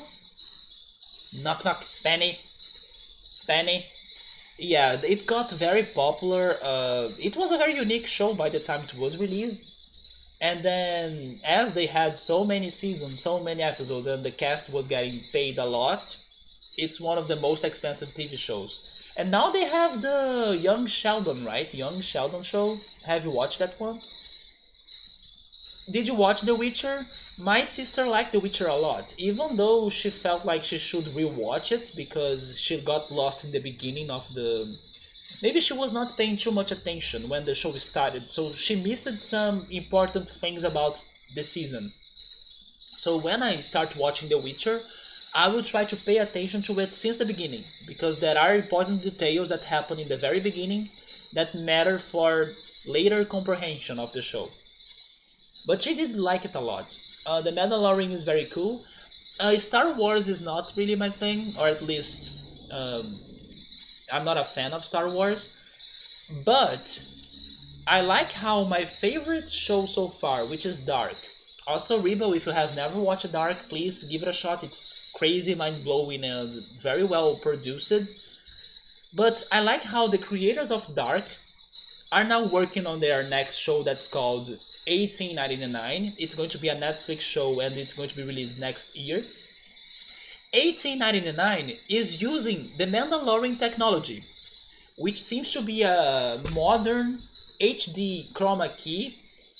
It's like a, I don't know, a round background that you can like use any images you want to create the sceneries. Is instead of like going or traveling to locations and film in those locations, you can kind of make this chroma key effect. It worked really well for the Mandalorian, and then Netflix is now copying that technology on 1899. So I'm really excited to see how is that going to work for this show. Also, don't vomit on Dark, man, because then we'll have a fight in here. Dark is really great. At least regarding the quality of the show, you can't disagree with me. Maybe you think it's like not for everyone, or like it's too complex or like too crazy, then sure, I can take it. But the production is fantastic. Like the soundtrack, the filming, the direction, the script, it's like above competition.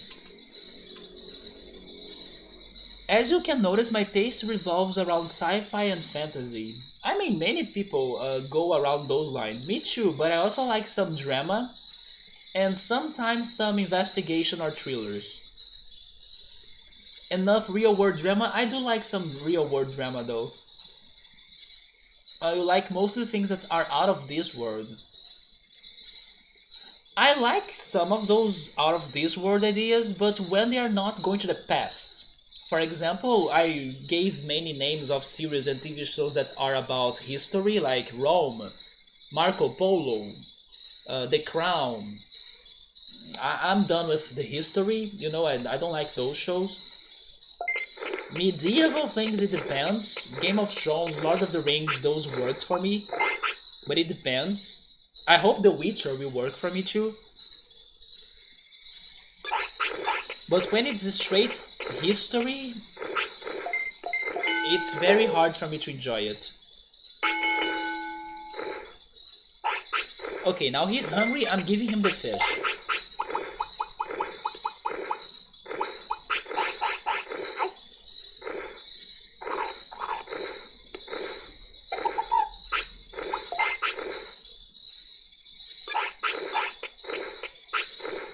You think that Dark was overhyped?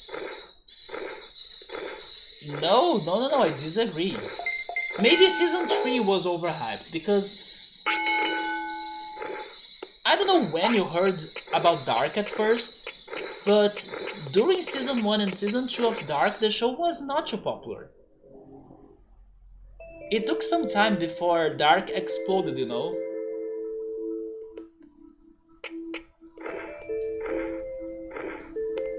At least in here, like Dark was not that popular when it was released. I would say that only when season 2 was out that more people heard about the show and really gave it a shot. It was my case. I think I watched Dark just before the season 2 was out. Or was it like that? I can't remember now though. But I think it was not too far from season 2. And I was avoiding watching Dark because I always felt it would be a horror show. In the end, it was my favorite show.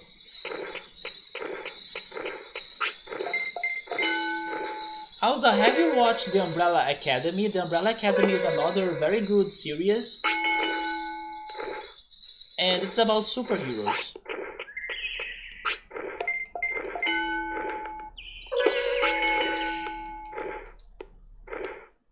It's funny that for the comic books of The Umbrella Academy, the art of it is by a Brazilian. It's by Gabriel Ba. And the writer or the creator of the comic books is the singer of My Chemical Romance, Garrett Way, right? Hey Pilot, how are you, man? Dark was really great, right? Let's get ready for 1899 next year, Pilot. That's all I'm thinking about now.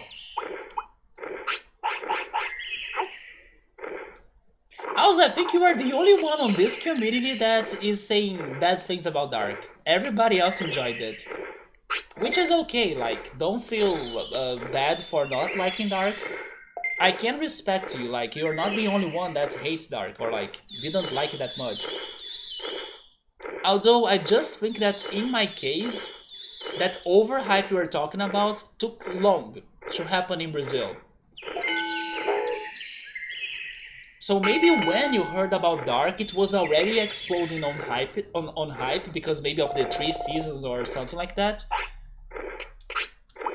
And then when you started watching it, you kind of had that expectation shock. No, when I watched Dark, I was first of all expecting a horror show, which was not, and I didn't know what to expect after that. So I was very surprised by what I got. I think that the Umbrella Academy is a true human fantasy, like humans controlling time and events. I mean, it's a superhero show, so it has all sorts of powers in there. That is so insane that humankind would destroy the whole universe if that would be. Well, how can I put this now? First of all, in case you guys don't know, and then this is going to get very depressing, unfortunately, we are all already doomed, right? Because even so far, as the history is going and as we know or what we know about science, the universe is like with his doomsday upcoming. Of course, it's going to take like many years, but like the expectation is for a collapse. So as you were saying that it's insane for the humankind to destroy the whole universe, I mean, the whole universe is kind of destroying itself already, so it's kind of already depressing. But then regarding the humankind doing bad things about the universe, I was even giving examples earlier today on the stream. Like, I was watching the video of like natural beauties that were destroyed or impacted by the humankind. And then we had that cliffs or the cliffs in Ireland. Um, I forgot how they were called though, but they got graffiti art on them. The Nazca lines from the aliens that a truck was driven on it. Then the coral reefs in the world, and also what was the last example I said? Oh yes, the Galapagos Islands that got invasive species thanks to humans. So to me, it's not that crazy to imagine humankind destroying the universe. Actually, you just need to look back on the history of humankind. Nuclear bombs, world wars, all crazy, I don't know, fires and pollution. It's not that crazy for me to imagine that, unfortunately. No, I didn't. You're not into superheroes or supernatural sci-fi. Are you more about the historical series then? You did not watch Umbrella Academy? I mean, maybe you won't like it because you didn't like Dark, so I'm not sure, but I enjoyed Umbrella Academy a lot. It would be neat if we can find a way to preserve humanity beyond the heat death of the universe, exactly. Or prevent it entirely. Yeah, but in a natural way, something else should start existing if our universe ceases. Since we are going this deep, my biggest dream about like what's going to happen when the universe collapse was a dream that I got from from my favorite movie actually. That's called Mr. Nobody. Maybe I should not say what is it because then I would be spoiling my favorite movie, right? Yes, go watch Mr. Nobody and you see what is my perfect interpretation or dream on how I wish things could end in the universe. That's all I'm saying. But unfortunately, I can say in advance that science proved that whatever is going to happen in Mr. Nobody is not what's happening today. So that made me very sad because for some years I was hoping to believe that could be the what's next. And then according to science, nope, that's not possible so far at least. Um, Let me go back on the chat.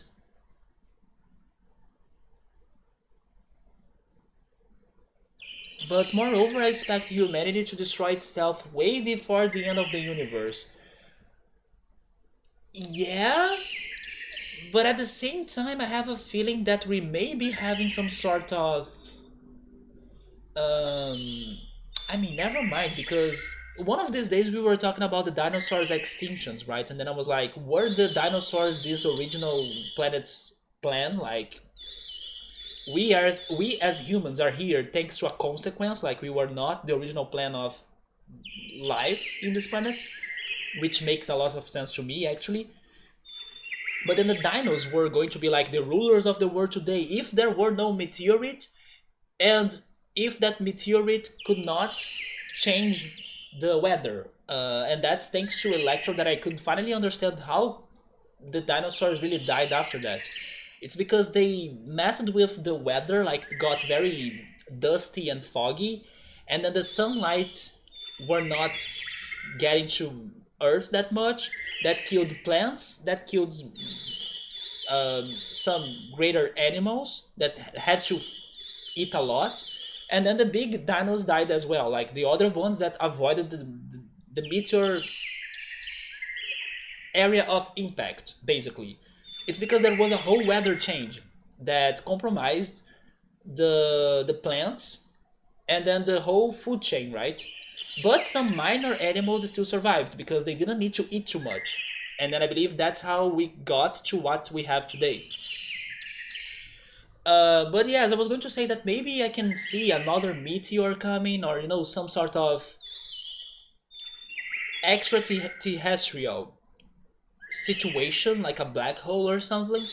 Although for all of those things to happen in Earth, it takes an eternity, and then maybe, yeah, maybe humans will be able to destroy ourselves before that can really be a problem to Earth. Even like, I don't know, something crazy like the moon is like Majora's Mask, the moon is coming to hit the Earth. I don't know.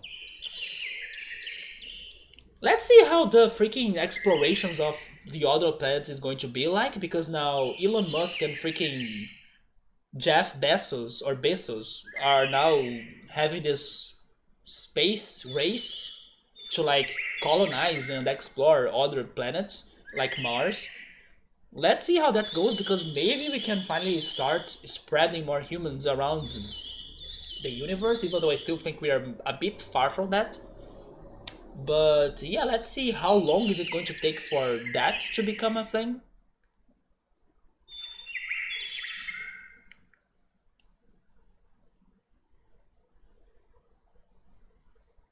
I'm not even 100% confident of humanity surviving the entirety of your own lifespan. Yeah, we do have some critical things happening today, right? Once again, nuclear bombs, and also freaking global warming. Is it correct? Or global heating, maybe? I forgot the word in English. Global warming, there we go. Global warming. Look, the overhype of Dark, been hearing it since season 1? Okay, so maybe Dark got very promoted in there, because in here only a few people were watching season 1 when it was out. But it was a groundbreaking show. I can't say it's fully original, but we didn't have many shows that really explored that. There are some movies that did the same, but not many. So it was a bit groundbreaking. Let's go check on the tournaments, by the way.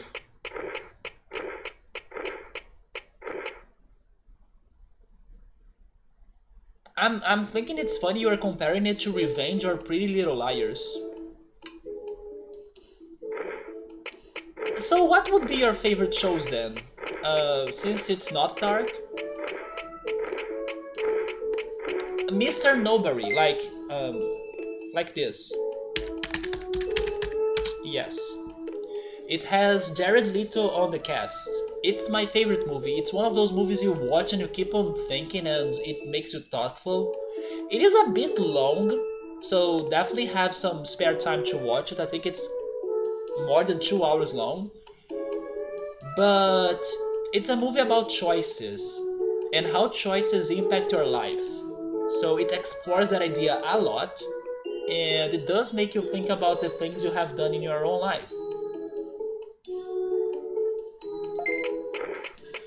But before Mr. Nobody, my other favorite movie used to be called Waking Life, and it was a movie that made me think about what happens after we die, actually.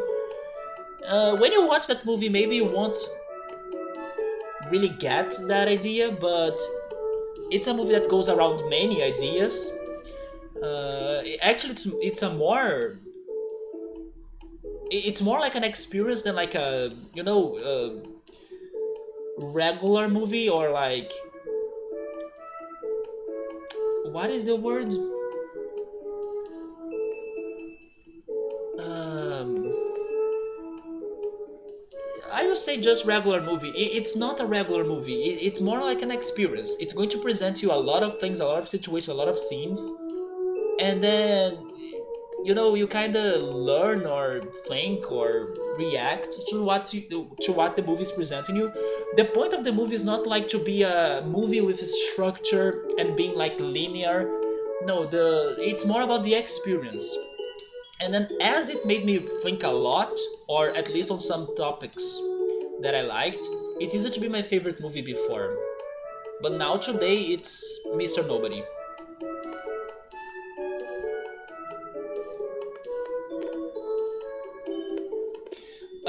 The Waking Life movie, though, it's an animated movie, and it is by the same guy that worked on that series of romance movies that are called After the Midnight or Before the Midnight, Before the Sunrise. It's something like that. That series of romance movies with Ethan Hawke, that they are traveling in the world and then they keep on, like the couple keep on meeting each other in different cities in the world, and then they spend the whole day talking and having thoughtful conversations. Yeah, I think it's called Before Sunrise.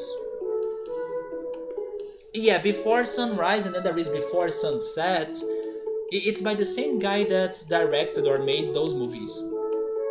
So it's a movie full of dialogues.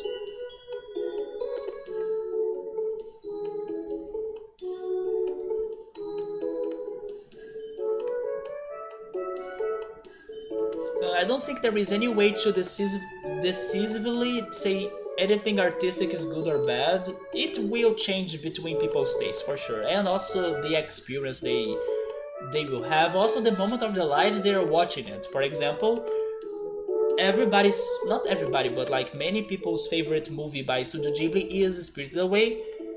When I watched Spirited Away, I was like, okay, this movie is fantastic, and I get its message, but I don't think I'm at a moment in my life where that message hits me the hardest. And then I was in a moment of my life where the message from Kiki's Delivery Service hit me the hardest. That's why Kiki Delivery Service is my favorite Ghibli movie so far. So a lot of things matter. So I do recommend you checking out those movies, Rebo. Especially Mr. Nobody. It just kinda ruins the first imprint of a show, the expectations maybe. Just wanted to make the point that what is mediocre for one may be holy grail for another. That's very true, yes. It's the same with The Walking Dead. I think Netflix got The Walking Dead in here, in Brazil. But as I'm not interested on zombie shows, I kinda never watched it.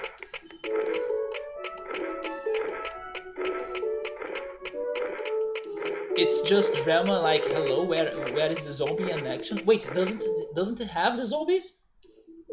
I was avoiding to watch it because of the zombies.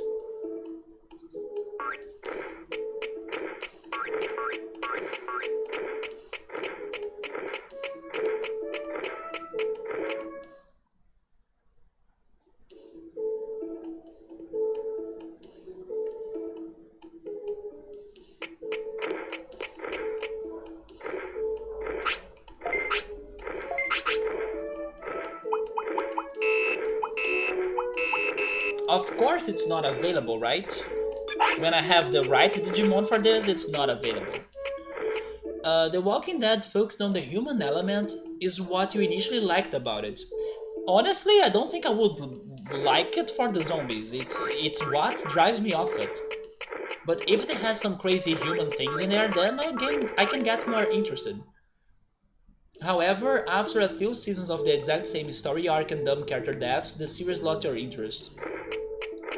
I have heard something around those lines that they kinda got rid of some very beloved characters. The same happened with a drama show called The OC. It was so popular in the 90s in here. They got rid of one of the most beloved characters, which by the way, that actress, I feel so bad for her because her life turned into a mess. Uh, she kinda needed to get some therapy or like psychological help. I feel bad for her, but after they got rid of that one character, the show lost its point, or like it got so bad. Wait, RIP? No, the stream is still going on.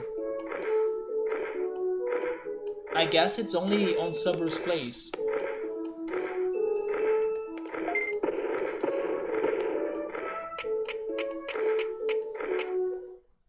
It has like 1 or 2 episodes out of 20 per season that will have the zombies. So it's probably more about suspense.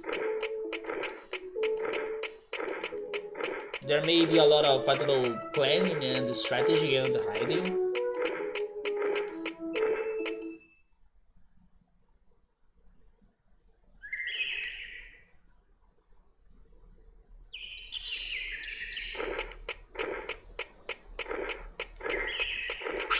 Well, since I can't go for the tournament, I will keep on training.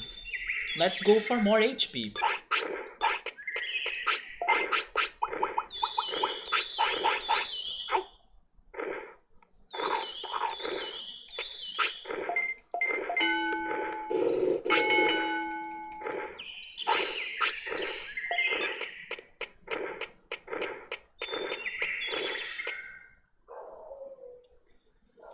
One of the shows that I felt that got very overhyped, although I haven't watched it completely, so my opinion or my reaction to this show may not be too accurate since I haven't watched it all, is about Breaking Bad.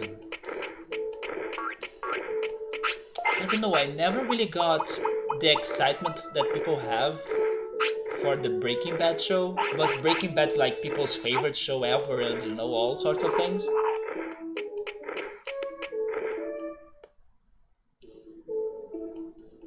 The Walking Dead is more focused on the relationships between survivors in a post-apocalyptic world.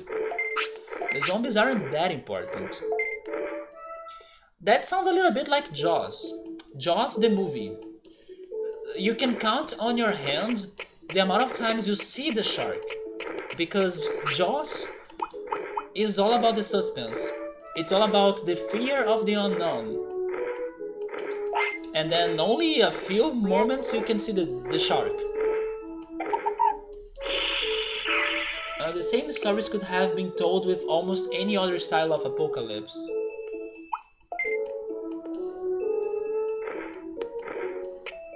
Honestly, that description makes me more curious to watch The Walking Dead, because I felt it was just like a war between humans and zombies, and today I kill 10 zombies, but tomorrow they're killing a human. And I'm like, I don't know if I wanna watch this. The drama element on it isn't bad, it's just when people say, hey, go watch The Walking Dead. Yes, I do think on zombies, exactly. First impression is like, it's zombies, right? It's just me and Dark. I was like, I'm not watching Dark because it looks like a horror show. In the end, it was not.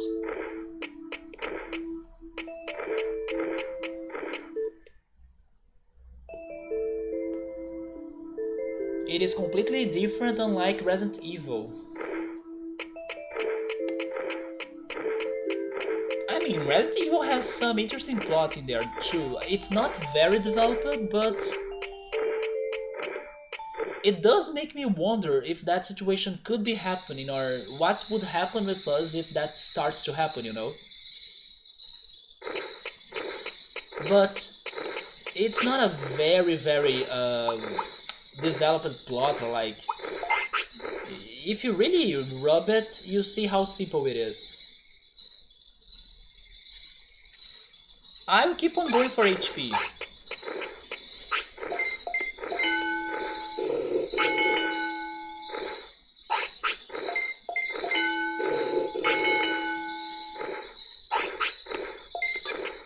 And then I will check the tournaments again, because maybe today they can have new options. Or at least one option, because so far everything is blocked. You know, other movies, and then this time it's going to be animated movies that there was a lot of hype, but when I watched them myself, I was like, wait a minute. I'm talking about the classic animated movies, Akira and The Ghost in the Shell. They are not that, you know, amazing or like best movie ever. They are also not too bad. Like, they do have one or another thing that can be surprising. But in general, I don't know, people overhyped them a little bit. But I understand the importance of those movies for like animation in general. That I can't judge or like disagree. But the movies themselves. And then the bad thing is that when Ghost in the Shell was getting good, it was over. Like, the end of it is like the best, but then it was too late for them to keep on going. Also note that the spare bedroom in the pixel center of the new place. Oh, there is a lot of space when I come visit Canada. I will sleep on the hammock. Akira is still mind-blowing for you 100% because of the visuals and the soundtrack. Honestly, the soundtrack did not get to be too much. By the way, Rank S Tournament. But it's tomorrow, there we go. Tomorrow we are in the Rank S. I wish I could have checked if there were other options, but I don't care. I'm staying on Rank S. Regarding the visuals of Acura, my favorite thing was the motorbikes and the lights on the motorbikes. I really like that. Maybe I should also give it a credit for a situation that happens near the end that's kind of like unexpected and looks ugly, but even though it looks ugly, it means that the art was great or well done, because it's like, if it is supposed to be horrifying looking, then they did a great job on that. But the music, I confess that I did not pay too much attention to it. Welcome back, Gabriel. Big Thing is still alive because maybe I gave it a fish. Maybe I should give him another fish, because we are now in the tournament, but I will give him another fish just in case.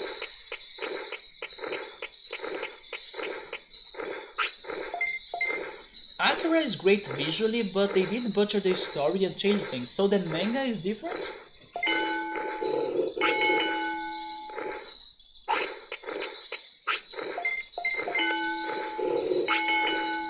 But I had a complete different idea when I was watching Akira. I don't know why, I was hoping to see something around the lines of The Matrix.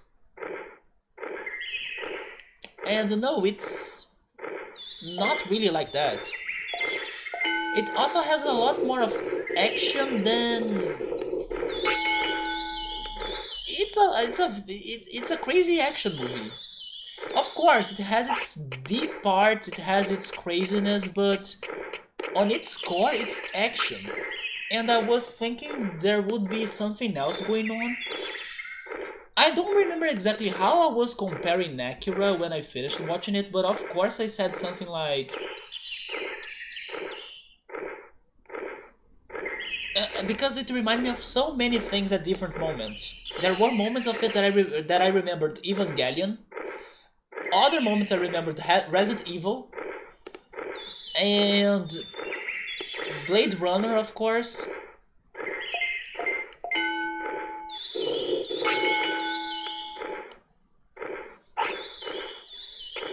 But you know, in the end, it was such a crazy experience.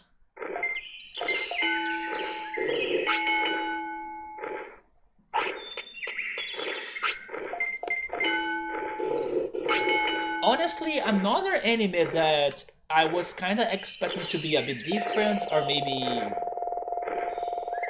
I was expecting to not give me the trouble that it's giving me sometimes, is the anime that I was talking to Gabrielle just not long ago, JoJo's Bizarre Adventure.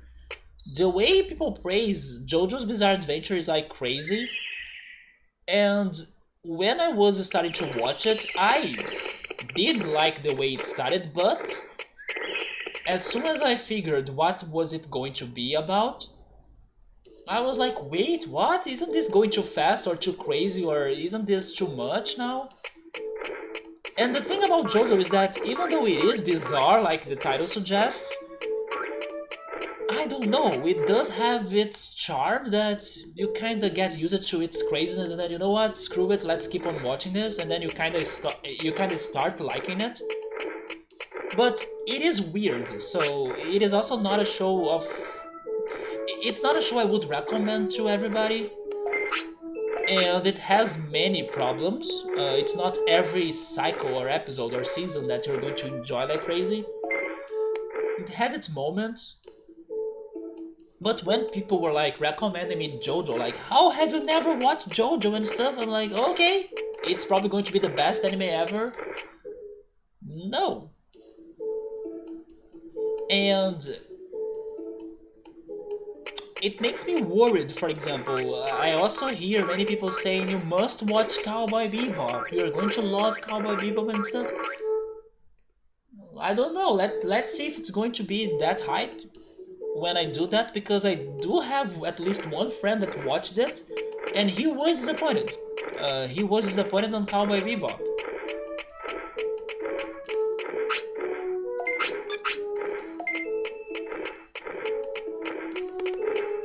He focused a lot of the action. The manga goes way deeper on the philosophical stuff. I would probably rather watch, or not watch, read the manga, because the philosophical things were the most interesting parts of it to me, even though they were very hard to understand, because it gets very trippy. But it was what made the movie to me a little bit. And then they developed the characters better. That's the thing. JoJo is so weird that it's hard to compare to any other thing. I wouldn't say it's hard to compare it to other things because, like, in the end, it's just an action. Maybe it's like a shonen anime or something where, like, crazy fights, crazy turnabouts, crazy, plot twists, like Dragon Ball, like, I don't know, animes like that. But what makes JoJo is the storytelling that kinda goes kinda fast if you stop to think about it, and the art direction, like the art style, and also the soundtrack, especially Roundabout playing in the credits. It's that charm. But in general, it's just a fighting anime or like an action anime.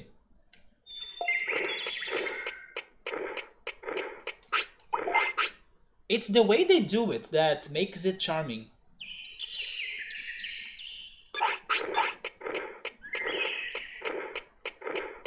Oh yes, I need more magic points. Although I should... Let's go or see if I can get to 7,000 of HP.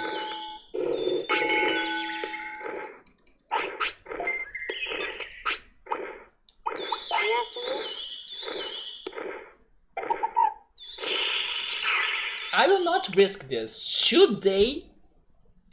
I'm giving him the fish. I'm not waiting for him to even feel hungry. I'm not risking it. You cannot die today because this is when you have your fight.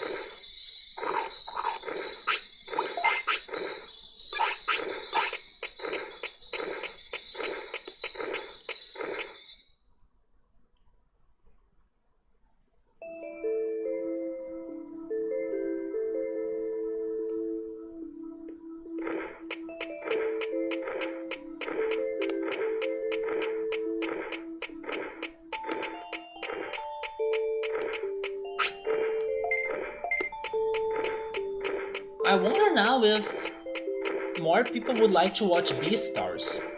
And also, Gabriel, thank you for recommending me Beastars because that anime was something else to me at least. But then again, I don't know if, if everybody could enjoy Beastars. No, there will be those people that will think at Beastars at first like, oh, this anime of like a love story between a wolf and a rabbit. Yeah, it's not only that though. It's way more than that. It's just a big metaphor. That freaking anime is just a big metaphor. And then the more you watch, the more connections to real world you find.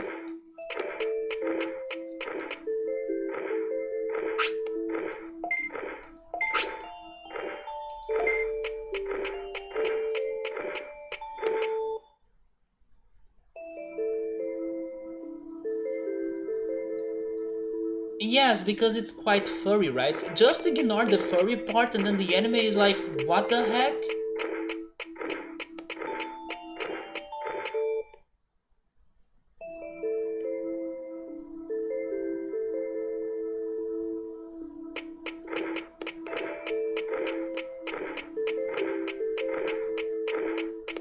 But then it's also because of the furry part that I don't recommend it to everybody because some people will like, I don't know, stop watching it at episode 1 because of the furriness.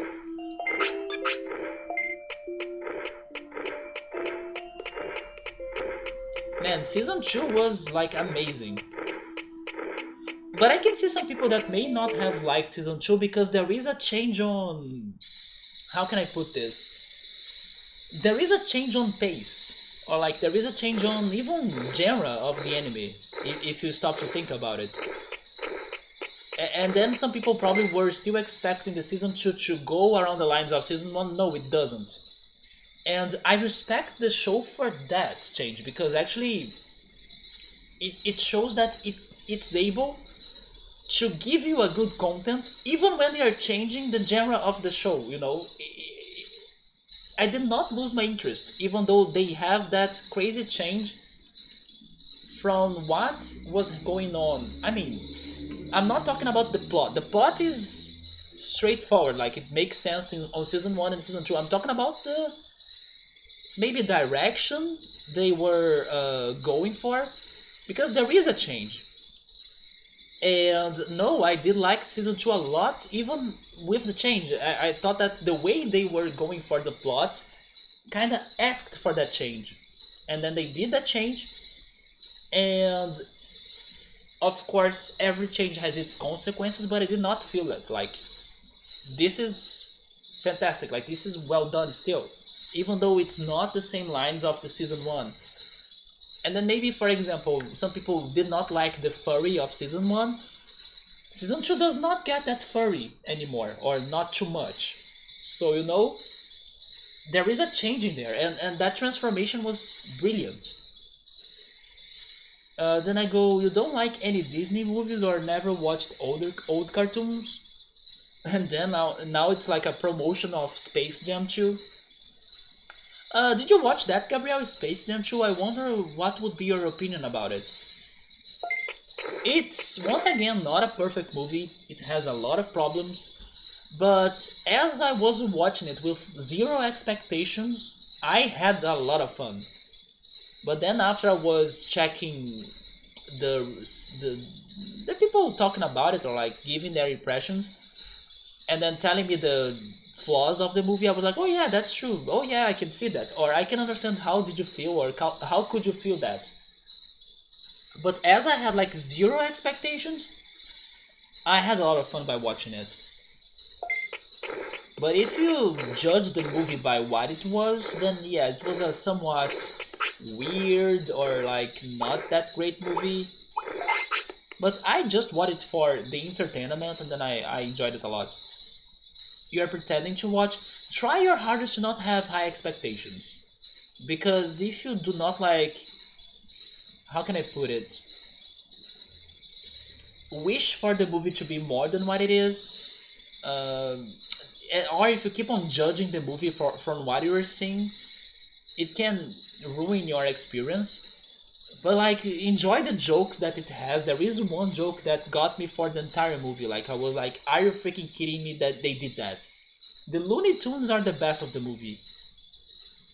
Yeah, it is not a movie to take it seriously because I understand those that took it seriously because yes, they have a point. Like, that is a mistake or that's a problem.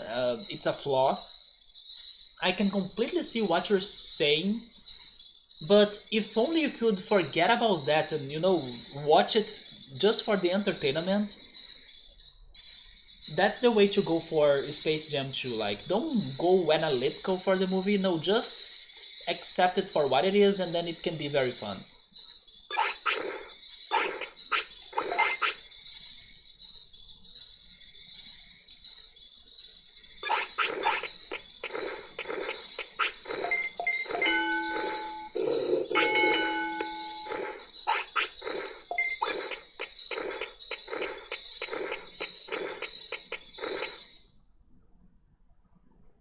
So this week I'll probably be continuing Mob Psycho Season 2.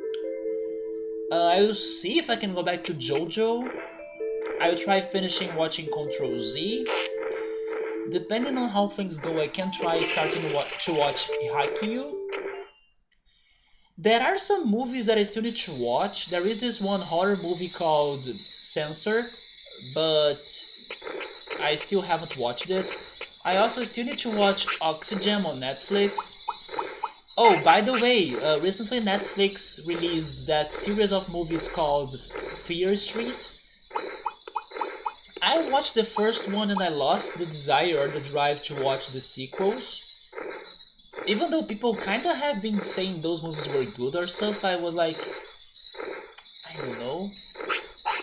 I mean, the first movie is also not that bad, but I would rather have it as a single movie, like, that's where the story was over.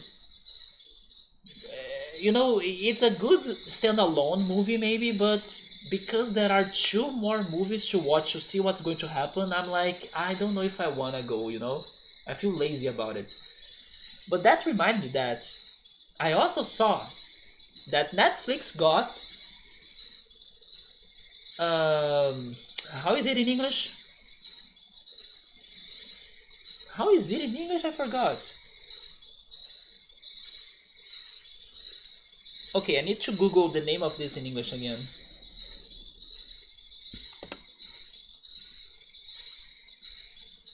But this is a horror movie that I must watch because the first movie was really good.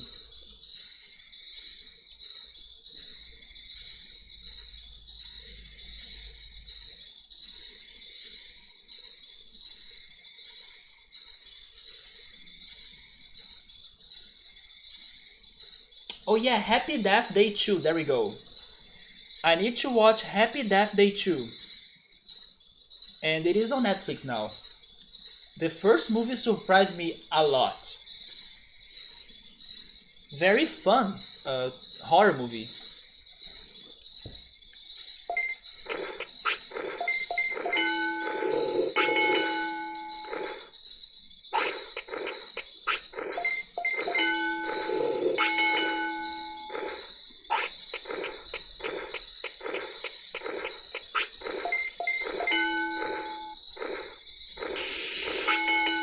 I also should check on what's new or what are the updates on my parents' streaming service. Maybe there are new shows or new movies in there that I could wanna watch.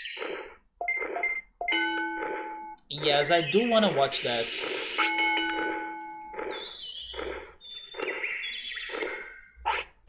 I will also try going back to the opening ceremony of the Olympic Games. I wanna see the part where they play the video game music. It is dumb funny as the first. Wait.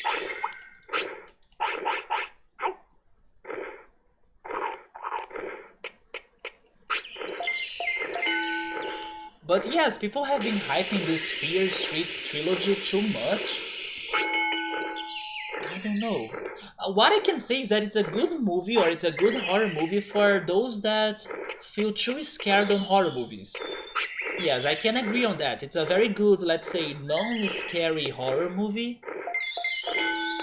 But again, because it has two more parts, I'm like, shouldn't this story be over? Should I really need to watch the rest of it? I don't know.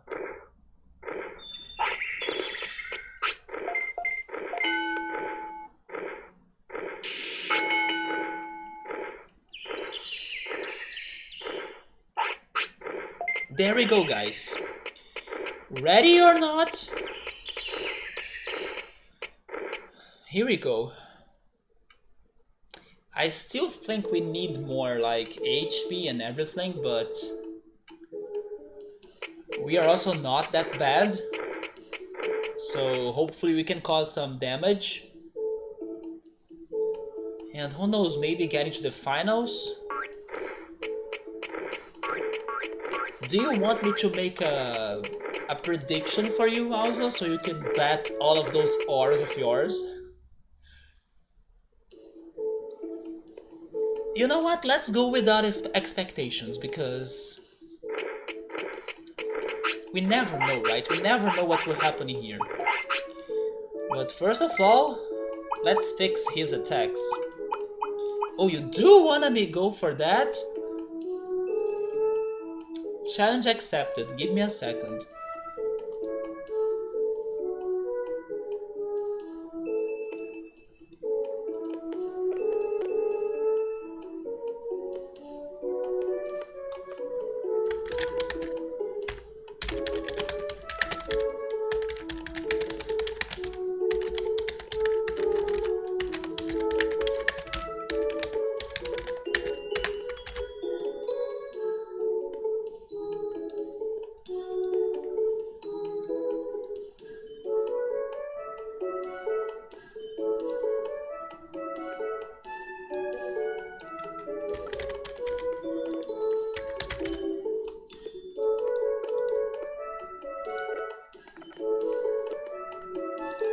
Okay, we have a prediction going. Place your ores on it. Are we winning this tournament for God's sake? Or are we losing again? Go back to your home, kiddo. The fact that you like that kind of dumb humor makes me wonder that I would like Sharknado too. Oh my god, somebody's going for 50,000 dollars? Jesus. Is this going to be another Ausa's jackpot? I mean, against him, of course. Check if everything is right. I will check the attacks, I guess. Oh yes, also the MP and HP, right? But after I gave him the fish, he healed himself, right?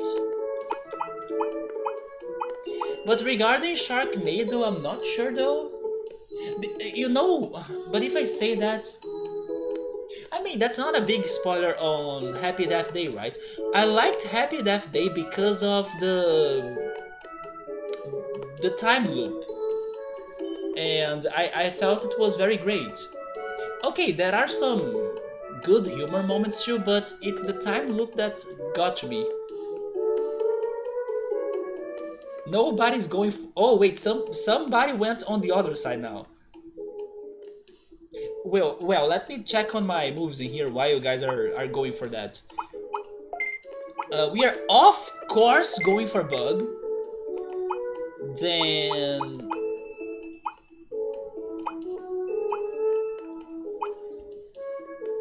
I have more than 500 brains, right? So I can pick the attacks I can use.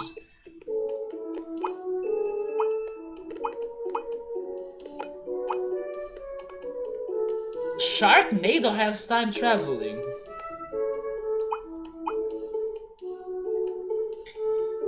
For the weirdness of that idea, I'm not gonna lie, I am curious. I cannot believe I got curious to watch Sharknado now. I'm like, how?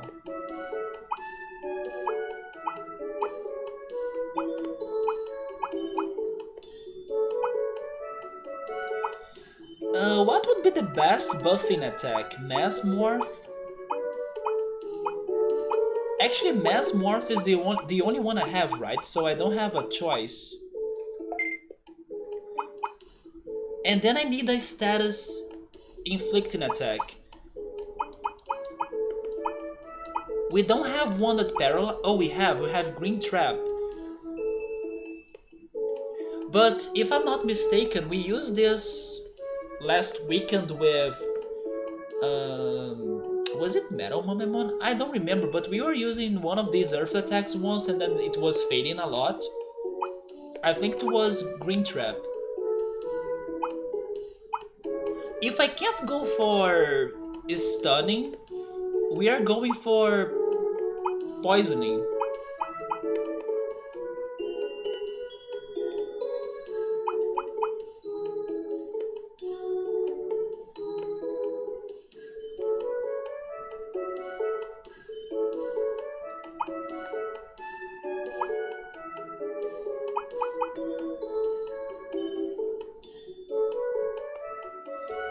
Do you guys remember which one is which? Wait, which one is which? Like Poison Powder and Insect Plague?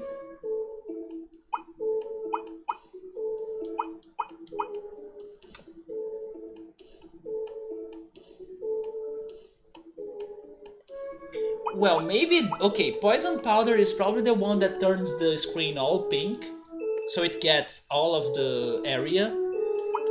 While this one is probably a poison gas, like a tiny pink cloud that keeps on following the enemy. Is that the one?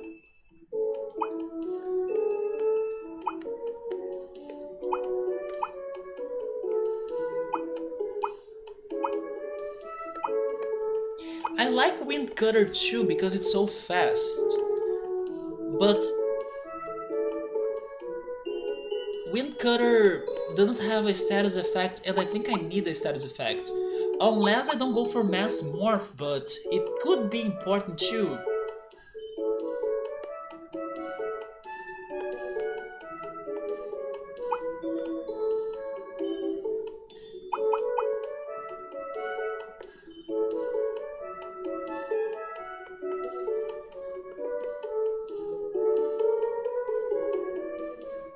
Someone thinks the Poison Powder is the one where it rains poison.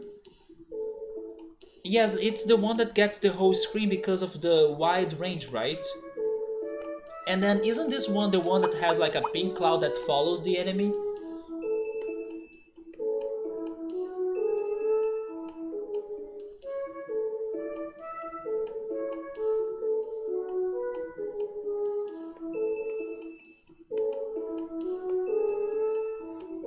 If only I had a very good stunning attack. But I don't trust Green Trap. But you know what? Bug has 2 attacks in a row, right? So maybe Bug can give me some extra time for me to be buffing. And also it can make my enemies or my opponents flinch or to flinch. And then Insect Plague will have time to get to them and then make them poisoned. I think I will go like this. Powder is what Vegemon usually use. Isn't it the...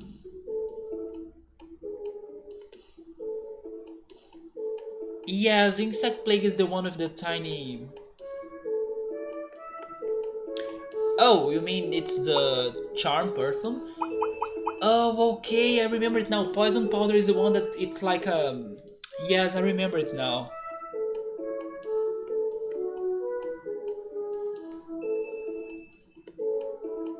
Or maybe it's the same effect. Wait, Bug has an effect? Bug has an effect. Okay. So I do like this idea then. Although the only problem is that I'll need to be very defensive.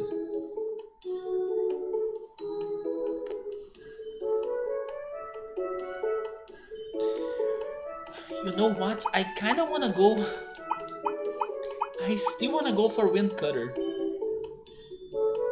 Because I can see myself making my opponent poisoned and then start like using Wind Cutter all the way. Or maybe Bug.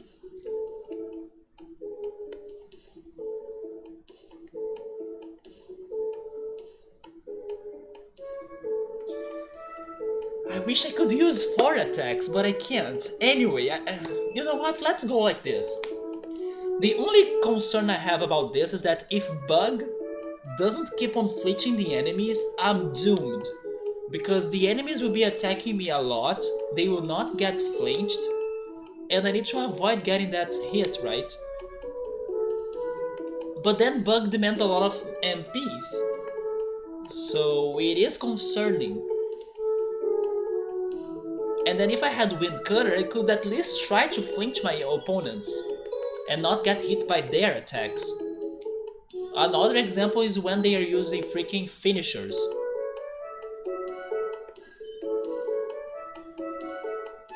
I hope I don't regret this decision. And then Mass Morph, it's like good to have, but then...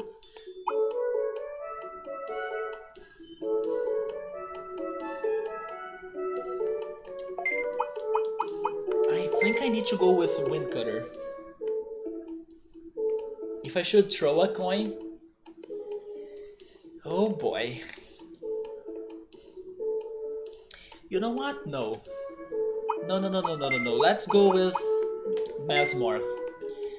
I will trust that my opponents will get... I mean, but then imagine, I will be able to flat the opponent. How am I hitting hard the opponent? I'm not, unless I go for Bug, but then Bug will eat all of my MP. And then Insect Plague will take forever until the Tiny Cloud reaches the opponent. Wind Cutter. No, my Bug is there. I'm not getting rid of Bug. My concern is between Mass Morph and Wind Cutter.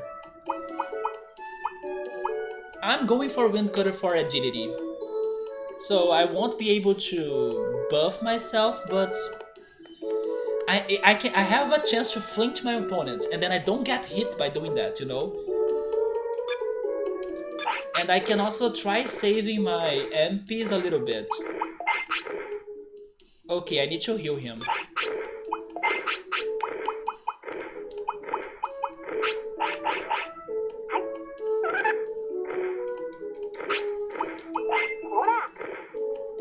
I'm not gonna lie, I'm nervous AF. But let's see what's going to happen. Hopefully, in case he loses, he can still survive for another round.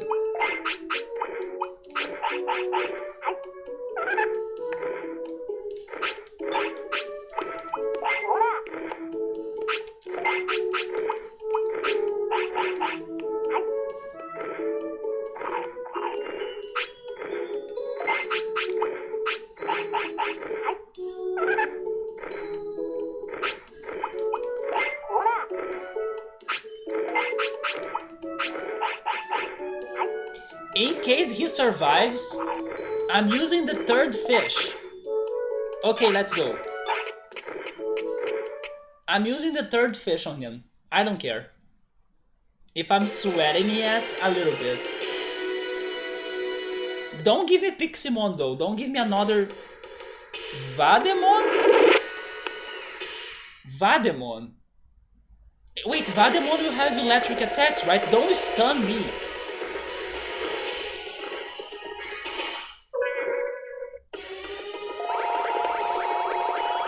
Oh boy, 9,000 of HP.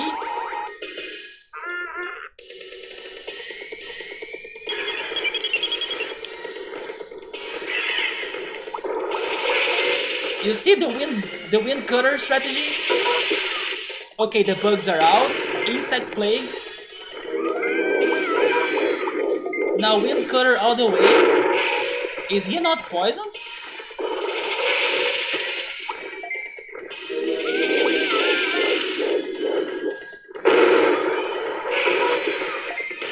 He's still not poisoned.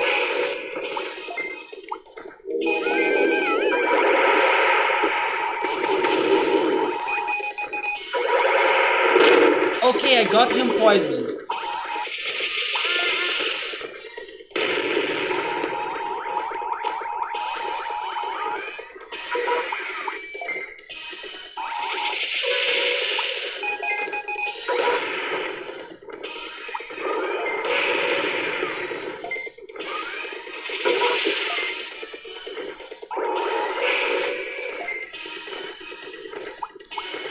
That's going to kill me.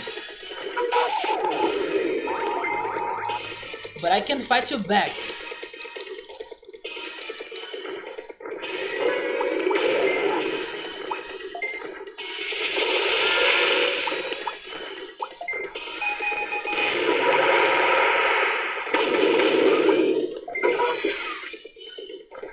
Man, are you kidding me?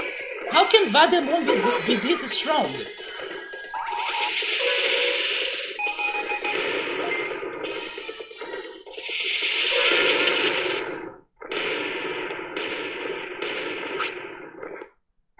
We won, but I will not survive another fight.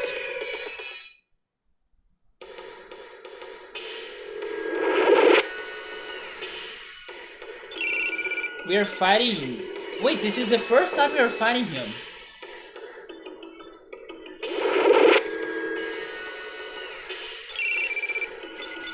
Yeah, but F. Vademon is a beast, and Vademon can use bug?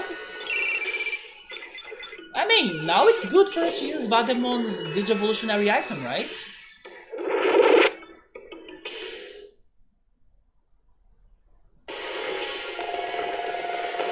But it's now the time for you to spend all of your MPs. What? What is this BS?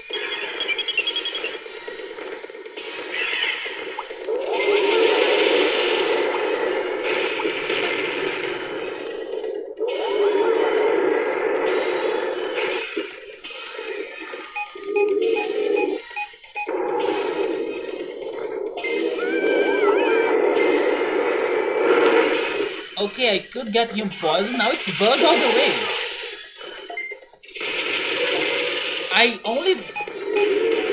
I'm not doing any damage. Okay, now that he's flat, Wind Cutter. Wind Cutter.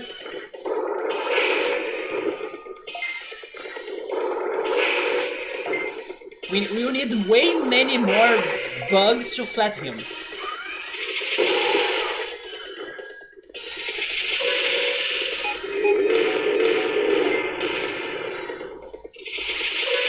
Okay, it is working actually. Now take my finisher.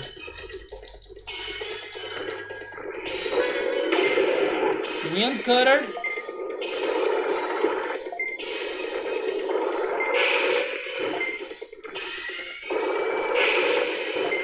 You see, the Wind Cutter strategy is working. Although he has a crazy tournament. Ah! No! Oh my god, I survived!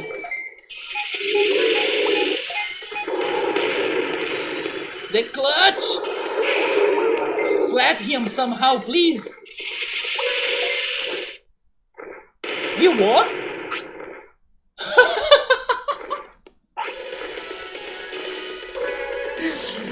We got to the finals! I mean, no MP, no HP, but much respect! The strategy is good, I just need to buff my Piximon more, you see? Oh my god, I got to the freaking finals! I take the silver medal proudly.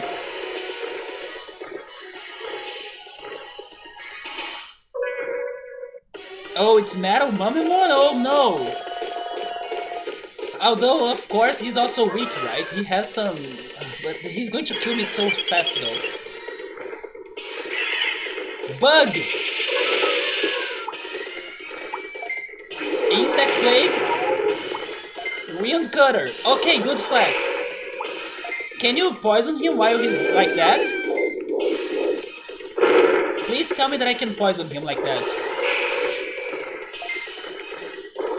Okay, he's turning back. Bug. I don't have MPs, but I was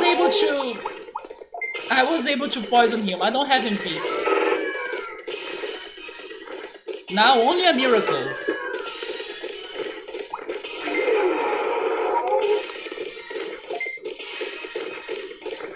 Oh my god.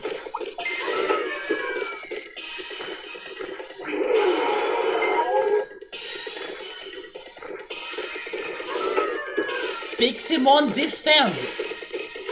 Defend, please! No! Okay, that's it.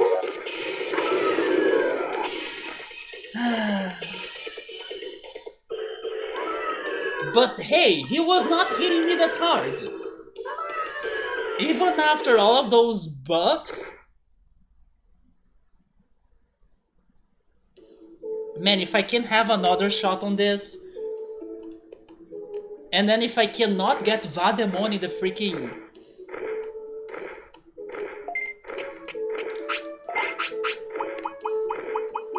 In the freaking...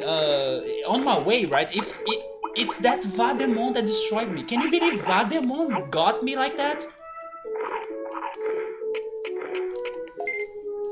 But this was a very good attempt, especially because the Mumemon in the end was not hitting me hard. Maybe also because he was lacking on MPs, I don't know, but... There goes the result for this. But it was a very good attempt. So congrats for Alza and the others probably. But it was not bad. For some time in there, I believed.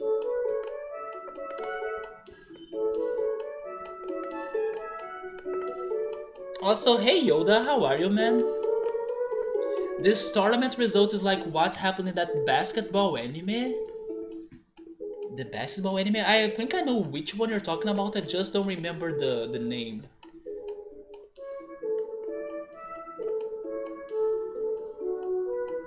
I can't believe you won against the... Mega Dramon or something?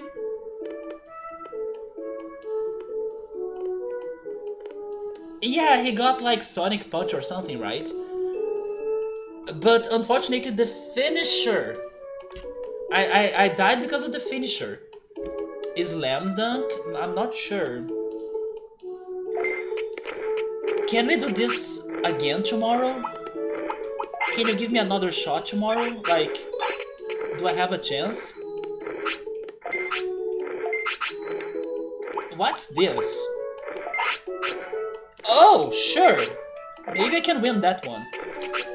Now I'll give you a sirloin. Let's go get fish.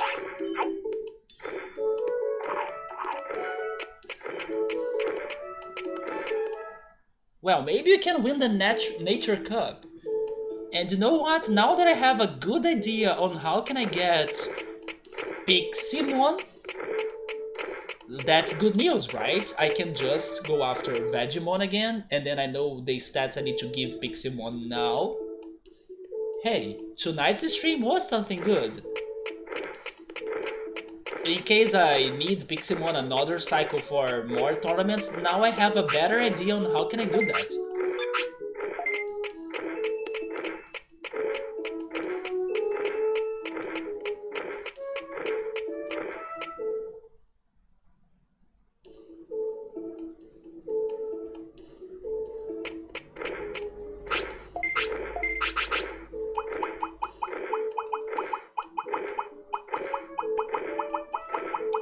We'll need to be fishing soon again though, because I am betting this last fish on him.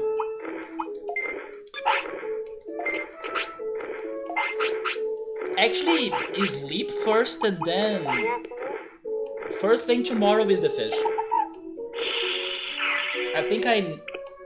Do you mean you ever or never? Only won those high rankings with Mega Sidra? Oh no, you mean you have one like with Phoenixmon and Mega Sidramon?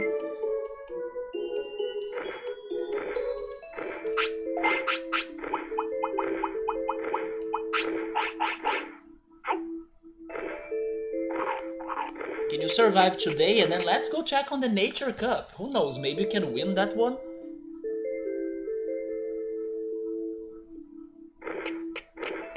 I'm waiting for the Darkness Cup, where they will give me Devimon's item.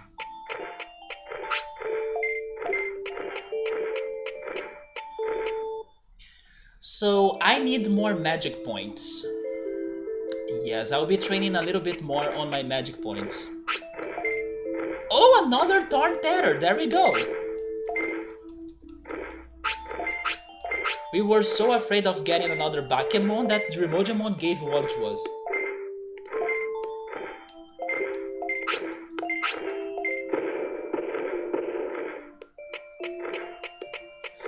Alright, let's go get more magic points, because their strategy is good.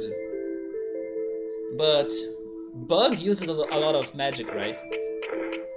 That Aurora attack is OP. It is powerful and it has the wide range, so it's kinda hard for them to avoid it. But then you gotta have a lot of magic points too, right? Does it have an effect? Like, can it stun the enemy? Okay, so magic points for Piximon.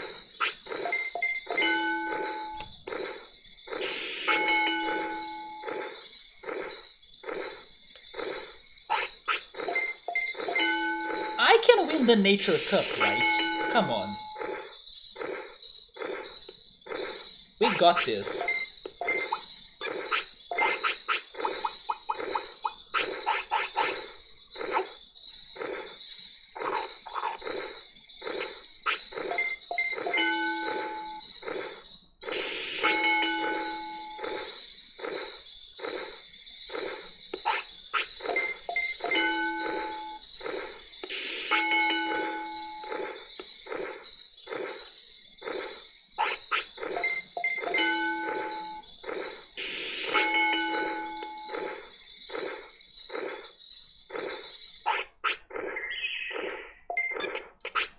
Who could be in the Nature Cup?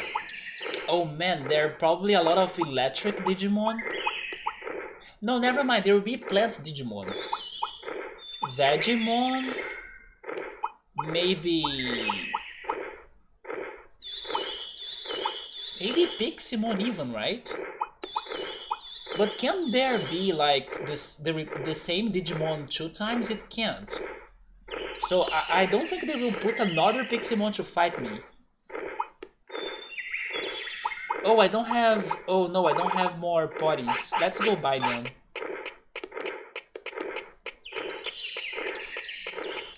In case there is like Cherrymon or something on this cup, that's going to be a confirmation that Cherrymon is one of the chart Digimon. I got lucky against Megadramon. I was going for the flat and poisoning. That's the strategy. Flat and poisoning. He didn't have any good attacks. He was using a mech attack a lot that did nothing on me.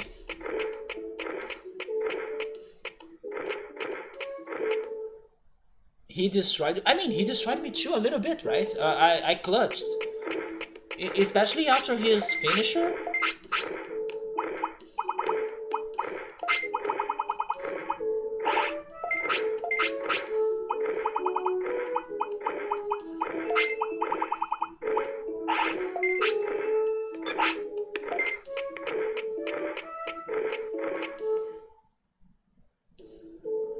But seriously, those tournaments are ridiculous, like... I was lucky on Metal Mumemon to be using a pity attack because honestly, Megadramon got overconfident. Your health is low, I can beat you with my 30% of power. But was the him buffing a lot though? Also, Metal Mumemon was buffing a lot. But he was still like causing 80 damage.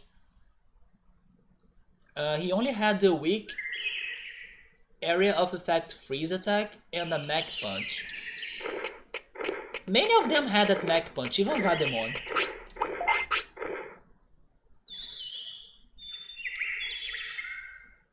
I will try getting to 7000 of MP, but then I'm back to HP.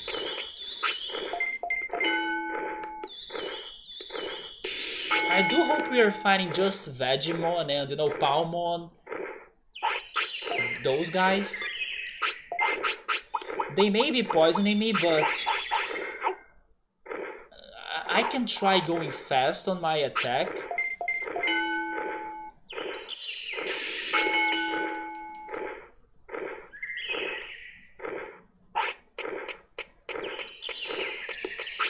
Also, please tell me that the tournament is today, because I don't know if I can survive for another day.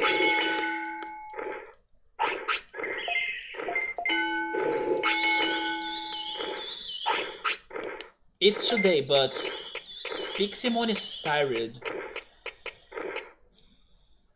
Is this going to matter? Does somebody know if it's going to matter? But I think if I go to restore his health, I will still have some time left. I mean, not restore his health, but like restore his energy.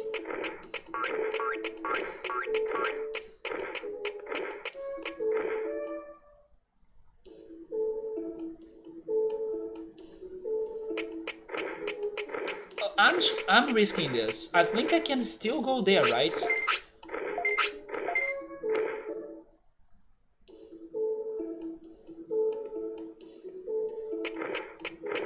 Oh, actually, time didn't pass by. Wait, he wants to eat. Sirloin. Is that going to heal your tiredness? It did. Let's go to the tournament. Interesting, so the time did not pass by when he was getting rid of tiredness.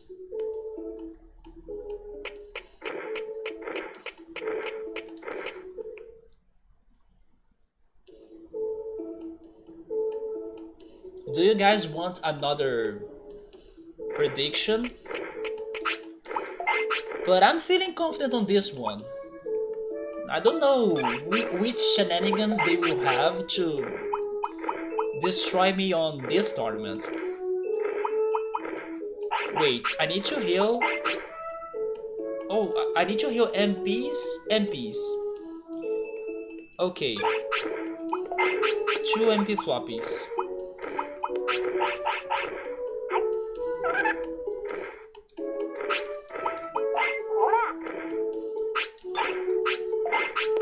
Can you believe we started this stream with like a Vegemon? Vegemon is the Magikarp of this game.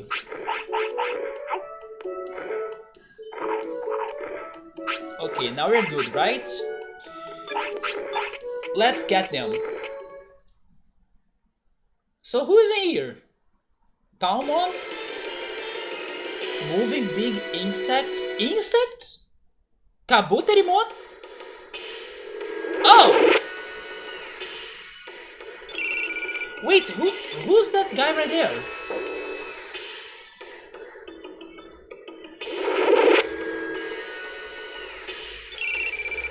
Yeah, who is that? Is that Shellmon? Also, GG, right? GG easy?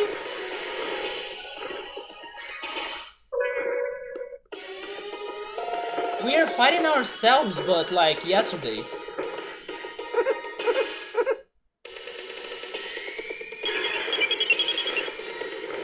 I mean, maybe not too easy, but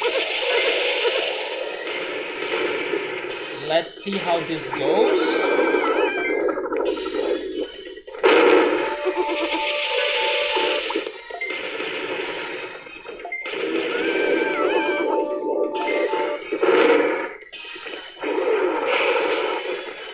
Did I poison him?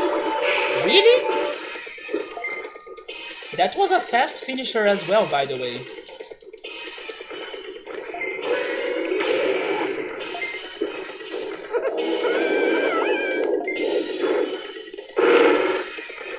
Oh my god.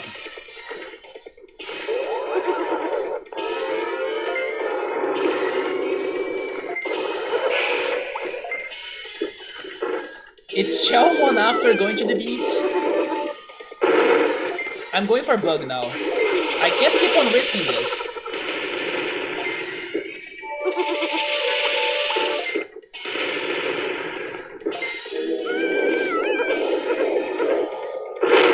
Okay, finally. Wind cutter. Oh, that was Mori Shelmon. Also, just a second.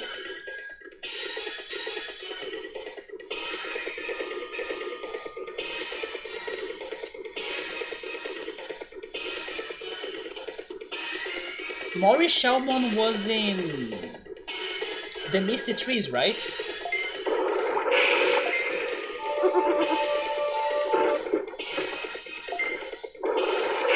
Okay, this Vegemon gave me a lot of trouble. Now I'm confused. Even come on, time. The time needs to end.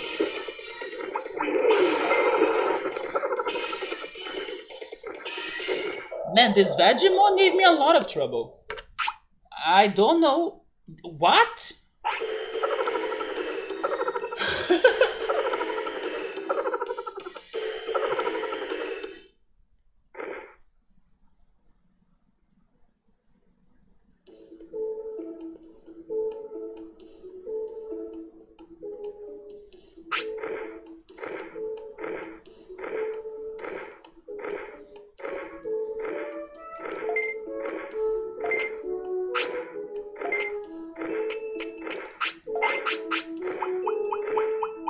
It's because I couldn't poison them. I mean, it took forever. Can I still try something? I don't wanna finish this stream without winning a tournament. A K? What's the K one? Oh, version 4 cup? Sure, why not? But then I don't have another fish for Big Simon, he's not going to be alive. Dude, that Vegemon.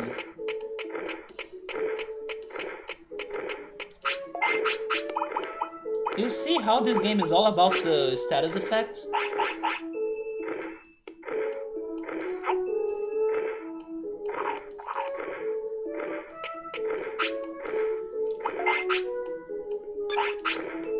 Anyway, in case we survive again... I lost to the Magikarp, I did! Magikarp used Hyper Beam. Super effective. That was someone else's Vegemon that beat the final boss? Probably. That Vegemon can beat Analog Man, Machine Dramon, Digimon. Vegemon... This is really ironic, isn't it? But I know the dangers of getting poisoned, of course, I'm going for that strategy, but... Even though I was not expecting to lose.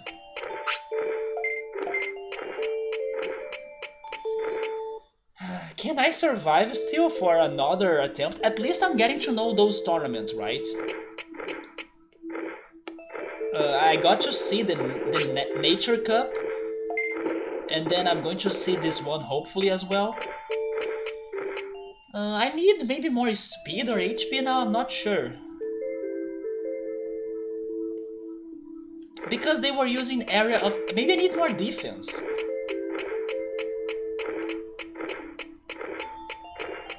You know what? I'm going for defense.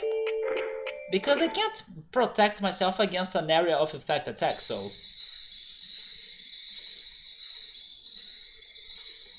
But what the heck is going on tonight?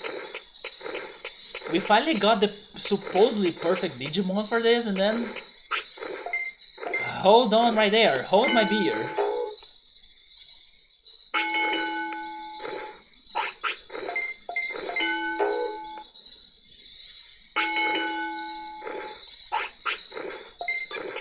But at the very least, maybe I learned how to use those fish, because Piximon is surviving a lot of time. And I also probably learned how to get Piximon, or at least, in case life gives me Vegemon, I have a good idea on how to make him into this. I also learned that Vademon knows Bug. That information is also very good.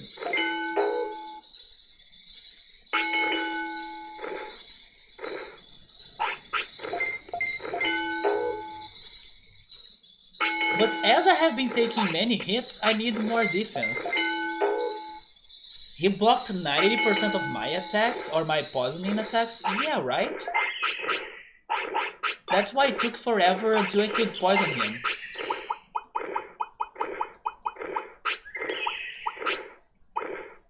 Raise.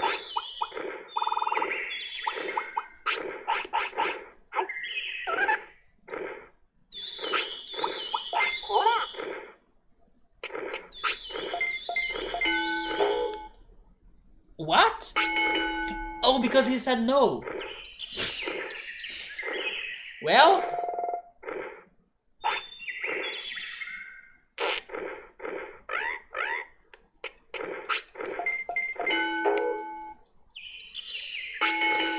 Please tell me that that's not going to kill you. Okay, he is also hungry, so maybe by giving him a sirloin, that's over.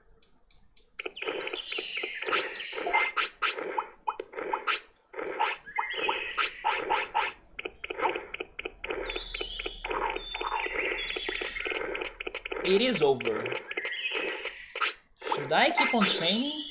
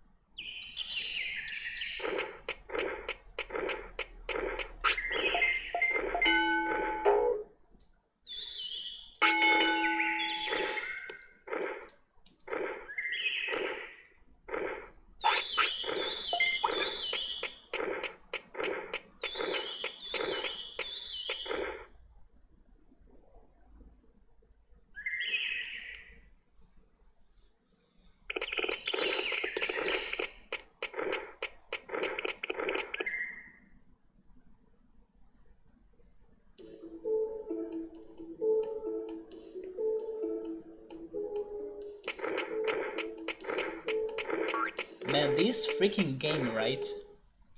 This game has one of the hardest side quests ever I have seen. Like, going for those tournaments is like...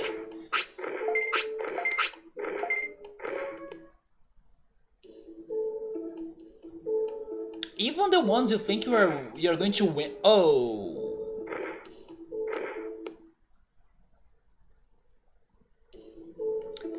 Yes, I need more fish.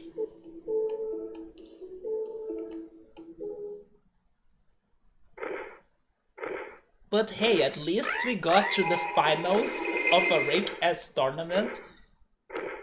And we tested the Nature Cup.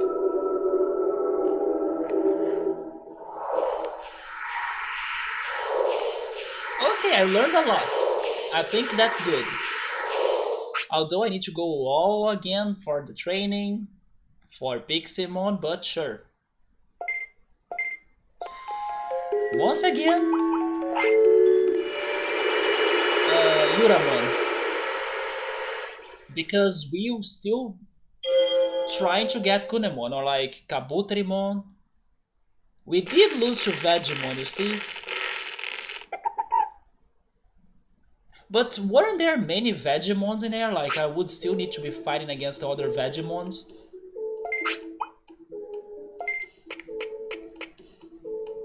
Menauza is all happy today. I'm happy too, because I could get my Piximon again. But we are going to see if finally the plan, the original plan, will work next weekend, which is Kunemon's remaining champion or Kabuterimon. I swear to God, if this gives me Bakemon, I can accept Vegemon again, because now I know how to turn him into Piximon, or I have a better idea, even though I may need some of those happy mushrooms, but it doesn't look impossible anymore. But if I get Bakemon, I will use Vademon's item, and then we'll be using the attack bug with Vademon on the tournament. It was my first fight against Vegemon. I know, but Vegemon had like 2000 or maybe 3000 HP less than me, and he still won, you know? It's because my attacks were not finishing, or like they were getting blocked. But anyway, that was a good ride. It started depressing, but the end, or the surprises were here, even with our losses. But can't say that it's something easy to do, but at least we got far. It's like the Olympics a little bit. I can agree. And now I'm going to miss the Olympics, because I used to go downstairs and watch the Olympics. Anyway, that's it for the night. Piximon is real. You either knock out the opponent or makes more points or more damage. Yeah. And then when I was defending, it seems that defending doesn't work. When we were fighting against Metal Mamemon in the finals, I was saying defend, defend, and then I was not defending. Although it would not matter, because once he triggered his finisher, boom, it's over. Anyway, thank you so much everybody for stopping by. We are back next weekend with Roller Coaster on Saturday and then Digimon on Sunday. Hopefully we can get that number down to 5. We can get the Digimons remaining to 5. But if not, then give me another Piximon, because I'm ready for more tournaments now.